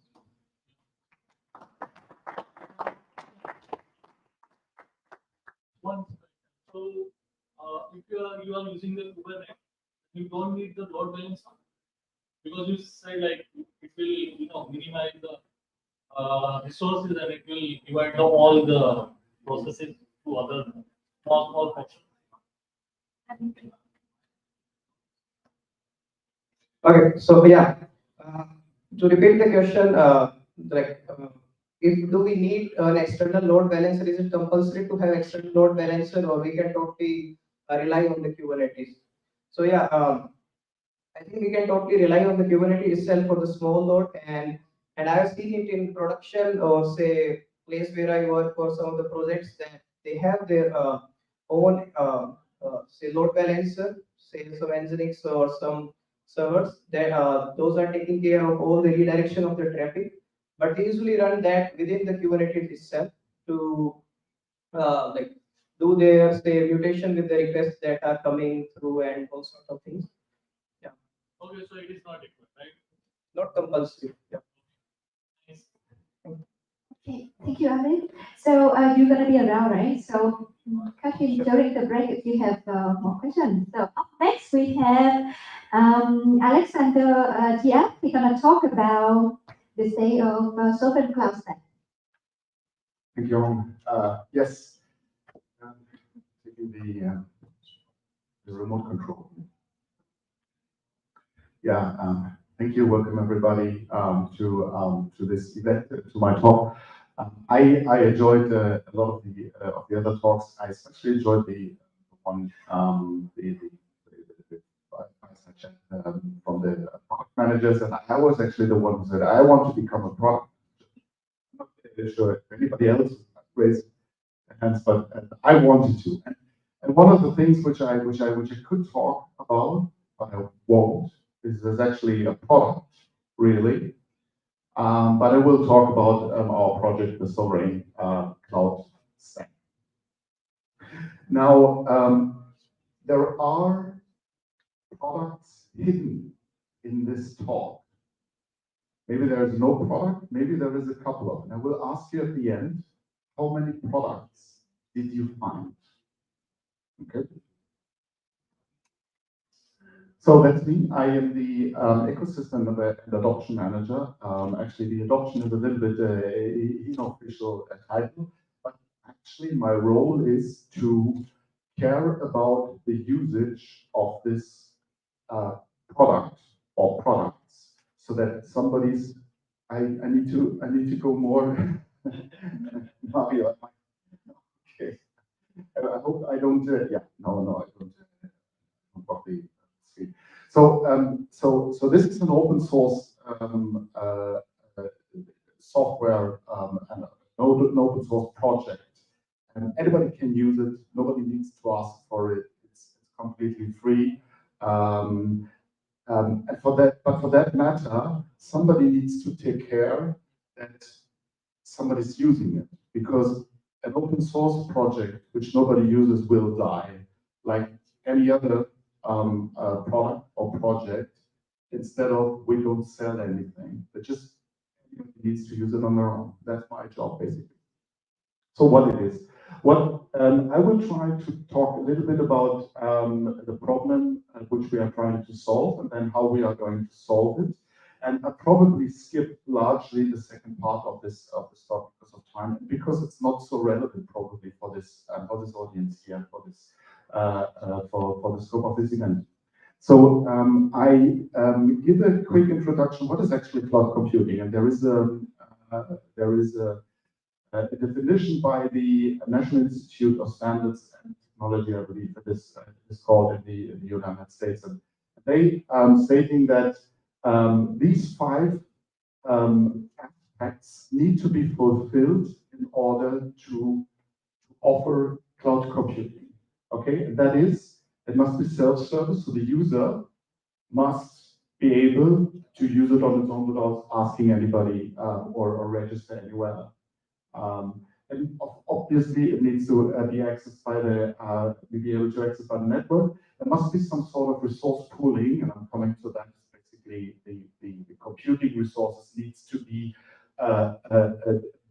tied together and then be utilized. Electricity, so you need to be able to scale up and down. And finally, there must be some sort of measurement. It's not the same as observability, but it's some sort of monitoring. So we need to be able to see what we actually have consumed. And when we look at the technology layer, then we are very, very high level. We describe that and we do have some sort of computing resources down here, right? There are a lot of computers and memory, and there is networks and cables and storage like hard drives. And then there is some sort of virtualization layer. And on top of that virtualization layer, you could now consume computing resources or storage or network or altogether. And then on top, we need to have some sort of identity and access management. You need to have a user interface, obviously. And as mentioned, you need to have some sort of monitoring. Once you have that is actually technology, that's software enabled, then you could spawn virtual machines, and inside these virtual machines, you can run apps. And often, as a next level or a next generation of cloud computing, there are companies which create services which directly can be consumed even without knowing about the computing below there, and then that is the product. That's also cloud computing. Now, the main reason why we're doing this project is because we believe there is a gap or there is a lack of digital sovereignty with respect to the market in cloud computing. That's what we are trying to heal. And in order to motivate that, I was trying to sketch that here a little bit by looking at the different offerings and what they mean with respect to digital sovereignty. Now, at the lower end, there are what we call a hyperscaler. A hyperscaler is in a way is a special offering of cloud computing because a hyperscaler owns everything. They own the data centers, they own the hardware, they own every piece of software which they run on, and often they also own those services because they create them on their own, like a database service or a CSV service. And at the end consumer just consumes an amount. Okay? And behind that there is a black box. Now that is one offering. Now, there is often data centers and often private cloud utilizing a proprietary stack which you can purchase and pay a license fee for it. And then this is doing this virtualization and the other functionalities. And that is a little more sovereign, but it is still proprietary. So you are dependent, the end user, and also the data center operator is dependent upon the software provider who's providing it here. The next one is there is an open source offering, which is coming from upstream communities like Linux Foundation, CNCF, and others. The Open Infra Foundation is very important to mention here. And a lot of data center operators actually utilizing that. But the problem here is you can do that in many different ways because there's not just one open source project that is kind of the open source project. Like there is one VMware software stack, which is always the same because it comes from VMware, but there are many, and you can configure it in many ways. And that's what often private and public cloud providers are doing. So they're doing that on their own, and but then it is by no means in a way for the end consumer digital sovereign because it's just not interoperable. If you're using it in a different way, it acts, it behaves like a different cloud computing stack ultimately. And that's what we are trying to solve. So so there is all the technology is there, right? So ultimately there is an open, or there's enough professional and functional open source technology around it to build a full cloud computing stack, but it is not standardized. So what we are doing is we're standardizing that, and we are not an entity, which means to know better than others, but we're actually managing a community, and everybody who wants to can actually participate and creating with us these standards for open source cloud computing to be digital sovereign, and that's what we are doing. Now, what we are intending to achieve is, imagine you would have a different data center providers, be it public providers or private cloud or community cloud providers. And they're all running their own operations here, but they're using in the critical places with respect to interoperability of those, they're using a standardized stack, which is fully open source. Now, for the end user, that would mean the maximum digital sovereignty, because they're only dependent on open source community projects, which is where the code and the ownership is fully open source. And all the data center providers which are participating in that ecosystem, they are not dependent on them either because it is standardized. And that is what we are doing. Now, we are doing that for the virtualization layer on the infrastructure level, and we also have a second layer. We're doing that on the Kubernetes level, where Kubernetes is a standard, but managed Kubernetes is not a standard. There are many different products, and they're behaving individually and are very different in parts. So the advantages for that is we define standards. We're actually managing that these standards are defined, can be defined in a community. And for the users, they are not dependent upon a single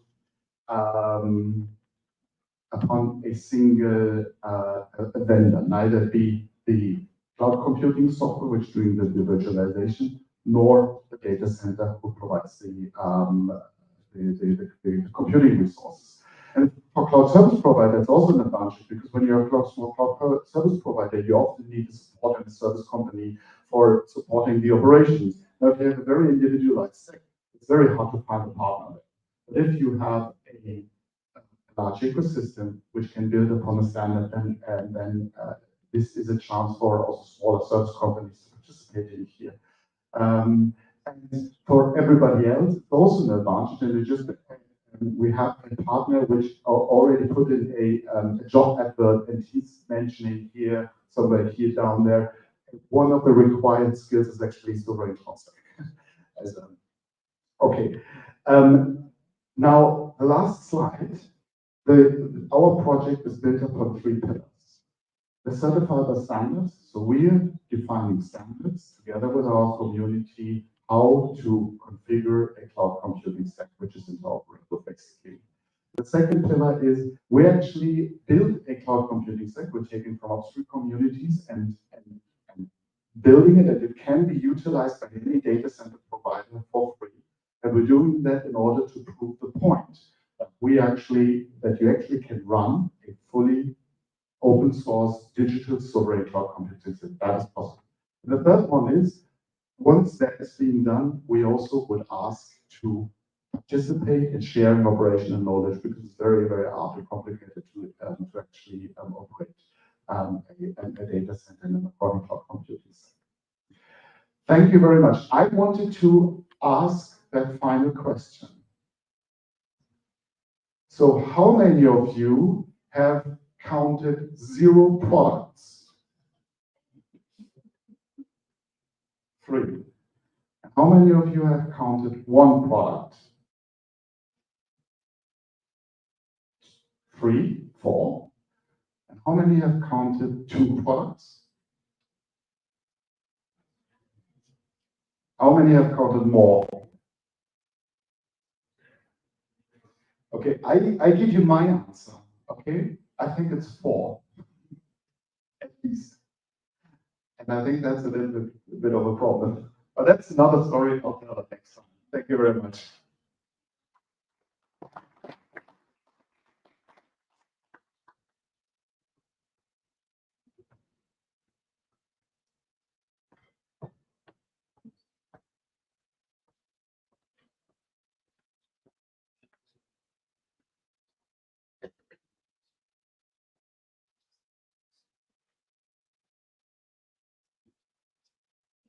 Okay, so coming up next, I'm quite triggered by this title, building your second brand with open source tools.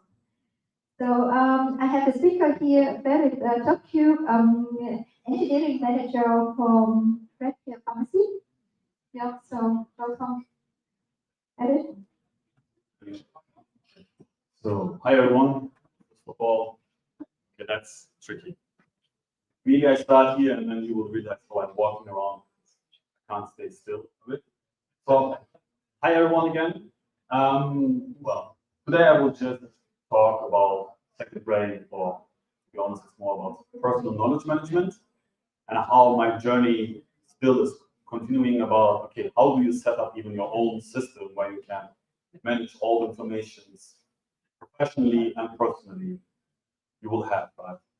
Maybe some of you already said, like, okay, why do I need this? But you can just have Apple Notes or Google Keep and then it's gone. And, well, initially, maybe it's true, right? But the moment you grow also as a person, like me, having kids, having relationships, at work, off work, right? You have 3 kids, you're changing from being an IC, like software engineer, to being a manager. Challenges, changes, right? Different roles, different responsibilities. And at one point you realize, oh God, so much going on, so much information, and I need a way to structure it. Or at least I need an easy way to search for it. And right, heads up, maybe even that an AI agent who's even helping me with all the information at one point, right? But I'm not there. So, oh, maybe quick thing, right? I'm working at a company called Red Care Pharmacy, which, if you are long enough in Germany, you might know more like Shop Apotheke, online pharmacy at one point, right? Should have sick, most likely end up as Dogmos or Shop Apotheke. It's a duopoly at this point. So yeah, like I said, right, what's personal knowledge management at this point? There are various terms like second brain. It's a bit more catchy, and that's why I started with this. But in reality, it's a much bigger topic, and it's also much older than maybe some of the influential people right now on the internet. I don't want to name anyone, right? But there are like people who are making basically courses, online productivity classes, just to build up a second.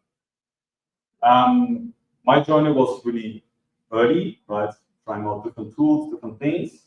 But at core, personal management is really, it's at one point just an external system. Could be anything, right? Second brain is more connected to a digital system. But a personal knowledge management could even be back to like, okay, you have a bunch of notebooks, you have a library, you have everything offline maybe, right? Because it goes back quite far, a couple of centuries back, where people already had that kind of systems in place when they were trying like, okay, I have so much information, I'm reading so much, I need a certain kind of system to manage all of it, right? And maybe if I need that information, I need to find it quick. Today it's search, but imagine 100 years ago, or even like 50 years ago, it was quite different. And like I said, my journey is, I think now, 8, 9 years, right? Some of you might know the tools, some not, right? One way or the other, I think we all end up using some of them in our career, in our life. And I used all of them, pretty much, because I still struggled a lot, right? I had a personal story, which was the pain, and the pain was when I think when I started at Zalando, fun fact, I also once worked at Zalando. Many, right? It's a Berlin thing right now at this point, I think. You met always someone. And there I was like joining a new team, right? New department. And there was one person who recommended me like, have daily journaling, right? Summarize all the stuff you learn through your journey. And I really did, and it was really interesting. But at the same time, there was a moment when I had to swap my MacBooks. And then I forgot about the notes one way or the other. I go through my backups, whatever. I just lost it. And this was so painful because it was like, I think 2 years of knowledge from that company, from the role, from all these things, just poof, gone. This put me to this rabbit hole, like, okay, I need a better thing. Something at least which helps me to be not vendor locked in, because that's all of it at one point, right? It's like, if you do it in Confluence, in the wiki page, it might be just on the company part, right? Which means once you leave the job, might be hard to really get that information back. On the other nodes, right? If it's Microsoft Notes, OneNote, or Google Keep, whatever, right? Even I'm still doing pen and paper, right? Post-its. I even had my fair share of Post-its based knowledge management. this is not really scaling, but it's kind of fun if you sometimes pop up your notebook. I don't know if you do this or did right in the past, and then you see like a bunch of post-its, and you still try to make up your mind what you really wanted to say about the post-its. So moving forward, I found somehow, right, and that's why kind of like a love story at this point, I found Mashcon is really good in this. Why? Because for me personally, it helped me a lot in just focusing on the information, on the brainstorming, on the data, or whatever I want to put there. Right? I don't know why, but I don't like the what you see is what you get into this. They're kind of too bloated for my mind. Right? Everyone, like I said, it's a personal thing. So I kind of like the simplicity and the easiness of Mashcon, plus being open source, plus it's not even open source. It's, I think there are like 10 or 15 different initiatives and standards which are building on the basic definition, which was just, I think it was John Gruber who just had this idea. You might know it from like Dairy Fireball blog post, kind of fun to read sometimes. And he just started this, and this took really over, right? And I learned through all my pains that it helps me also a lot. So it's really simple, it's set up, and you will see also later, it is a good way to explore. Because the problem with building up my system was, okay, what do I use, right? It's so complicated because as a company, obviously, or even an open source project, right? At one point, you also want to make money at one point, at one point. So my initial setup, right, which got destroyed through backups, backing up the laptop was, I just had Visual Studio Code and Mashcon files. Journaling kind of worked fine. And I had a little, it's a paid app called Bear, which kind of worked on smartphone because I was still exploring, still figuring out things. I was like, okay, yeah, I'm more an iPhone user because of convenient reasons. And for family and group pressure, to be honest. The short story. And it kind of worked, right? But through the first pain, I realized, okay, wait a second. I need at least a cross-platform way. And Bear was easy because, okay, MacBook, you have a smartphone, it's there.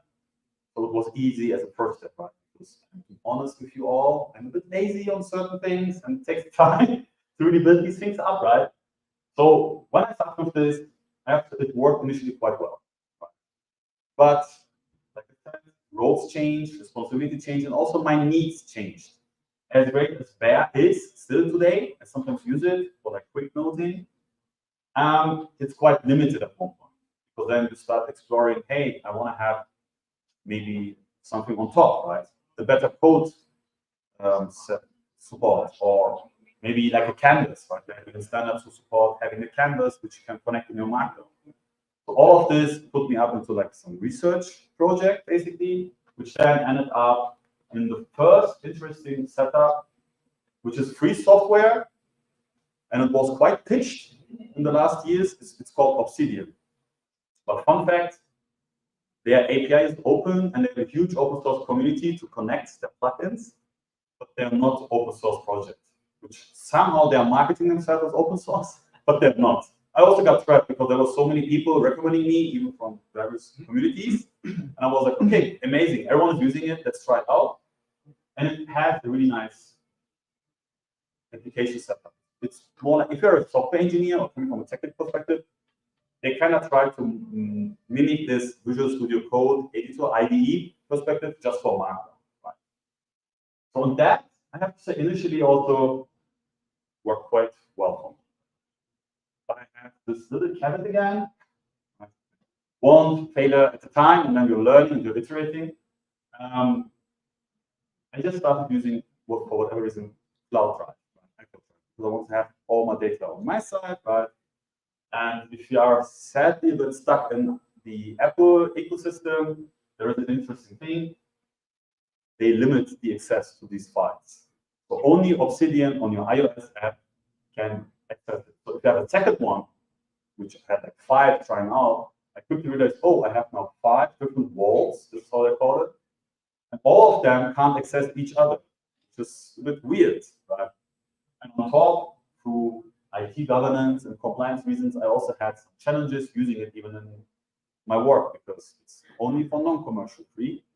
So through this second journey, I slowly realized, okay, I can still use to a certain way.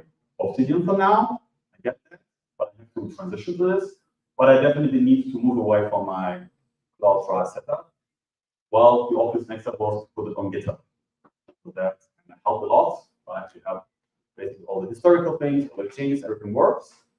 Little caveat for anyone who wants to try it out. Again, on your smartphone, getting the sync from one app with your GitHub repository is a little bit tricky. But thankfully, there are independent developers out there who had that pain before. It's an app called Working Copy, which amazingly helps you to connect your GitHub repositories to your file store. So they're linking it, and it's working really fine. Yet, as usual, that's currently my story. I needed to transition a third time. Right? Well, basically, I'm extending my system. Like I said, right? It's a personal knowledge management system for myself, right? So it's a really unique setup for myself. Get just inspired. Maybe don't go into this over-engineering setup. At least I call it a bit over-engineered, but I'm still iterating on it, right?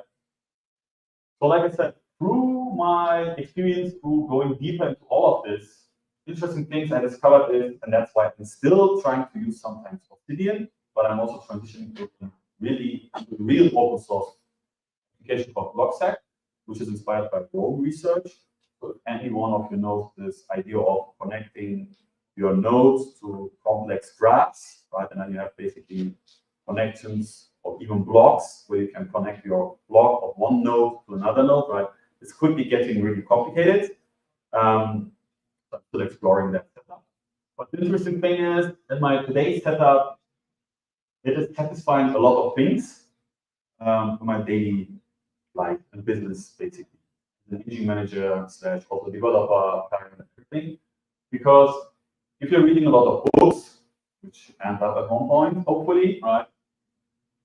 I don't have one system, and I don't trust, and I don't like always reading digital books. So I do have some Kindle books I'm reading, and there is a nice thing. There is a plugin where Obsidian just automatically exports your notes, your commentings, just as a Markdown file to your Obsidian world, which is amazing because then it automatically synchronizes it to your GitHub repository, and then it's there. I sometimes use that when I'm reading something, and then I'm like, oh, there's an interesting story from that book. I just need to quickly look it up and put it into a next presentation or in a conversation, right? Or sometimes, as an engineering manager, you need to make a case about certain thing, right? And then it's easy if you can say, hey, you remember that book we together read in this topic? There's this chapter, there's this quote, there's this strategy. I recommend this, right? So this is how I'm using it. And there is also a little app called Highlighted, which I think only for iOS, but I'm sure on Android there are a bunch of others. It's doing one thing and one thing really well. It just gives you the possibility to read a physical book, and if there's an interesting thing, you can just do a picture, and with OCR technology, it just allows you to quote it, right? And it allows to export again to Markdown. So that's especially for me an interesting finding I had here is like, just look, even if it's just Markdown, right? Just even the word, just. It still is so powerful because it gives the possibility to synchronize all the different tools, all the different things in my life, all the information overload I have, in a way that I can all put them via Markdown to my personal knowledge base, I call it that. And I'm also iterating. I'm doing daily journaling because it helps to focus, note-taking about a lot of stuff, importing things from other stuff. I even explored recently, also for this talk, I had the idea that, oh, wait a second, because I'm using GitHub, I could even link other GitHub repositories, right? Because there are some interesting GitHub repositories who are doing interesting summarizations of other stuff, right? And then I can, oh, wait a second, I don't even need to read all the books. I can just collectively use the power of that community setup, right? And even connect this all together, and then I have a bigger setup of information I can just use. And another interesting thing is, which both support Obsidian and Logstack, is they allow me to have a canvas inside my Markdown files, which currently is super amazing because then when you brainstorm on a desktop or even iPad, smartphone, right, I can easily sketch a couple of things around. You already have this in the talks today, right? Sometimes that's quite fast and quite easy to get an idea out, and then it's there. And you can quickly also present this. especially using something like Excalidraw. Yeah, also open source, right? I mean, like you see, right, I try to really move in my system to also use more open software. And finally, what I can say is there are some quick learnings I had through this journey of, I would say, like the last 3.5, 4 years. And that is, for me personally, Markdown is a really great format. Exactly for this. I mean, some of you maybe you already found your system and you're happy with it, and it's cool. Right? Don't get maybe inspired by me because it can mean a lot of work. I just do it because I kind of like got stuck in it. It's interesting for me, right? But while doing this, I realized Markdown is a really great format because then I can quickly switch the application, the systems, whatever I want, but I still have full control of the data below, right? And I like that it's even file-based and not really having a database system, right? SQL or MongoDB or whatever, because at that point it's painful for me. And it's easy because even when you share it with a non-technical person, I have to say, Markdown people quickly get, right? If they read something, you share like a note with others, right? Even if they don't understand Markdown, if they don't have a Markdown, they still get the text and the message, which is amazing. Yet mobile synchronization is really difficult to set up. And also I have to say all even open source tools I check out, also like Notion clones. Interestingly, that seems also to be a business model. The moment you want to synchronize across devices, then I'm still thinking about paying or not, but the major downside for me is, again, I need to trust the company with the data. And in my experience, companies, their lifetime, especially in this area, is quite short. So that's why I somehow don't trust companies. Like if I use Obsidian Sync or Logseq Sync, right? I don't know if they're there in 6 months, but then I have a major pain because now I need to get all the data somehow out of their system to another system.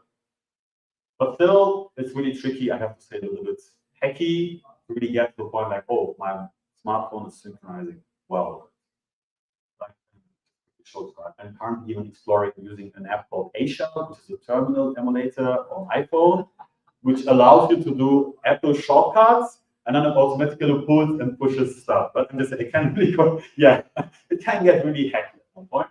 So the last thing, for me personally, the amazing thing is it really reduces my mental load because I just write it down and it's done.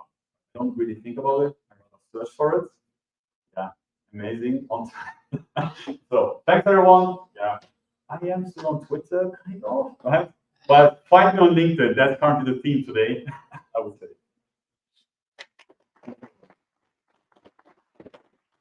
Okay, so we are having a break, but not coffee break. Breaking from software topic, we're moving on to biohacking. So I would like to invite Alessandro Potato. Are you here? Yes.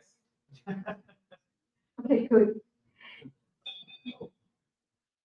Yes, so the stage is yours. So Alessandro is a biohacker, active in the biohack community here in Berlin, and a member of TopLab. Yes. Okay. Okay. Yeah. Was something in between.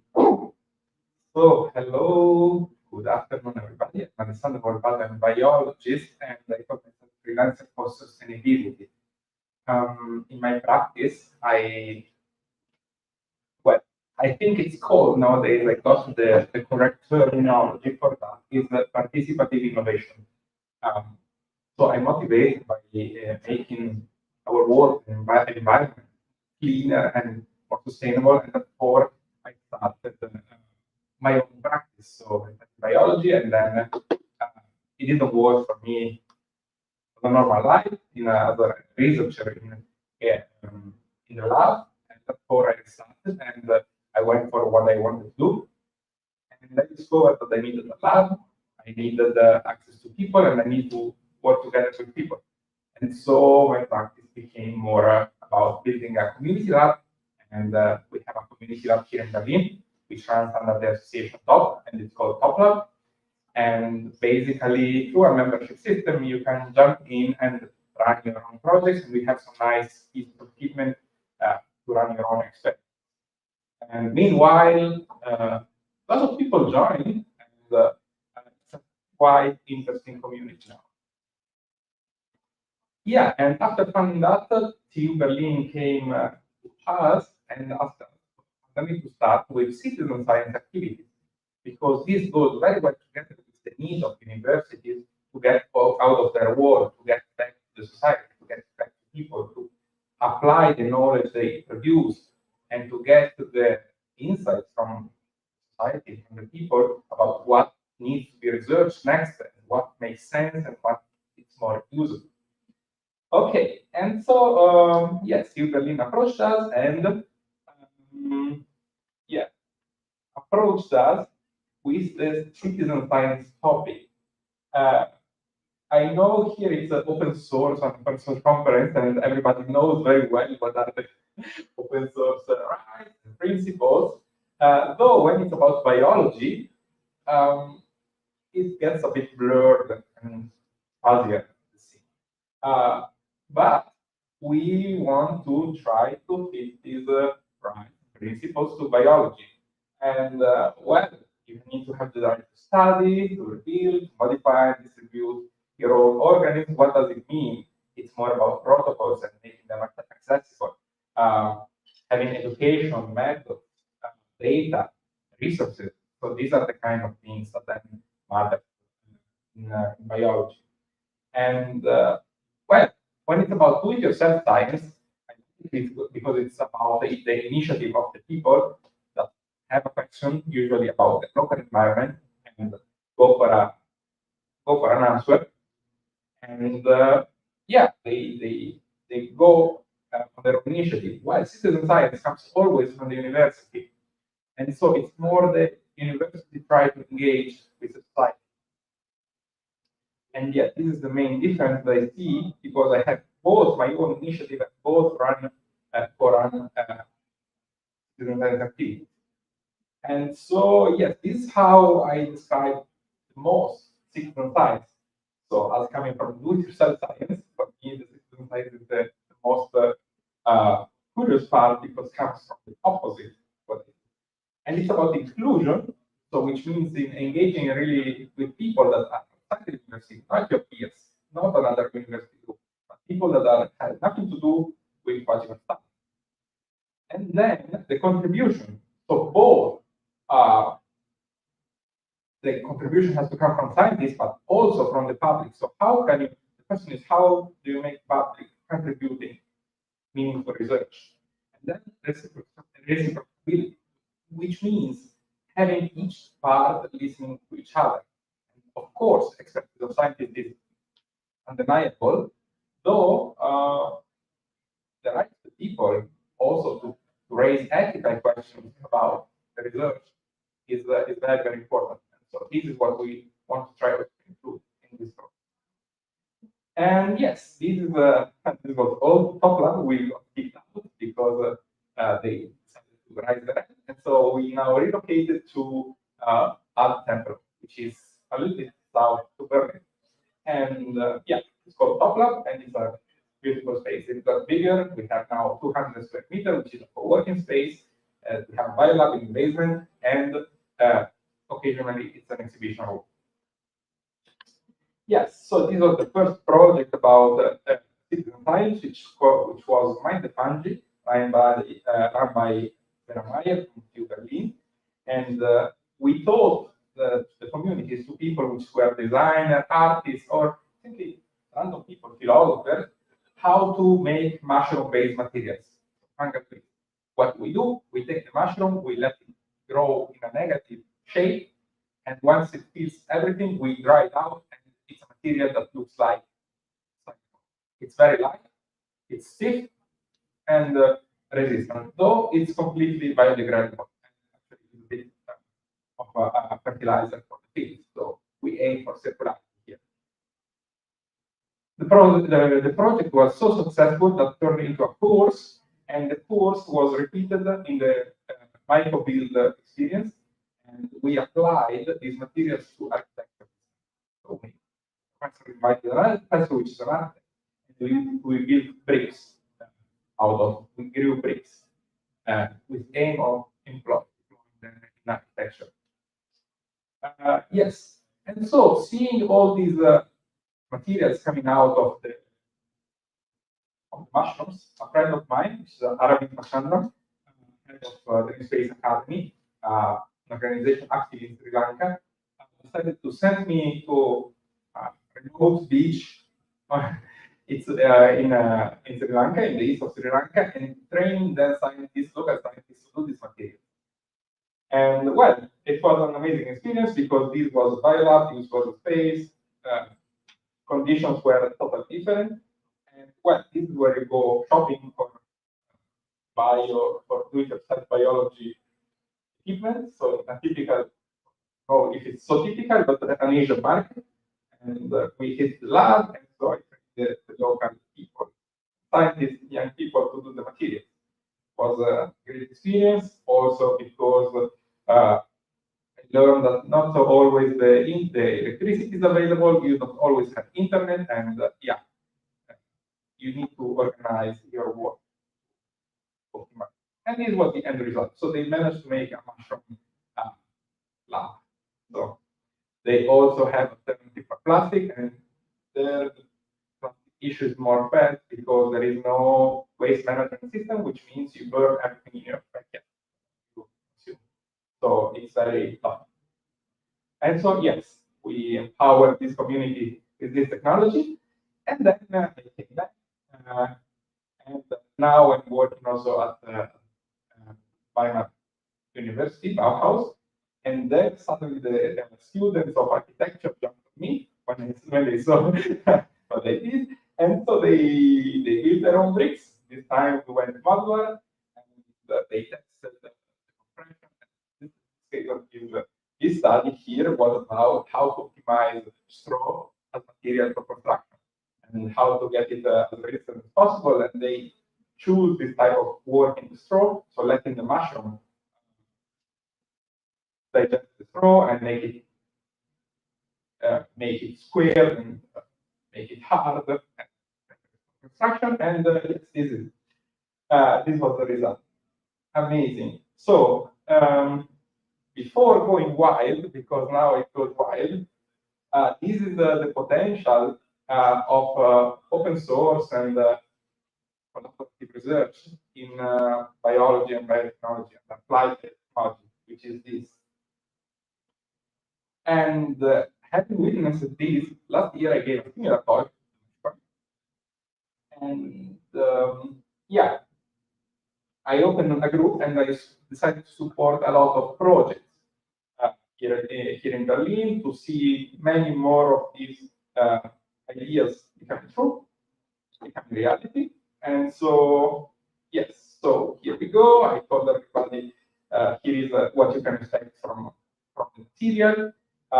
It's something that it's, so you have to check the red dots. This is how the material grows naturally.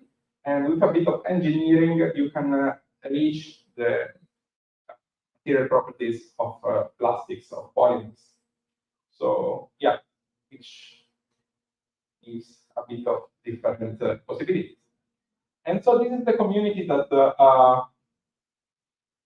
I started. It's called Micro Hackers, and it's based at Top Lab in Berlin.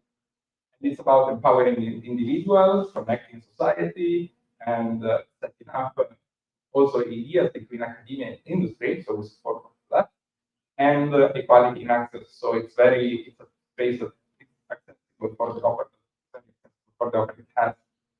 And yes, so what is the outcome?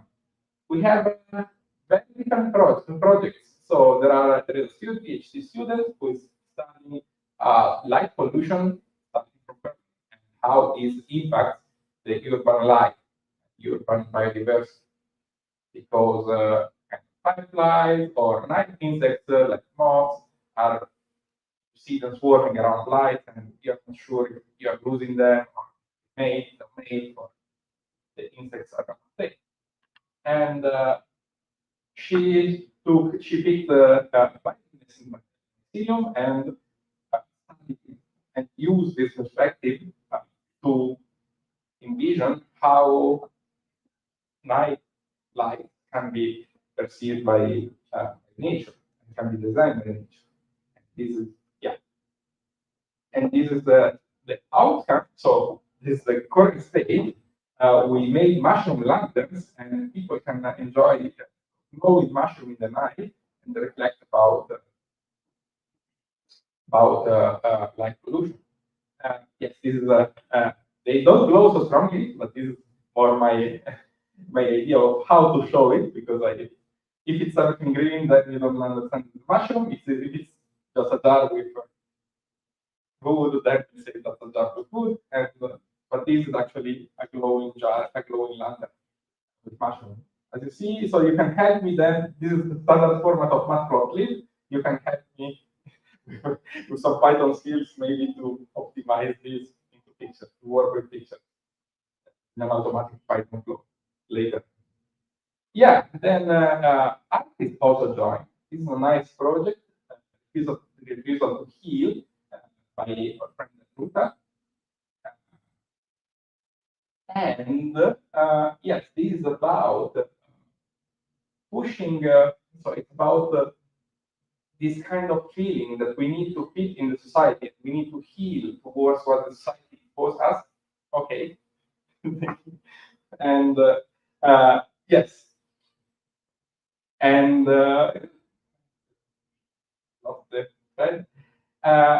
yes, it's amazing, amazing artistic project. So, and she collaborated with mushrooms to create this very alien structure that then, in the end, should resemble this process of healing, of alienating itself towards this reality that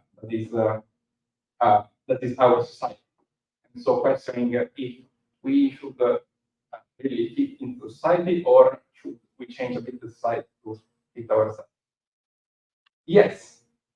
Other artists, Meshcon OpenTechSummit, she's Christina Sali, and she did a great mycelium festival. So she did a whole journey, which is represented by mushrooms, and ended in, so it's not finished, but posted a nice festival at Toplam, about invited tons of artists, and it was amazing. And this is how an artist interprets the processes of displaying and yeah, their feelings, their idea, their concept. We have also furniture. So the problem is that we have too much of trash, and so designers of product designers designed a stool made of mycelium. So this is also possible. This is mushroom. And you can sit, and it's very hard, and you can sit on it, and it's amazing.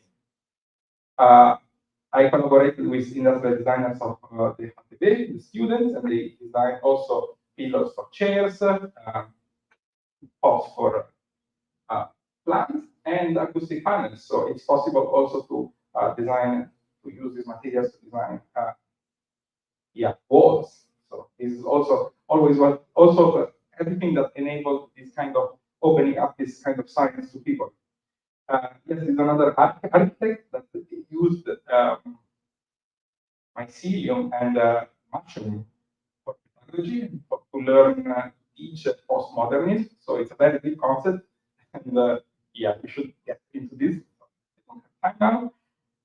And then so also people study how to make decorative lamps or objects. So here is how to grow lamps, replacing the plastic material that hangs over our head. And this is how they look like. They look very natural, very woody, very, for example, the color of the forest, natural element in your home. And then now we have other initiatives. So we are not just upload here. There is mycelium. Someone got mycelium.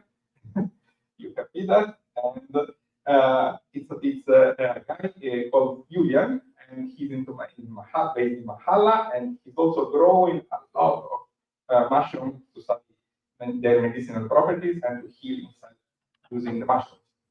Yeah, and these are some samples, and that's my last project, and then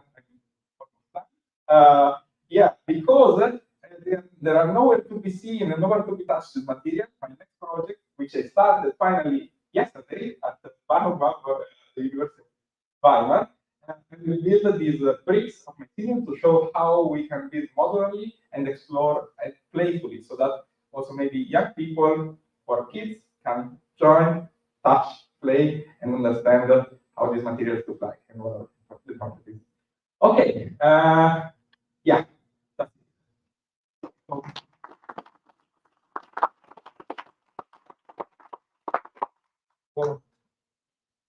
Thank you. We are having a short break now. Please be back at 3:20. Next session. Thank you. Just a reminder, I forgot to mention, please do not throw away your plate and cutlery. There is a box at the bottom behind, so you can just put the dirty plate over there. Yeah. Thank you.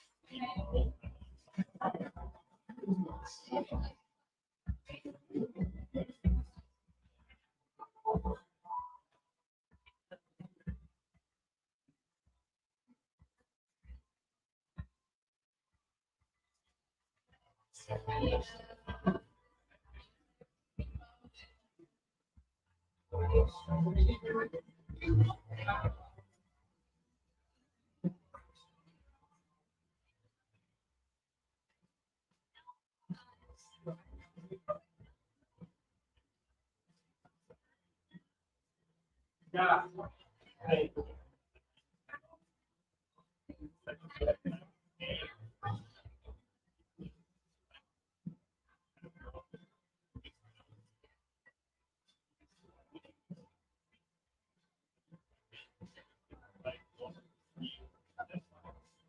Yeah, everyone.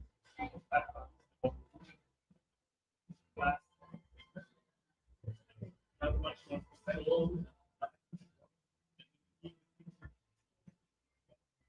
But they will.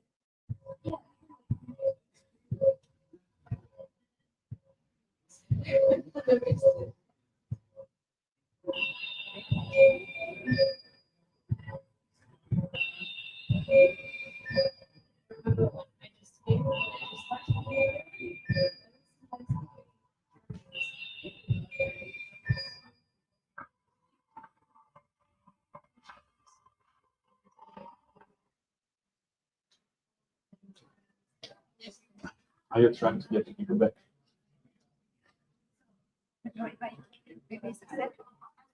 Hey, how's it going? Yeah. Light up. Oh, okay. Perfect. Okay. Yeah, cool. And okay. And good luck.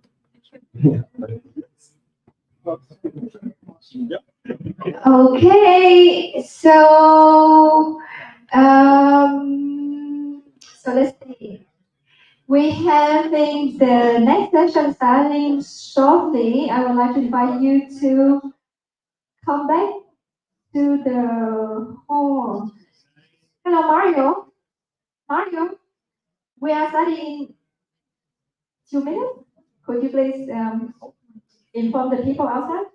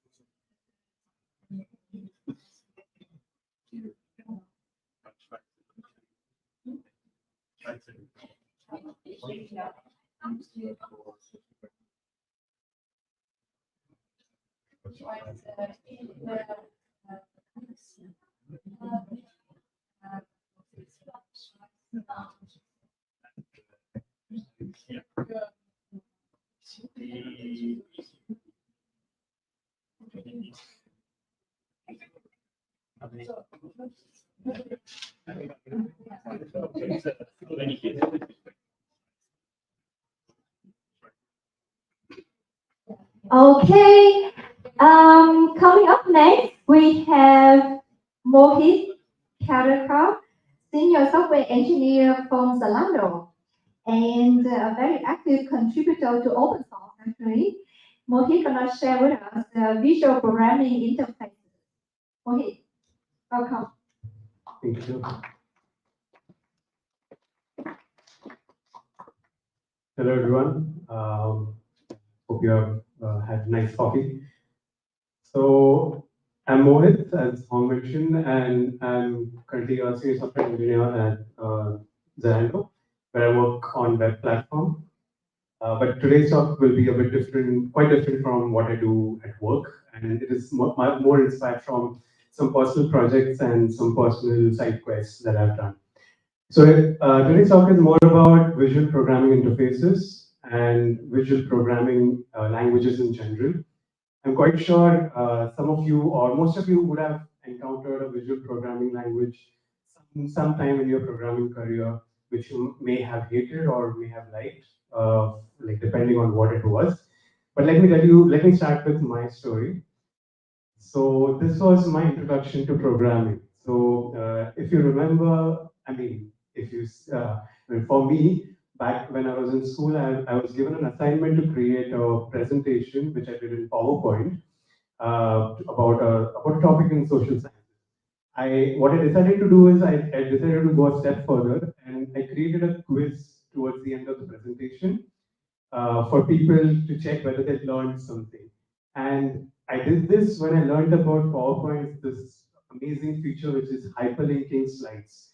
So in PowerPoint, you could link certain elements to the slide number, and then whenever someone clicks on this link, it goes to this slide. This creates a completely interesting programming interface where you can create complex software apparently, which people have tried. If you can see these screenshots, where someone has proved that PowerPoint is Turing complete, and they have built a C compiler in PowerPoint apparently. But yeah, like we all of us have different introductions to programming, and this was mine. And why I find it interesting, like this is one, why I find it interesting is that PowerPoint is a form of visual programming, if you think about it. And that's why this talk, these are my interests. So to define visual programming, let's compare it to text-based programming. So on the left is our traditional text-based coding where you write some programs in text, but in visual programming, you build logic using visual elements. And I mean, it depends on different people's, like how we think. So maybe Dali would be better thinking this visually, whereas Shakespeare would be more proficient at writing like text-based code. But depending on our capability to visualize code, for me personally, it's visual more. So I like the notion of building logic visually, and apparently this is quite popular and has a lot of history. The major advantage that visual programming sort of they provide or they claim to provide is direct manipulation. So if someone of here are into UX or user experience, direct manipulation is a concept where the interface provides you ways to directly manipulate the entity in question. So for example, let's say you build an interface for a thermostat. You wouldn't want it to be like a plus or minus to increase temperature. You would want rather like a digital version of a knob, which you can turn. So this is what direct manipulation means. And on the right, there's a popular example from Apple's first launch where Steve Jobs introduces the pinch and zoom feature, which is again another example of direct manipulation. There's this amazing talk by Ivan Daniluk at GopherCon where he explains how textual coding, when you try to read textual code, it's sort of a two-level map where there's a problem domain, which we are sort of trying to solve. And then there's a mental map of the problem domain, which we form in our heads. And then there's the final form, which we write in form of code. So the visual programming somewhat tries to merge the last two stages and try to create like a more interface which is more closer to our like how we visualize code in our heads. So a bit of history. I mean, these are this is going to be a lot of visual sort of slides here. So these are various programming languages that have been visual like throughout the history. So this is Sketchpad on the top left, which is sort of the first GUI which was created, where Ivan Simpson created this application where you could draw elements on the screen with a pen. Then there's Prograph, and there's HyperCard, yet another interesting visual programming application by Apple, where you could create stacks of cards and then link them to each other. And this is what actually later evolved into hypertext, which is HTML as we know now. Then there's LabVIEW, there's Scratch for children to teach coding. It is quite popular. And there's Visual Basic, which has visual in its name, but it's not actually a visual programming language. It's just a visual platform to build. So yeah, if you ever mention visual programming, don't mention Visual Basic at all. So where we are at today. So today we have amazing like languages, visual languages to build very creative stuff. So there's Blender, Node syntax through which you can create shaders and then have more manipulation on images or 3D objects. Then on the right it's V, before times V. So it is a visual programming language to create visualizations that can be projected on large scale objects like buildings, fountains, and all these large spaces. And then there's Simulink, which is more for simulating objects that engineers use before actually building those for prototyping. So when there has been so much history, why is it that we don't encounter visual programming in daily life? I mean, I still consider it as a niche. I think the reason is that there hasn't been enough research. So there's this research paper which was published way back in 1987, which talks about the evidence that exists that BPLs work. And I think it's quite incomplete. The BPLs work best for specific areas. So these specific areas include simulations at the top, then education, which is like when you want to teach someone who is new to code. So it's really useful to teach in terms of visuals instead of just handing them a C code or JavaScript code, which may be very confusing. And last is creative programming, which is where you have more visual elements like images, multimedia, and yeah, stuff like that. All of these three things sort of boil down to a paradigm known as flow-based programming, which is quite different from imperative programming where you go sequentially line by line. But flow-based programming moves more towards like this pipeline structure where data flows through a set of methods or set of operations. Now, I mentioned that, okay, like, the research and all these things, but I mean, I feel it does not have to be practical always, right? So, I mean, visual programming was created as an outlet for creativity, and I think it can be that way as well. So, it does not have to have a production use case. So these are some bizarre applications that people created. So, on the left is an application created in HyperCard. So it's basically an application created in 80s where you can browse a tour of a river. So it creates a set of cards. Each of the card is a video, and when you navigate through, you feel as if you are touring the river. You can change your directions by clicking on each card, and then you switch to a different view. And then yeah, someone recorded these videos, created this application, and just for it. And there's no use case. Then there's a Scratch program who, like, from a person who made an operating system in Scratch. So I mean, like, yeah, what's the use case? But yes, it's fun, and that's why visual programming exists. Okay, now coming back to the practical aspects. So what's flow-based programming? This is a bit technical aspect of visual programming. So flow-based programming, as I mentioned, is a programming paradigm where you have certain blocks and then the data flows through them. The advantage of this paradigm is that there's no global data manipulation. So there's automatic parallelism and like subsequent advantages that you get through such idea. So the main idea is that there's a graph. Apparently, yeah, as you can see, like it forms, there are some nodes and there are some directed edges. And all of such flow-based programming models, they form directed graphs. Now, once you have directed graphs, you can do a lot of maths with them. So there's amazing research being done with relation to visual programming and parallel computing. Now, since visual programming languages mostly work on node-based software, the eventual output is a directed graph. So all directed graphs can be parallelized. That's the easiest way to put it. So if you imagine, if you sort of start executing one node at a time, you can parallelize a lot of paths, and that's how you achieve parallelism. So this group of researchers, what they decided to is, so initially there was some research already to visualize parallel computing, but they went a step ahead and they created language to sort of build these programs, which is quite interesting.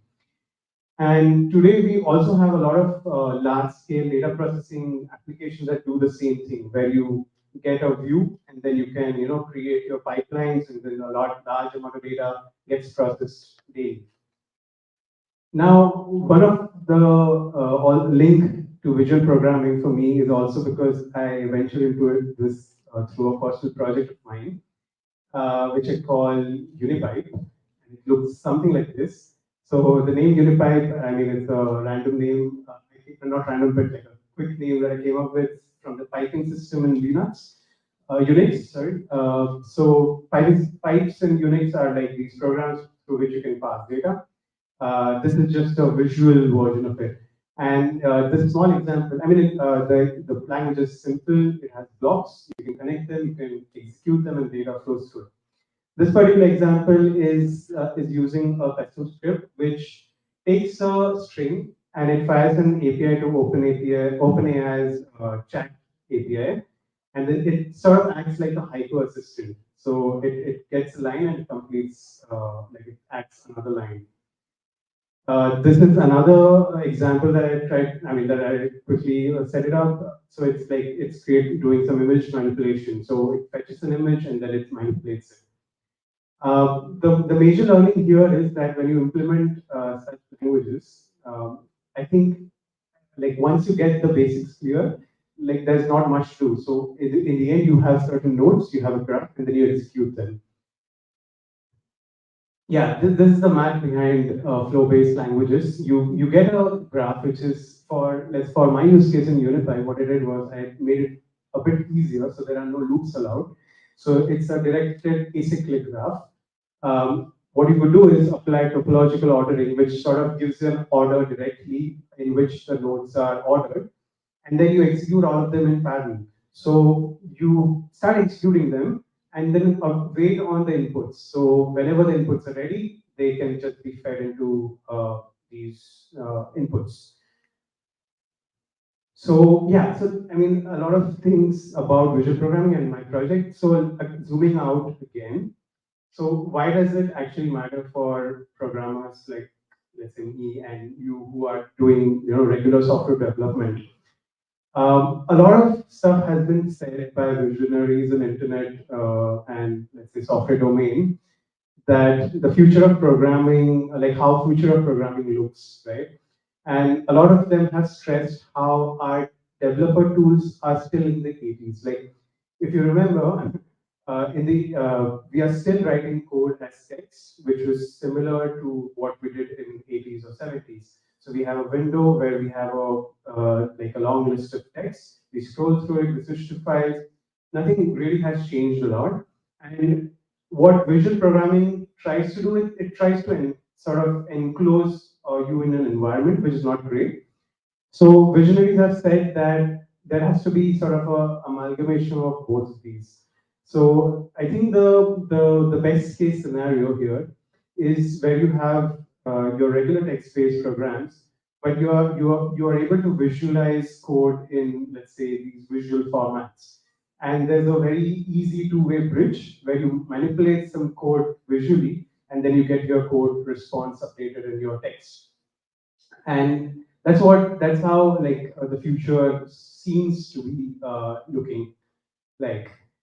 So yeah, if I think about it in terms of UniFi, what I would think is, if I have to make a prediction, is if I write a code, it sort of aligns, it makes a graph out of it, and I'm able to sort of update the code and see the graph update.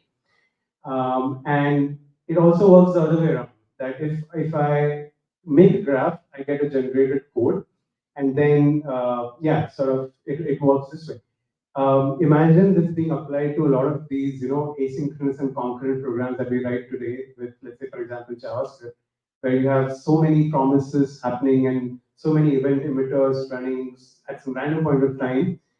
Imagine you could visualize them and just, I mean, you're able to visualize them, but you're able to visually manipulate them and change the order of execution.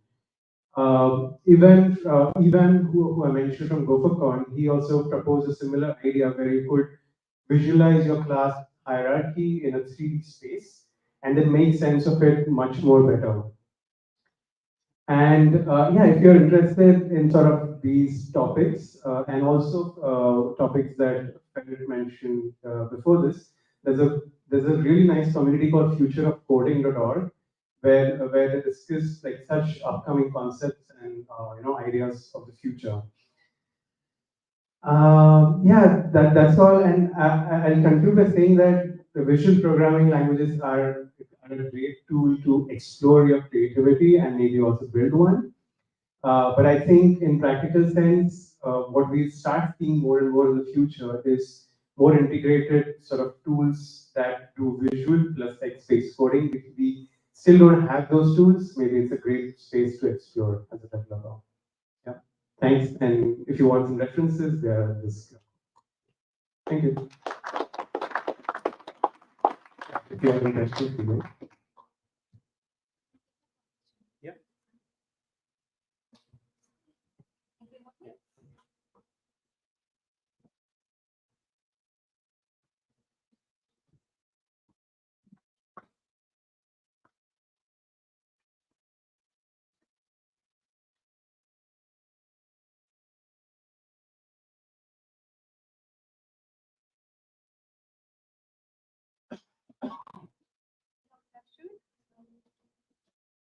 So now the next session is about software development lifecycle, and I would like to welcome Lothar Schuss, the Director of Engineering from Building Minds. Lothar, welcome. Thank you. Similar to Ferret's story, I also went from software engineering into managing software projects and products. And this to me is actually really a roller coaster journey. And a little part of the journey I want to share with you. And maybe it inspires you to try something similar. Now, in case you want to check out the slides or you want to get in contact, just follow the information here. I have the QR code later at this one. Now,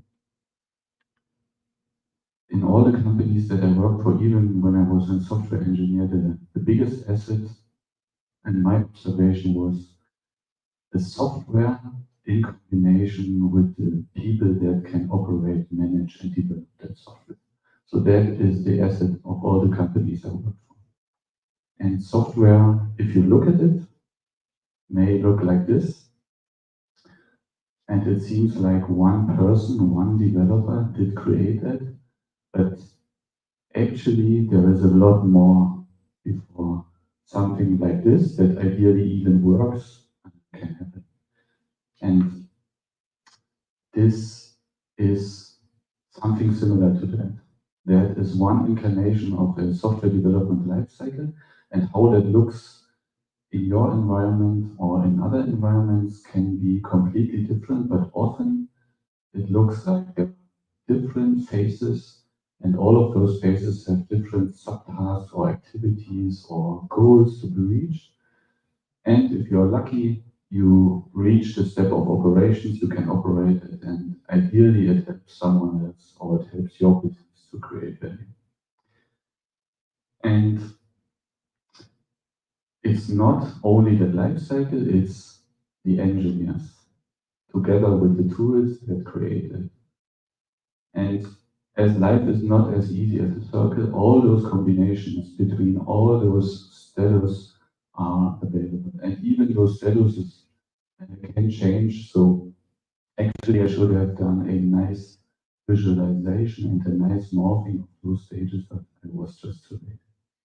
So, and even on top of that rather complicated image, there are managers like me, and they have questions. Thank you for laughing. This did not happen only to you, this also happened to the engineers that actually just wanted to work on those code lines that I showed before. Now, how to combine this, right? Engineers, they just want to be in the flow, right? They just want to write the software, and managers that are also needed for organizations like me that want to guide, want to help, but often also ask business questions that needs to be asked. And on my search for a combination, how to make that possible in a sustainable way, I came across those delegation cards. It's from Management 3.0. And the main idea of those cards, at least to my understanding, is you use those cards in poker delegation games.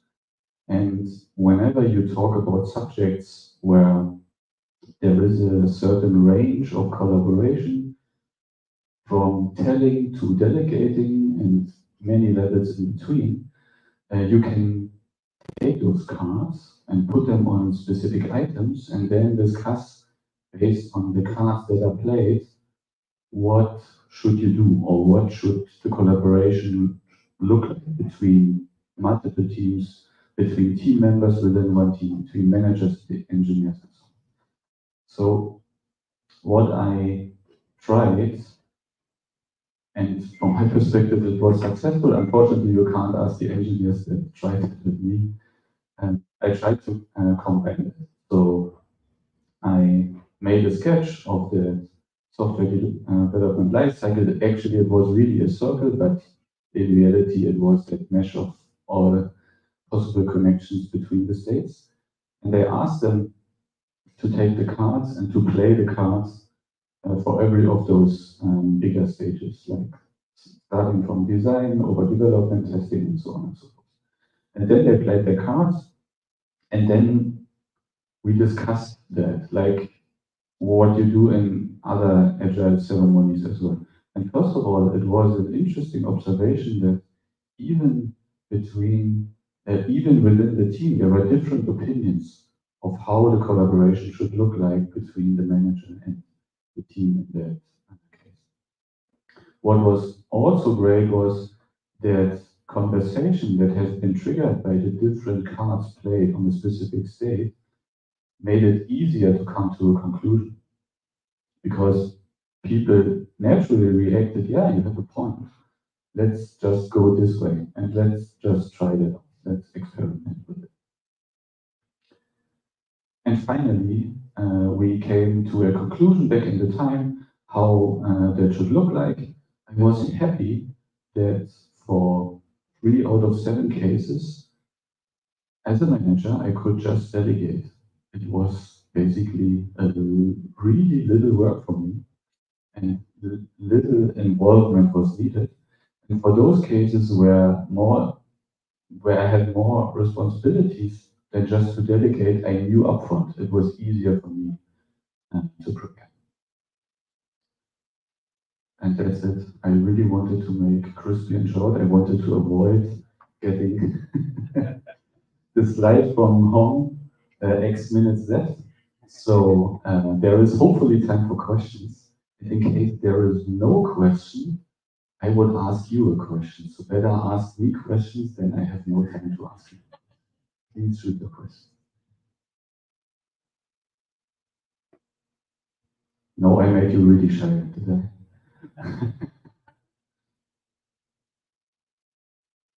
No worries. I know it's almost the last session of today. So my question is, who of you would consider to experiment with this approach?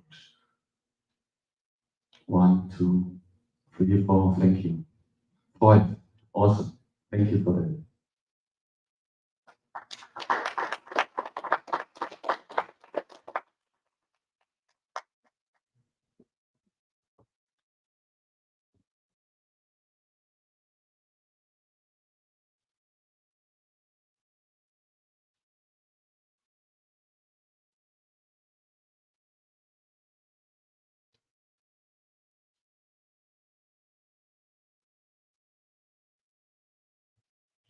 Julian, so you are finally here. Thank you for joining.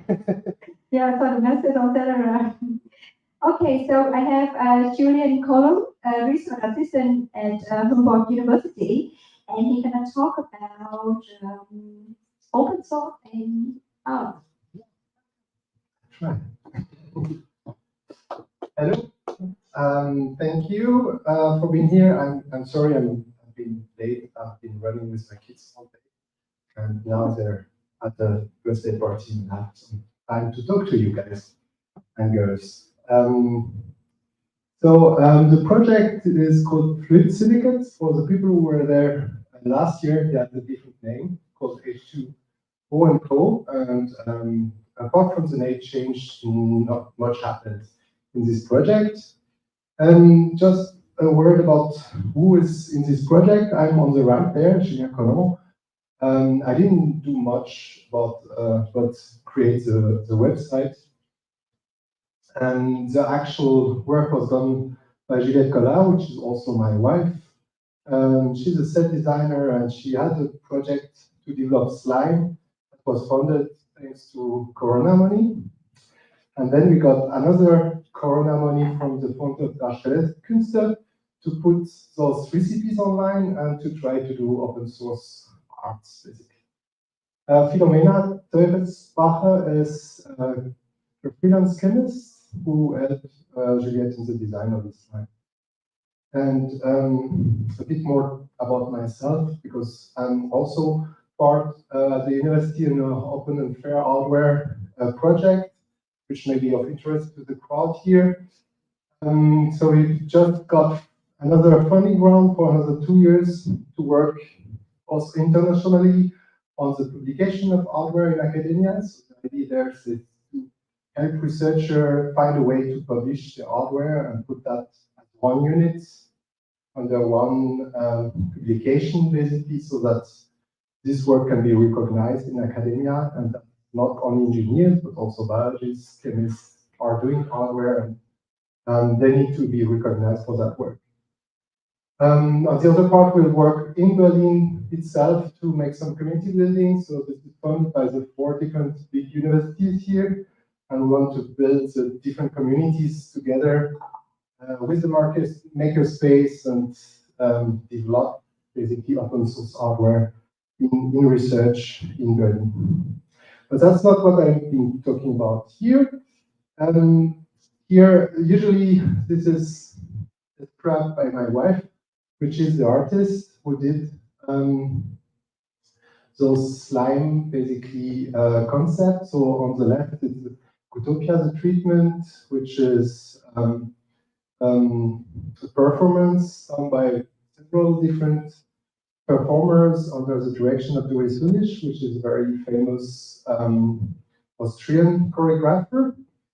And on the right is the much smaller project where with one student of the UDK,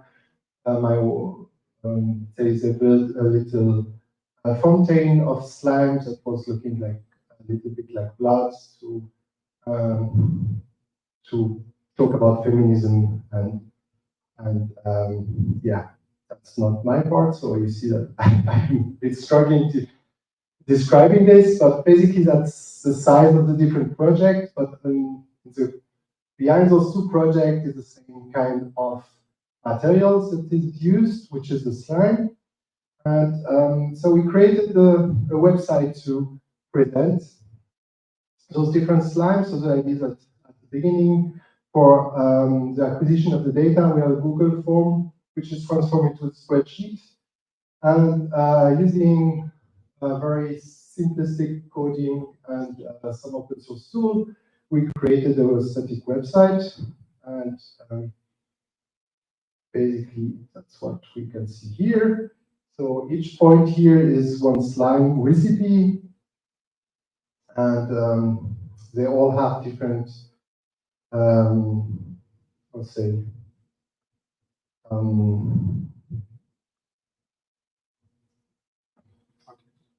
yeah, I don't have the word. There are different peculiarities, basically, and there's basically a simple spreadsheet database behind that. And then there's the list of the recipes. I think it's about 20 recipes with all a nice picture of the different slime, different colors, different consistencies. And the idea there is to keep it open source, basically. So, oops, to go back to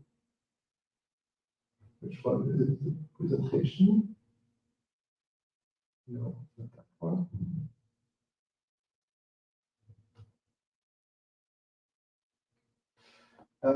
The idea was to look for people that want to share their recipe for also blood and other things, but we didn't basically have the time because Corona is over.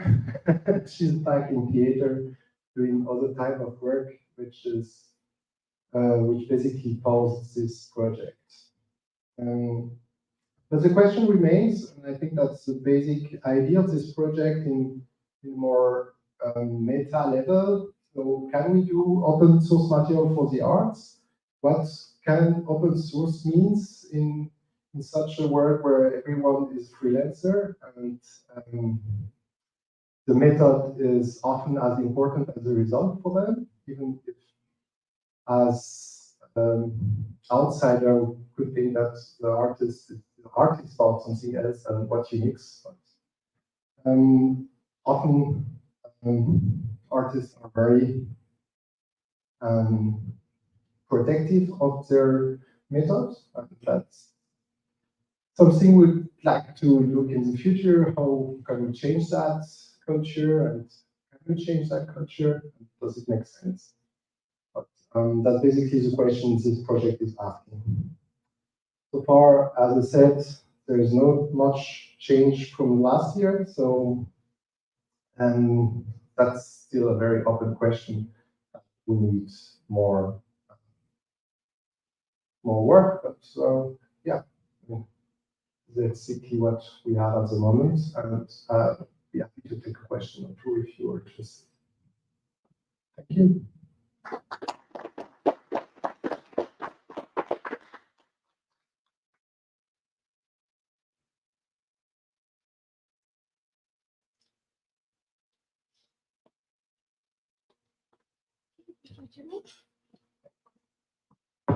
Thank you. Yes, so we have the next session. Let me see from the.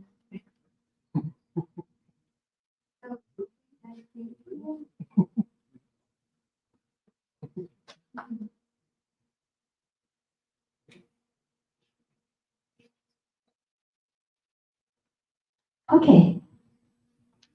So, Ruben, open source ecology, this is where you come from, right? So, I have your slide ready, everything ready?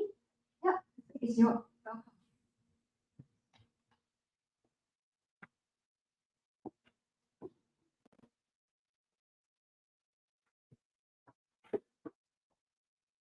Yeah, Julian is my is my boss, and I just met him now.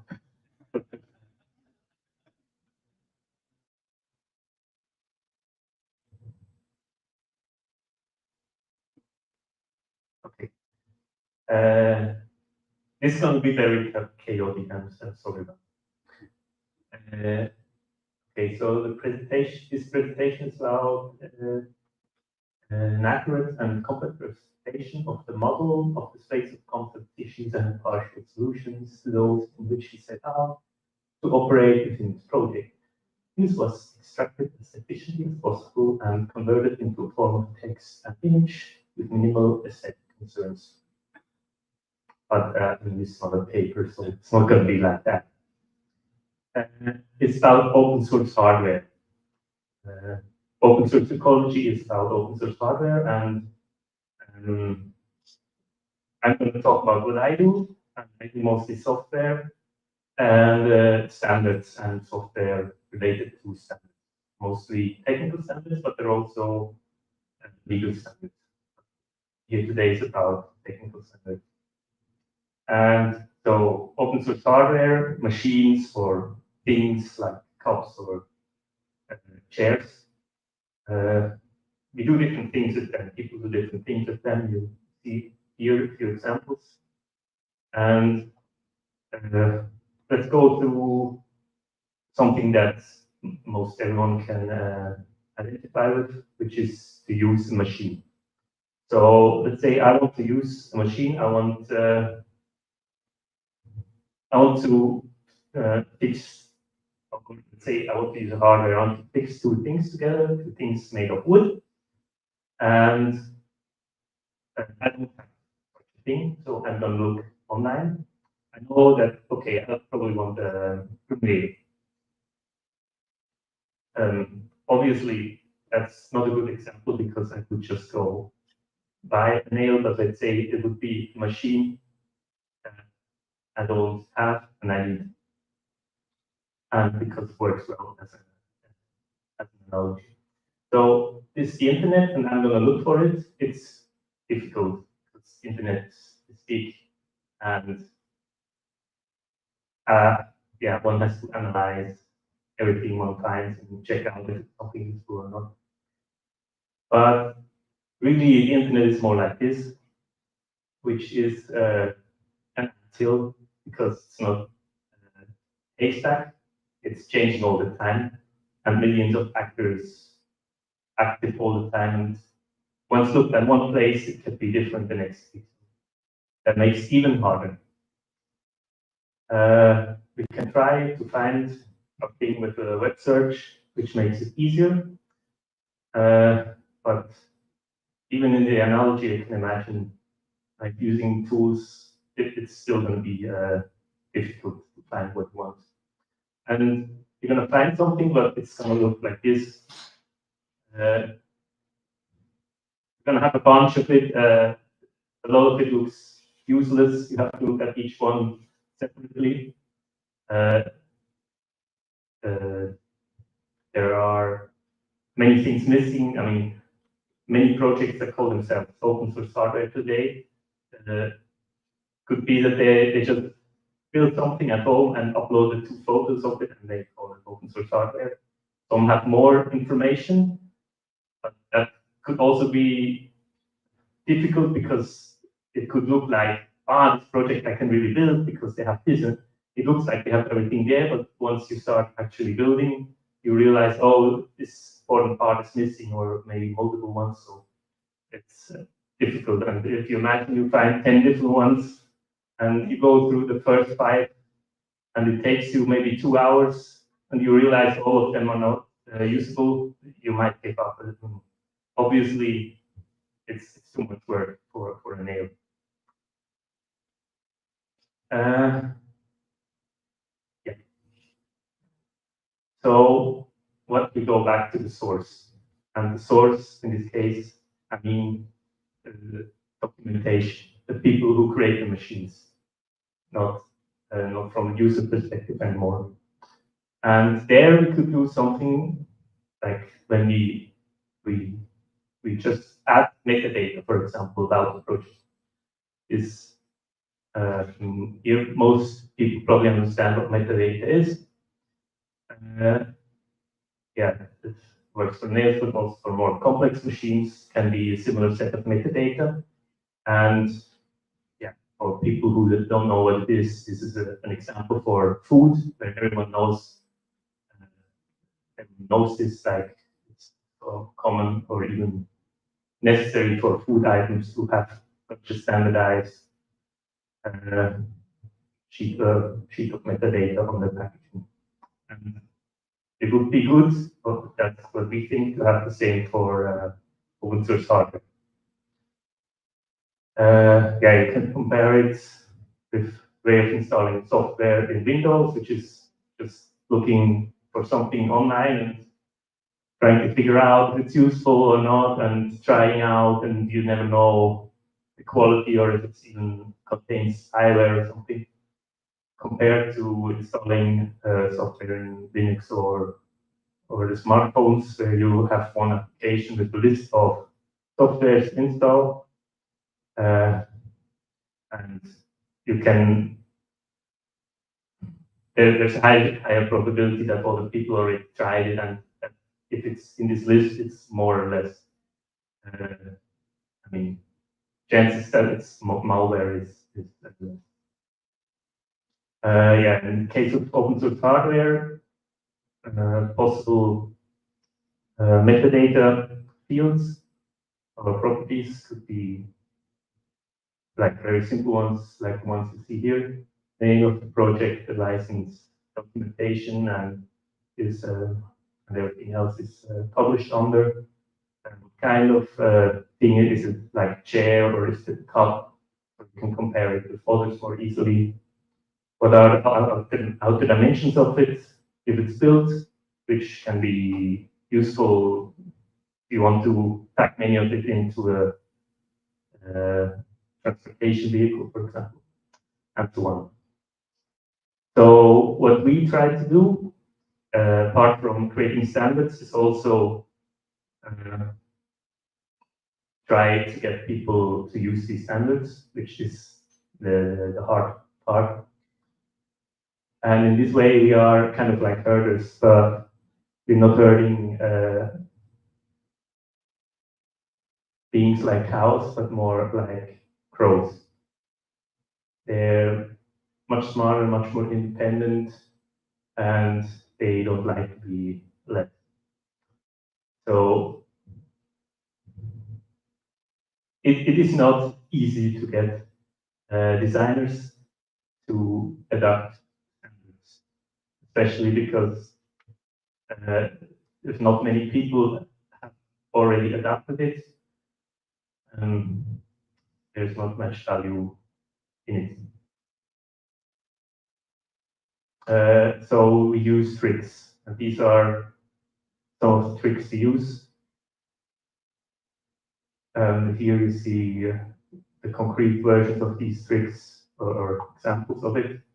Like for certification, we have the OSHA certification. For standards, we have the DIN spec, which is something our organization created. It's the first DIN. DIN is like the ISO of Germany, and this specification is the first one published by DIN, which itself is open source and defines what is open source hardware. Now, this someone giving out funding money could define that any kind of machinery created with this money has to be open source hardware, and there is actually an official document definition of that now, which they can refer to. Then we have the OSH tools, which we will see more later, which is software we created, which given a repository, a Git repository containing documentation about the hardware project, checks that project, and for various things like is the license defined, is the license open source, are the design files created using an open source software and so on. And again, it gives you a percentage, which is more or less arbitrary, but gives you an idea of how well you're doing on the way to open sources. The other example, we'll see this is an example for where we have a workflow that allows people to automatically inject metadata onto their PCBs on each commit.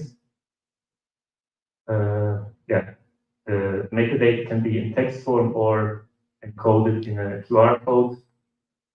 So it's well, there are many applications, but for one, it allows you to everyone using the PCB creating it could at any time tell you which exact version they are using, extracting from their QR code without knowing anything. So it's very helpful for bug reports. Here is like statistics of the OSH tool, or I just show some well-known open source hardware project, but this is about come from this one. Again, most important are these percentages down there. They are most interesting. Compliance is just the total,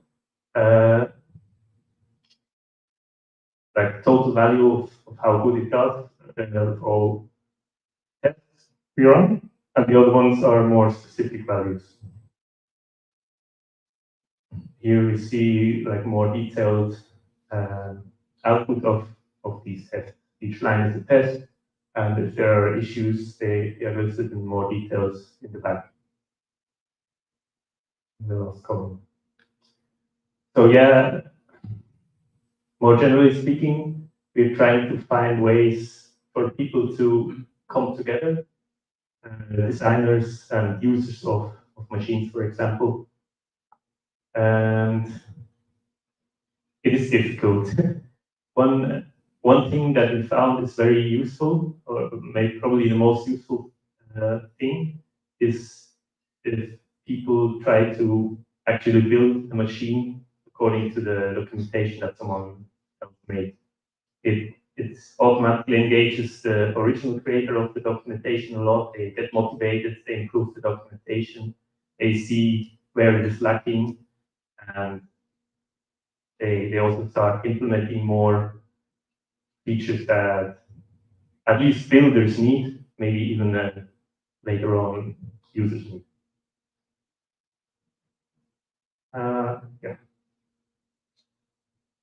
yeah, there is a lot of tension created. You try to make designers do extra work, but tension also allows you to walk over water.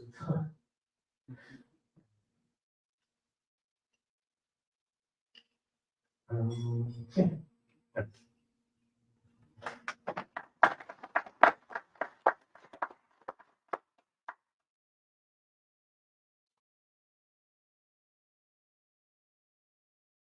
Robin? Yes, so we need to set up for the last session of today.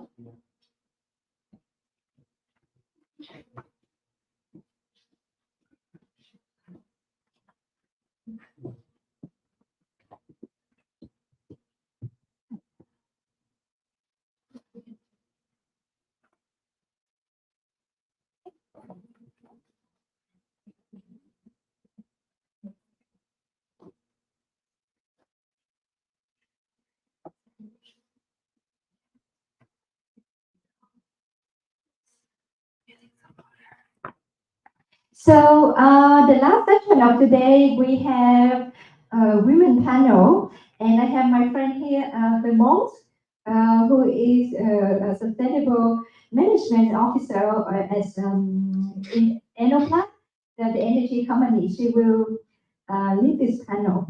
Vermont? Hello. Thank you all for being there this afternoon, in spite of like the snow and the rain and the cold. So I was already presented. I'm very honored to be the facilitator of this panel, Raising Strong, Empowering Women's Career Development in Tech. Where we'll be discussing all around how to thrive, career tips, etc. for from international women and skilled professionals in the tech sector. So I'm very pleased to be joined with some very inspiring speakers today. A warm welcome to you all. We have with us Patricia. You are a senior security team lead at ShareNow. You're originally from the Czech Republic and you have Vietnamese origins. You have an international career that brought you all over Europe. Thank you for being here. Olivia, you are a software engineer originally from Poland, a co-founder and chief technical officer at your Berlin-based startup in the green energy sector that's called Build Energy. Cheers to you. Thank you for joining us today. Jean, you're American Korean historian, researcher with a specific specialization and expertise in Web3, blockchain-based governance systems, and DAO. Thank you for joining us. And Stephanie, you're a French-Nigerian multi-certified project manager with specialization in tech projects and currently working as a delivery manager in financial and software development. Thank you all for joining us today. I will sit down too, otherwise it's going to be tiring. My presentation. I wanted to start with this panel with as a little warm-up, and also because I know that we are all here very data-driven, with some numbers don't worry, it's not gonna be too long, not gonna be too painful. But just we are talking about women in tech this afternoon, and here are some statistics about from 2023. So far, the year is not yet completely over. On the left-hand side, you can see the gender diversity proportion statistically in worldwide in the STEM workforce. So STEM stands for engineering. I need to check it.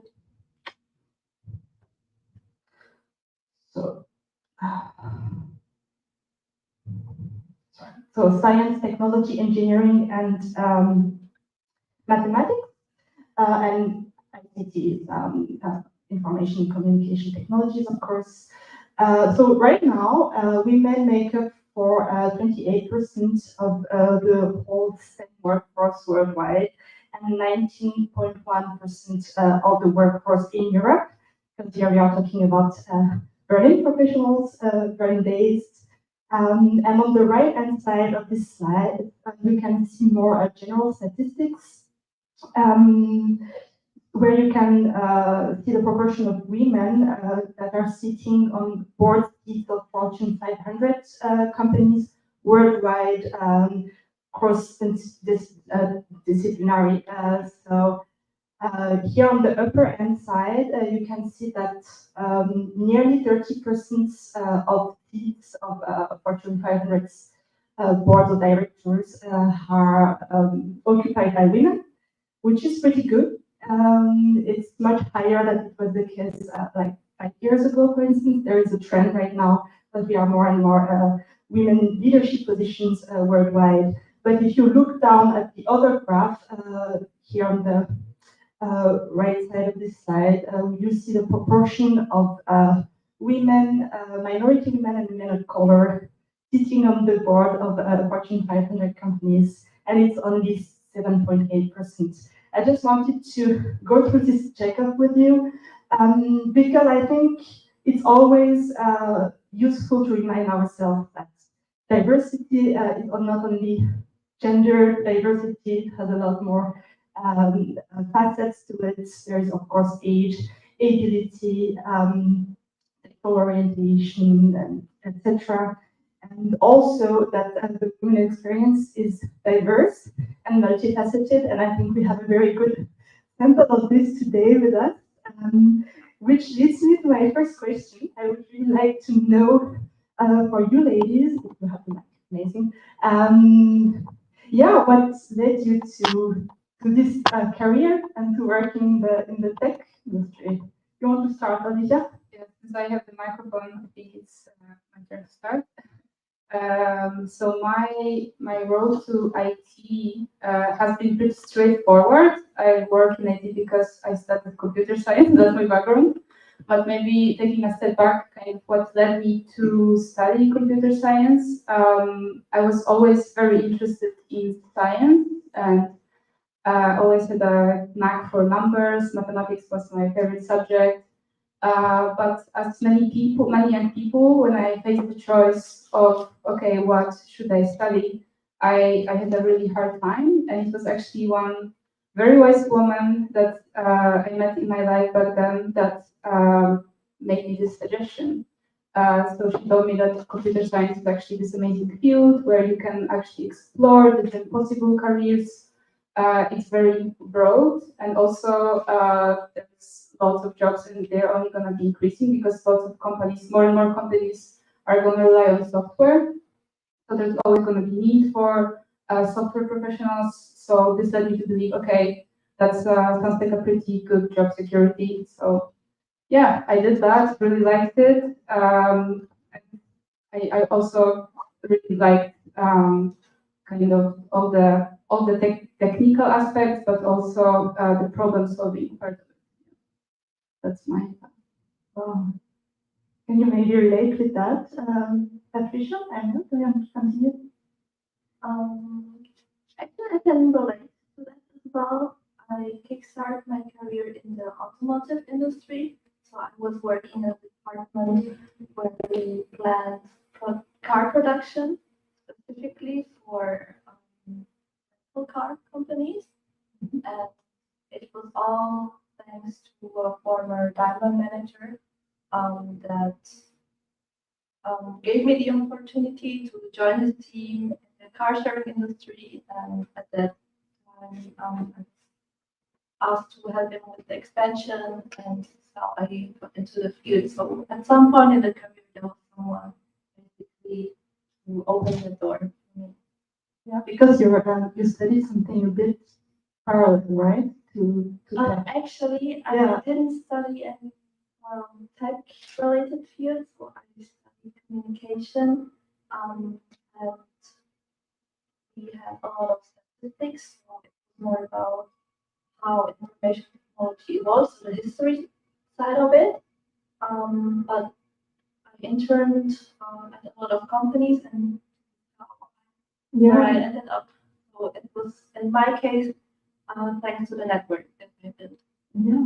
Yeah, that's very interesting because also tech allows for this flexibility, right? That you don't have to have this specific background. I think it's the case also for Jean and Stephanie.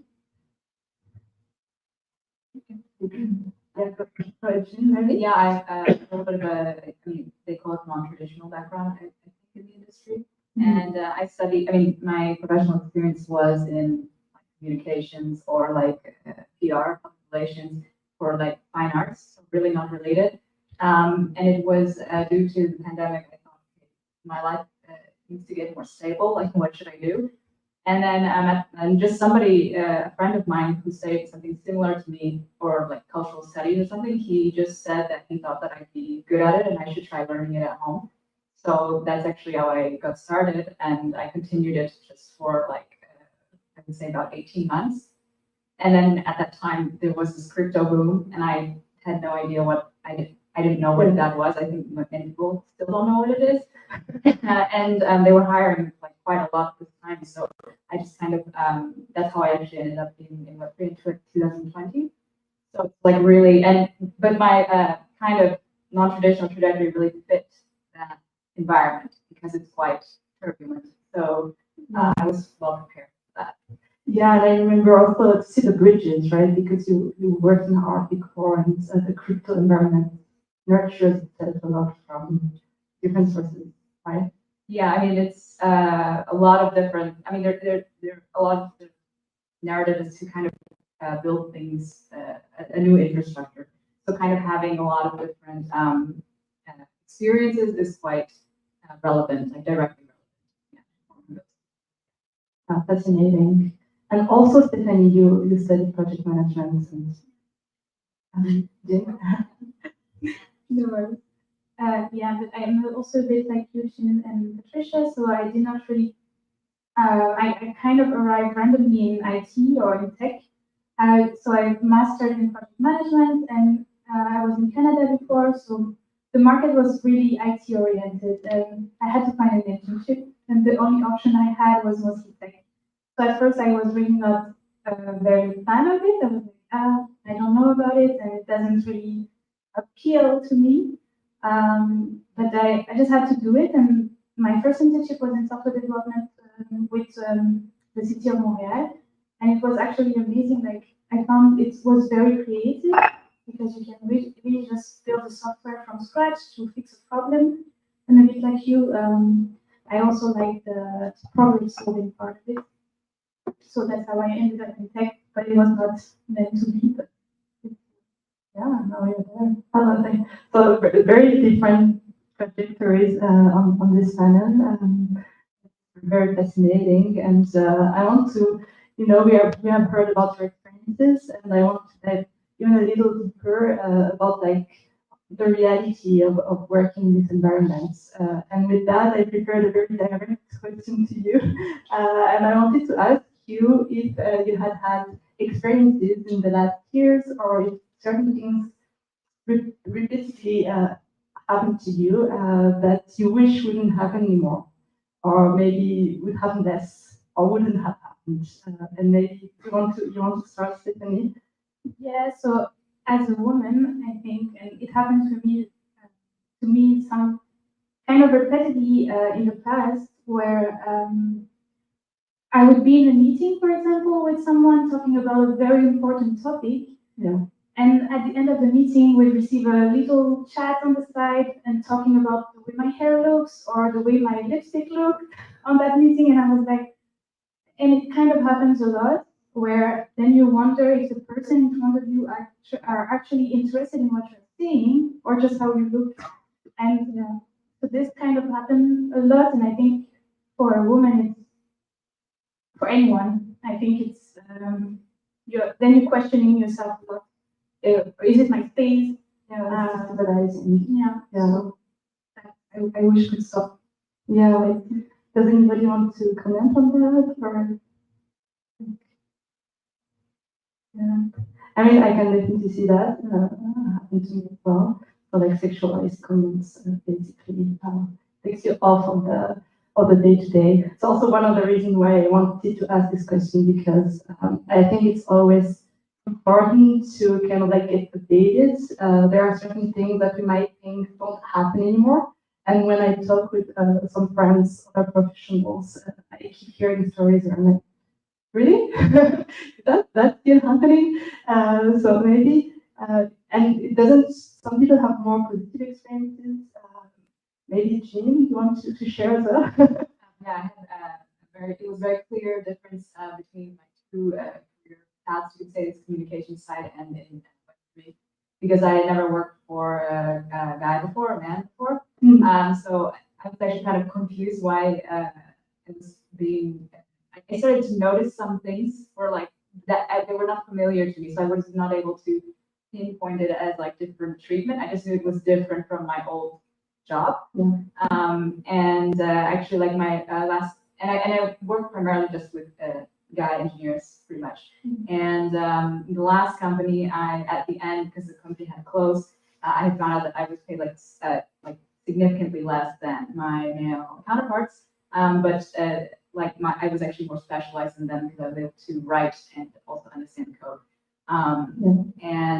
But I think like what I took away from that is not just this kind of like typical unfair like situation, because I also work with these guys for 1.5 years and I helped them start up their company from the beginning. So there's actually what I saw was there was sort of more to it than just these numbers thing. Like perhaps it didn't occur to them. Yeah. It truly didn't occur to them that this was a problem, even though I had actually mentioned a couple times. But this is like nobody is really. It's not like really an excuse, but it's more understanding where this comes from, and that can, I think, cultivate like better like learnings just for people in general. If you point it out and explain why that happened, and kind of learn like both ways. Yeah, I think it's a more healthy way to kind of change things. And also, we discussed about this before, and it was a smaller structure. It was a startup, right? Yeah, it was a very small company, and that's a good point. That sometimes the company itself, especially if it's sort of new, cannot identify your worth right away from the beginning. So it might be important, even though I had said stuff and I was friendly with everyone working there. Sometimes it's like I cannot see it and they cannot see it as well. It was my feeling. Yeah. We all always, I don't know for you, but we always speak about processes in companies and etc. And this is maybe a space where like processes are important, or like to have actually this discussion going on. What's your experience, Olivia? Maybe following after what Jean said, in my experience, I also mostly work with men. That's the nature, as we saw the numbers on the screen, of the software engineering field. And the big one for me that really gets on my nerves, and I wish it didn't happen so often, is mansplaining. I know it's a big word. I have to big word. Of course, does not always come from men, but in my experience, it did because of the nature of my job. But I want to kind of extend it to say any type of condescending behavior that is based on assuming something about the other person that maybe can come off as condescending. So a quick example here would be approaching a colleague to ask him a very specific question and then kind of getting a lecture about all the basics, all the context, all the everything that is underlying this, which is stuff that you should assume that I know, and maybe like asking a question first wouldn't hurt. And it would be way more productive to do it this way. But yeah, I think similar to what Jean said, it's important to just call out this behavior in a polite way. I also don't feel like in most of the cases it definitely comes with good intentions, but just kind of pointing it out to say, hey, you don't need to explain this. I know this. Let's get back to the specific question that I asked. Yeah, that's important. Yeah, not make assumptions, like not assume that you don't know, and probably like because you're in this position, this job, you know, actually. Yeah, I mean, definitely. And also, coming back to my first reflection on the first slide, I've seen that happening in also from women.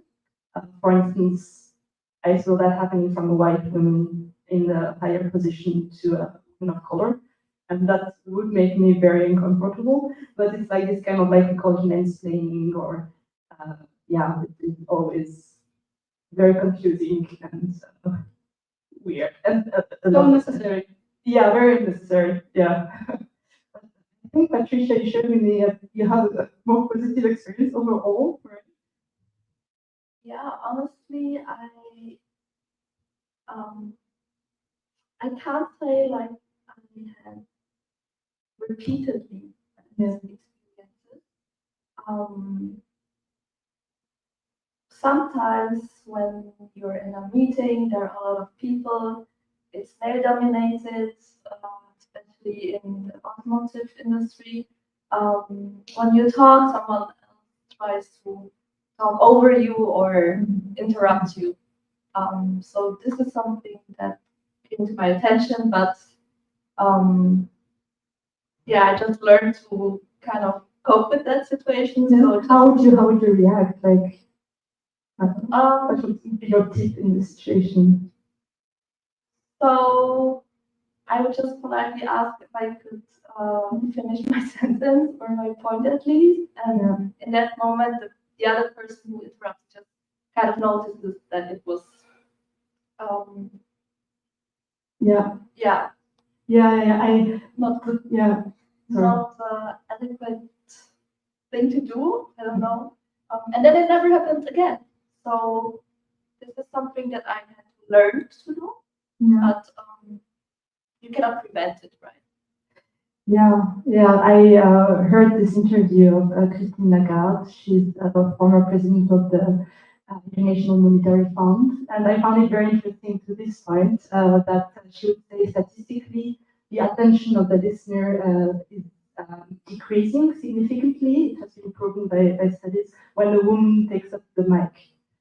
So she said, now every time I am in a meeting, when I take up the mic, I just automatically like get the tune higher. I tune it up. I take the mic, I tune it up. And I found it very fascinating and very practical too. So that's to your point, that's also like just turn up the mic. Yeah. To get the party mood for this Saturday.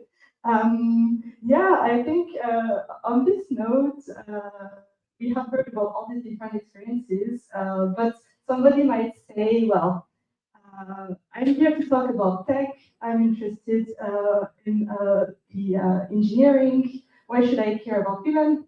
Why should I care about diversity? I hope nobody here is thinking that, but I'm going to tell to this person, don't worry, I got your back. And of course, there are many ways to answer this question, and I wanted to share with you some examples as my answer. So I'm going to see that. These are a few random examples, and of course, feel free to react. I will just explain a little bit what I meant with this. It's also kind of like throughout history.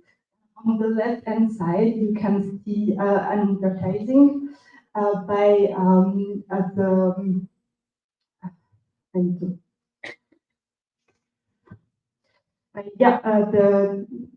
this was a series of advertising run by the German firm Antrax in 1970. Is one of them. So on this ad, you can see big plump parted lips, so ready for a kiss probably. And underneath there is a comment that you cannot probably read from this there, and that's aimed at promoting the kind of like user friendliness of the tool. And in this comment you can read, quote, "Without our data entry system to speak a new language, done blonde. To her, it's a typewriter and a nifty little TV screen. In parentheses, she can be the dumbest blonde you can find. To you, it's the arty, you being probably a man, it's the arty to this data entry validate verify system," and it goes on. It's a bit mean for me because probably if you look at old advertising, you have a lot of this kind of examples that would be kind of shocking to modern sensibilities in 2023. But this is kind of like, you know, like a random tech advertisement in 1970. On the top of this slide, you can read, "I blush if I could." Probably most of you are familiar with some female gendered voice assistants. This one would be, in this case, Siri, powered by Apple. And when between 2011 and 2019, when Siri would be addressed by a user, any of you, with the phrase, "Hey Siri, you're a bitch." This would be the answer that Siri would give in response. I blush if I could. I don't know if like anytime if you want to comment. So that's the second example I wanted to share with you. And the third example is more recent research about AI that has proven that facial recognition in AI shows very high quotes of like gender biases and racial biases for like most things. You can see some of them here in most companies. And in this example, basically the AI was asked to recognize the gender of the face based on the picture. And it has been showed that on one side, the success rate of this gendering was much higher, or already significantly higher for male faces than for female faces. And on a step further, this error rate would skyrocket when it came to women of color. So here you have some very famous examples. I think we all know them. Presenter, speaker, Oprah Winfrey, the iconic tennis player, Serena Williams, and lawyer, speaker, and former First Lady of the United States, Michelle Obama, who were all gendered. You cannot read it, but they were gendered male, all of them. And that's some of the examples that I wanted to share with you to say, yeah, why should you care? Well, the biases are inscribed in our technologies. The way we think is the way our technologies are designed, are made, and also shape our world. And today it's essential to have efficient technologies. For instance, for the AI, it was not performing because the data samples that trained the AI were not diverse enough. If somebody else had been behind the picking up of these data samples, maybe the choices would have been different and diverse. And that's why we all need for more efficient technologies to have a diversity of thoughts and a diversity of decision makers. And on that note, I wanted to ask you for some tips. So my question would be tomorrow, a younger version of yourself would pass the door and come into your team. What would you tell them? I can start. I would say find a good mentor, find a role model, find someone that will be a champion for you, find someone that will recognize you, because not everyone should, not everyone has to, but I think it's so important that there is a person that's more senior, either on the same team at the workplace, or maybe in a totally different department, but someone that can really kind of guide through, give advices. Yeah, super important to meet such a person. Not easy, but I think it's really important. Yeah. Want to continue, Patricia? Or maybe in my case, because I don't have a tech background, so when I work with developers, I have a lot of meetings where I do not really understand what's going on, but I still need to project manage the project. So what really helped me when I started is to make sure that I surrounded myself with the developers and really talk to them and also ask them to explain stuff to me in a simple way.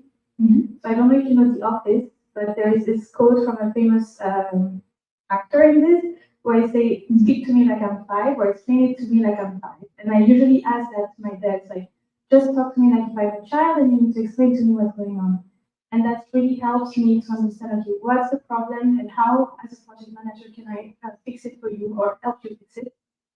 So really surround yourself with good colleagues, as you said, mentors. I remember my first job, I started in infrastructure, and my lead was really like trusting me, and she was like, "I know what you're doing great. If you have questions, you come to me, and we'll face the problems together." And I think that's how I was able to evolve.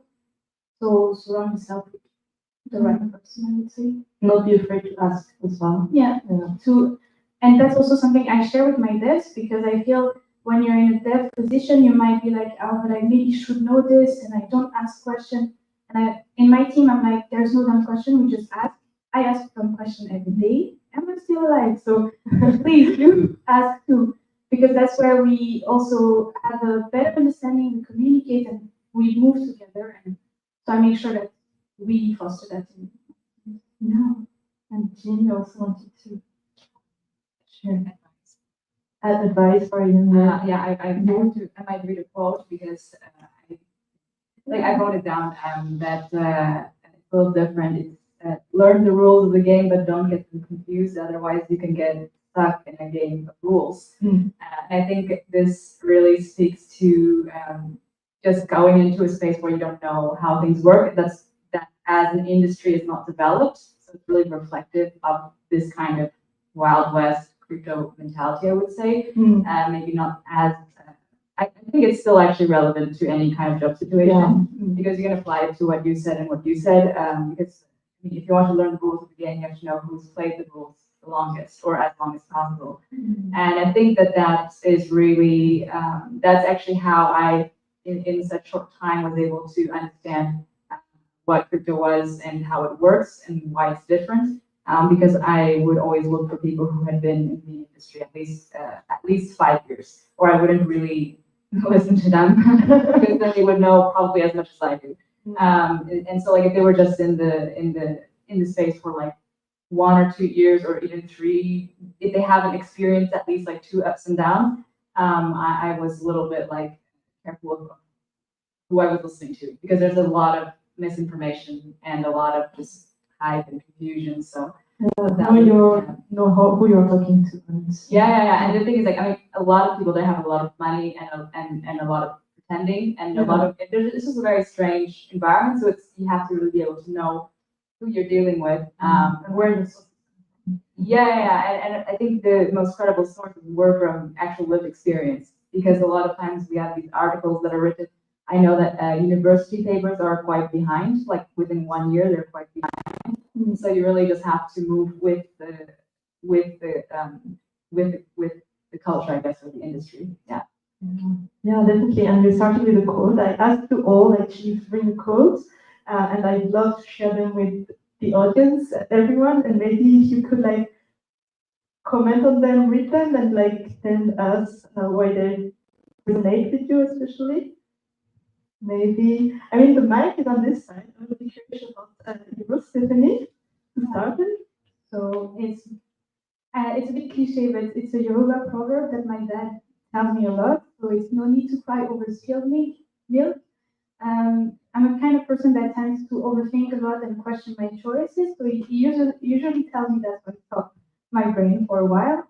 but I feel it's really applying to project management or my practice because I don't want to look at a problem and just cry or like panic or we have a bug in prod, for example. I'm more into, okay, we have a bug in prod, now let's face it, let's find a solution together and let's move on. So that I'm really, as Olivia said again, solution oriented, and I try to foster that in my teams, but also agile project management, which is what I'm mostly doing right now. Is also like, let's not try to finger point or find a I don't know how to say English, the problem maker, yeah? But try to move together as a, okay, we have a problem, how can we avoid it in the future? And so that's the bit what I understand with this. Yeah, that's great. I love that. You want to continue? Yeah, mine is from Audrey Lord's Master's Tools, Who Never Does the Master's House. Quite a famous speech or something she wrote. It's a speech, yeah. And I think this part of that speech is kind of pointing to how sometimes, or it reminds me at least, that sometimes your uniqueness, first of all, it's not something that you can learn. It's something unique to you. It cannot be reproduced. And oftentimes it can feel like a kind of handicap or disability or something that holds you back. But what I learned is that if you're able to really own it, then the odds will definitely turn in your favor pretty quickly. Yeah. But you really have to own it. Like if you, it's just knowing it is not enough. You have to really be able to use it, and then, from my experience, things got a lot easier. I feel like it really applies to different schools, right? Like your background, you're using it every day. And Olivia, you brought also something beautiful. Yeah, let me read that. Quickly. Yeah, people will forget what you said, people will forget what you did, but people will never forget how you made them feel. I worked in many different environments, different companies, different sizes, different processes everywhere. And again and again, I find this quote to be so true. A lot of times I find myself in rooms with a lot of very smart people, but I feel like sometimes we collectively forget that things we work on, most of the time they're not that important. Like most of IT companies are not really saving the world. So what really matters is actually how do we work on those problems together. And what Stefani said, right? I want to highlight kind of cultivating the team spirit and tackling problems together and just being nice to each other. I think that's what's really important. Yeah, the human part. Exactly, the human part. Yeah, that's everywhere. We saw in the machine. And Patricia is also a beautiful one. You want to read it first, maybe? Yeah. Yeah, everything works better. Work on the team together.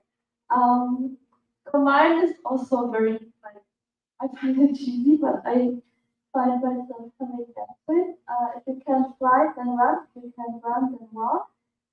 If you can't walk, then crawl. But whatever you do, you have to keep moving forward. And I keep coming back to it because in Kashan we don't. So we have a part where we develop the software, the hardware, but we also have a service that we have to maintain daily. And so when we have problems with the vehicles or anything, we have to find a solution very quickly, because otherwise we're losing revenue opportunities.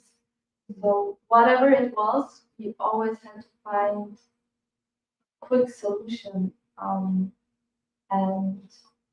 there are a lot of, there's a time aspect of it.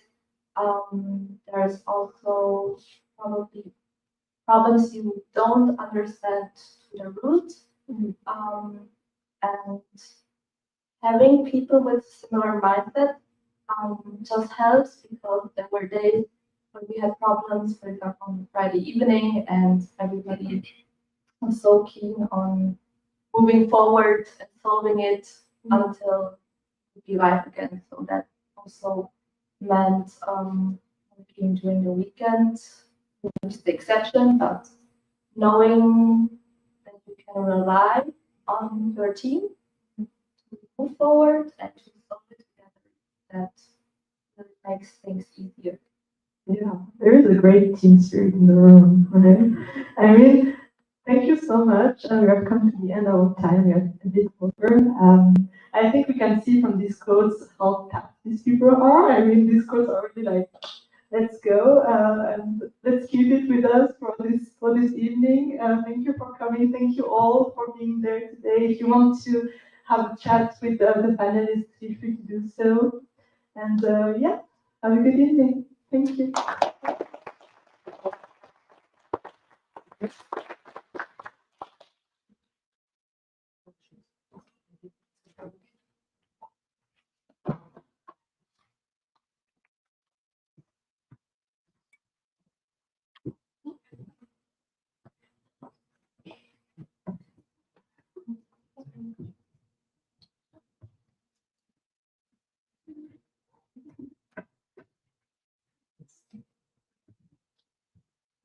Okay.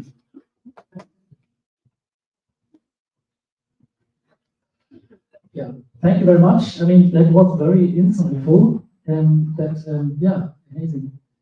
What did you say, Olivia? Not every IT company is saving the world, yeah? But you remember, huh? So, yeah, but I think that's what we have to do, right? I don't know, save the world, but definitely improve the world and solve the problems in this world. So I hope today was a day where you got inspiration, where you found valuable things for you. I mean, there's so many problems in this world, as we all know. And yeah, in the spirit of openness, we started this event and we ran this event today.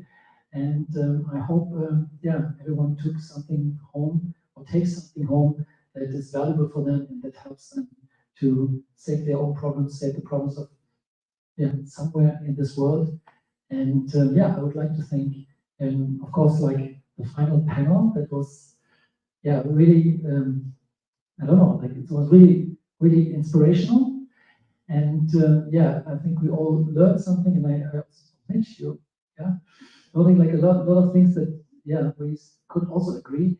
And yeah, so thank you very much for this panel. Like maybe a big round of applause again for this panel.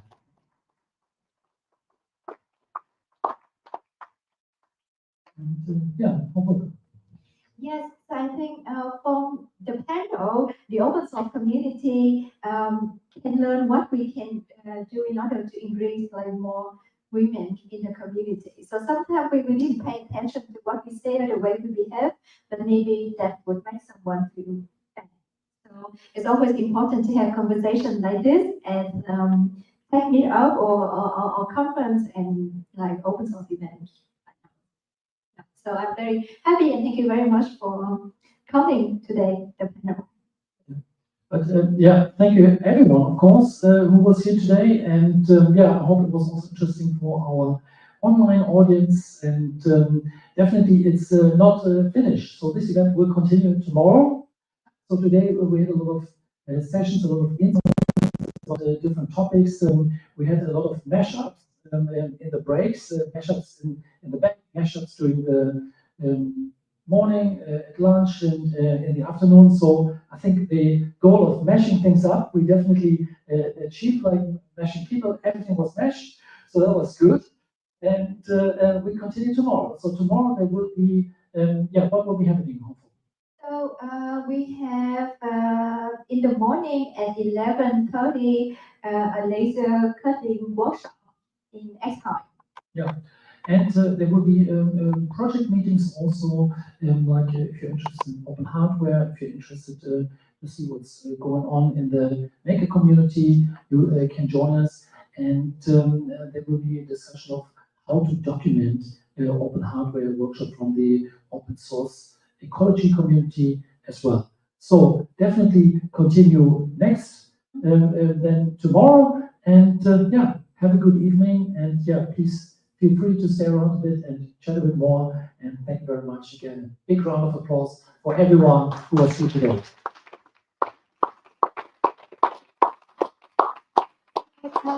I just one thing for the speakers. We have prepared a small present for you at the entrance. So if you on the way out, see my colleague over there. Thank you very much for your time to come here and share your knowledge with us and with the community. Thank you. Have a good evening. Final statement, if you still have like some cups or anything, nothing gets thrown away here. Actually, it's not, nothing is one way. Please leave your things in the back. There's a box. Yeah, if you still have like any utensils that you use today, it's like we try to be sustainable as much as possible. Thank you.